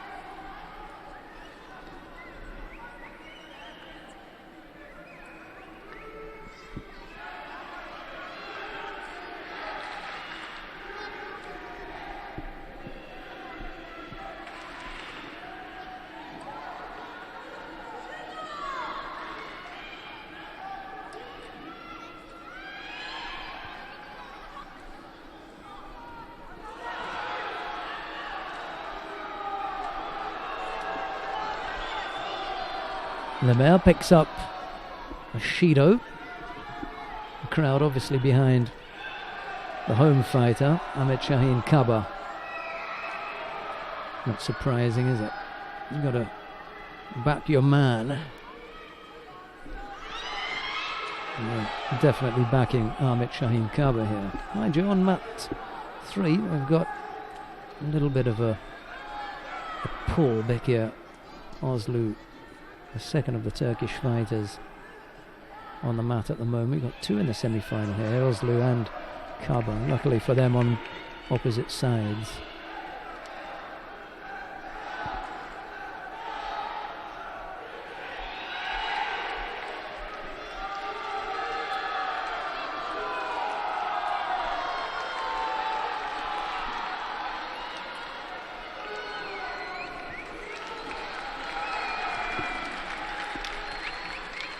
Lemaire picks up a second penalty now with 2 minutes left to come.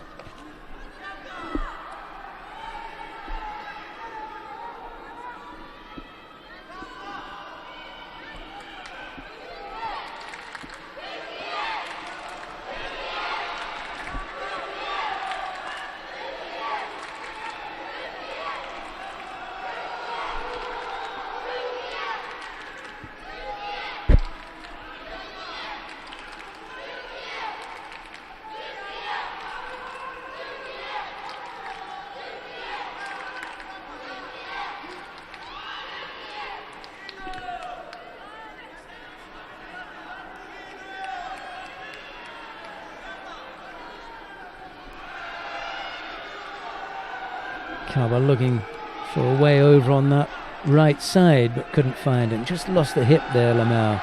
Nice position, but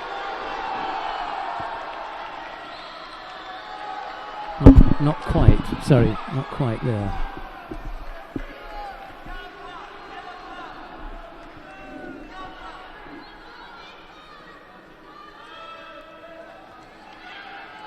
A lunge there from Kaba as he looks for that right leg of Lemaire, but a long way off it.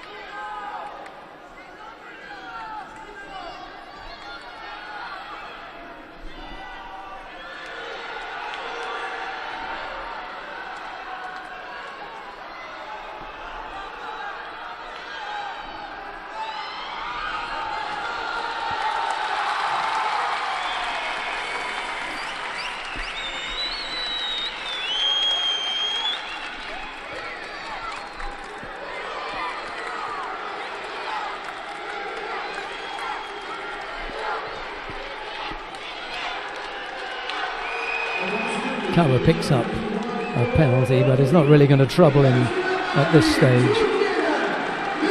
He's done enough to take it now.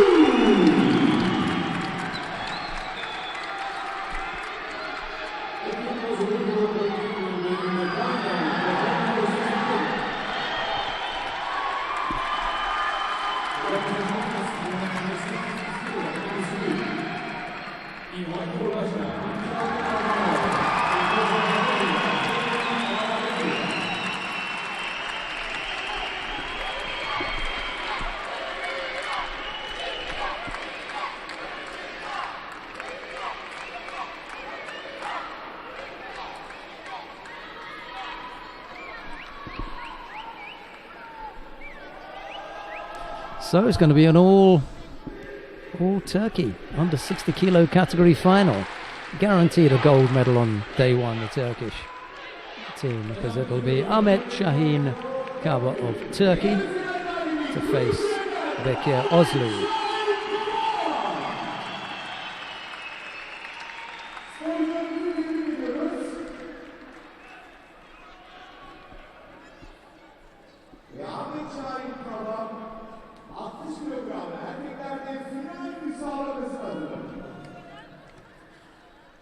Right, we've got repechage contests now on mats 2 and 3. Georg Khachatryan of Ukraine faces Dmitry Minkov of Belarus. And then down on mat number 3, it's Anzur Ardanov of Russia. He's up against Ferdinand Karapetyan of Armenia. We're taking a look at Khachatryan and Minkov. Why not? Well, hang on here, we've got semi-finals after this.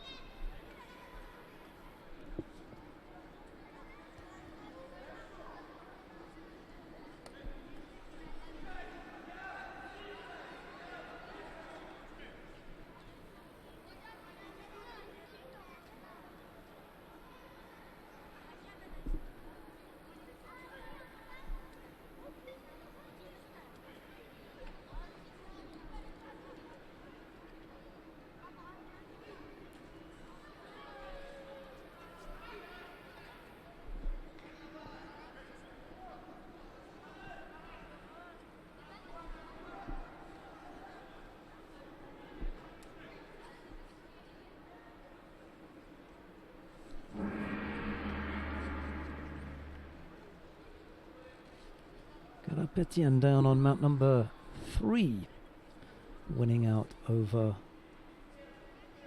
Anzur Ardanov of Russia. That was the repechage contest in the under 66 kilo category.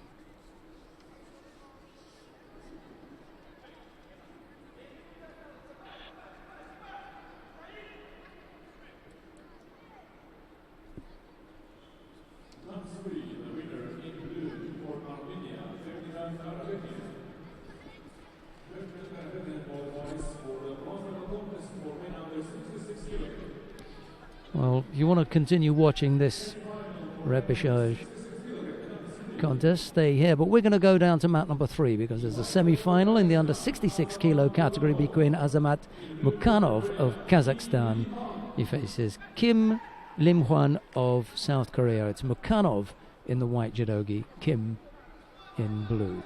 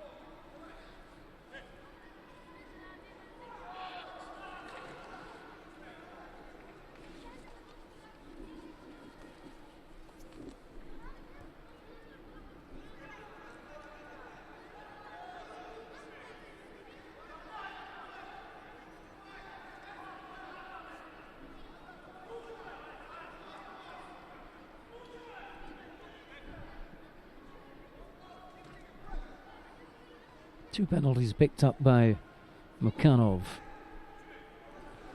Kim was in some discomfort after that last exchange, rubbing his right elbow. Seems to be okay now, however.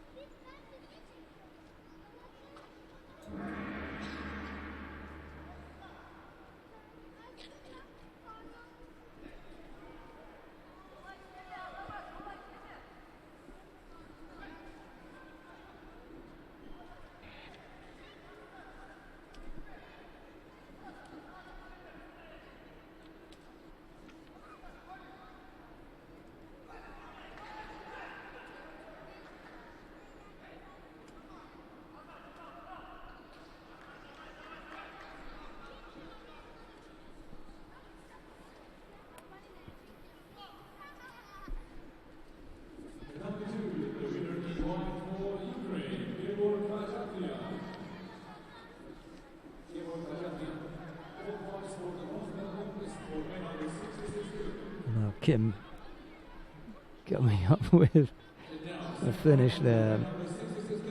Mukhanov just having a little bit of a dig at the end. Oh well.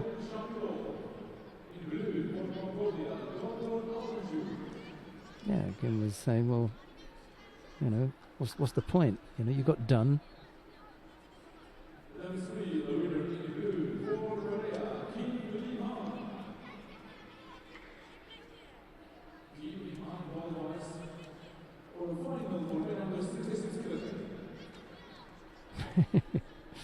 Mukhanov, not the happiest camper, is he?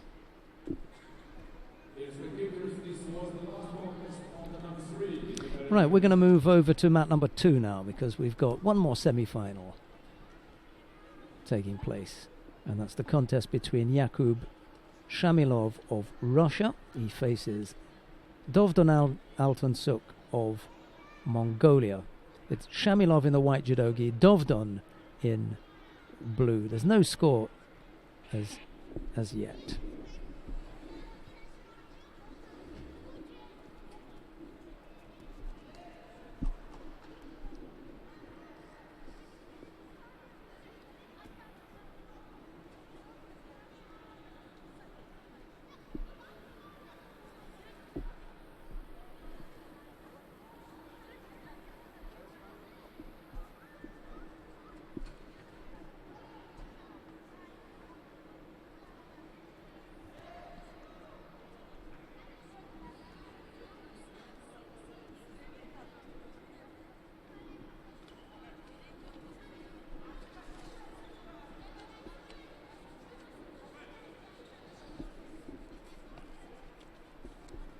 Last of the contests now.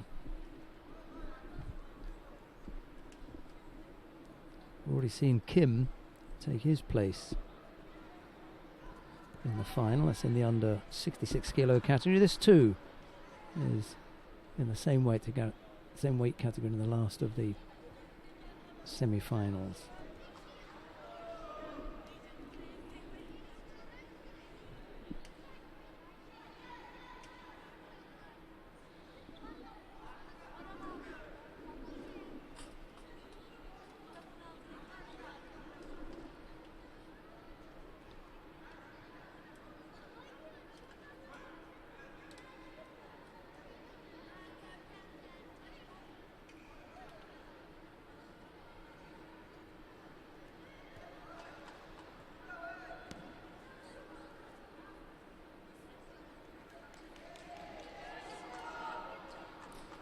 Nice Tomoenagi effort there from Dovdon. Just narrowly misses out on coming up with a score, but it was right at the feet of the referee, Artur Fando, and he decided it wasn't worth a yuko, so he left it.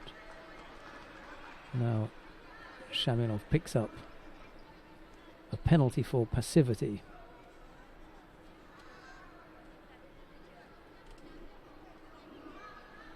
Halfway through the contest.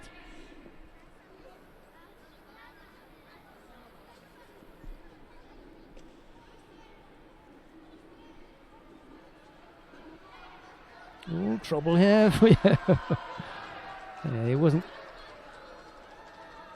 able to get off that. You see him grimacing as he got himself into an awkward position, and Dovdon got hold of him and planted him flat on his back.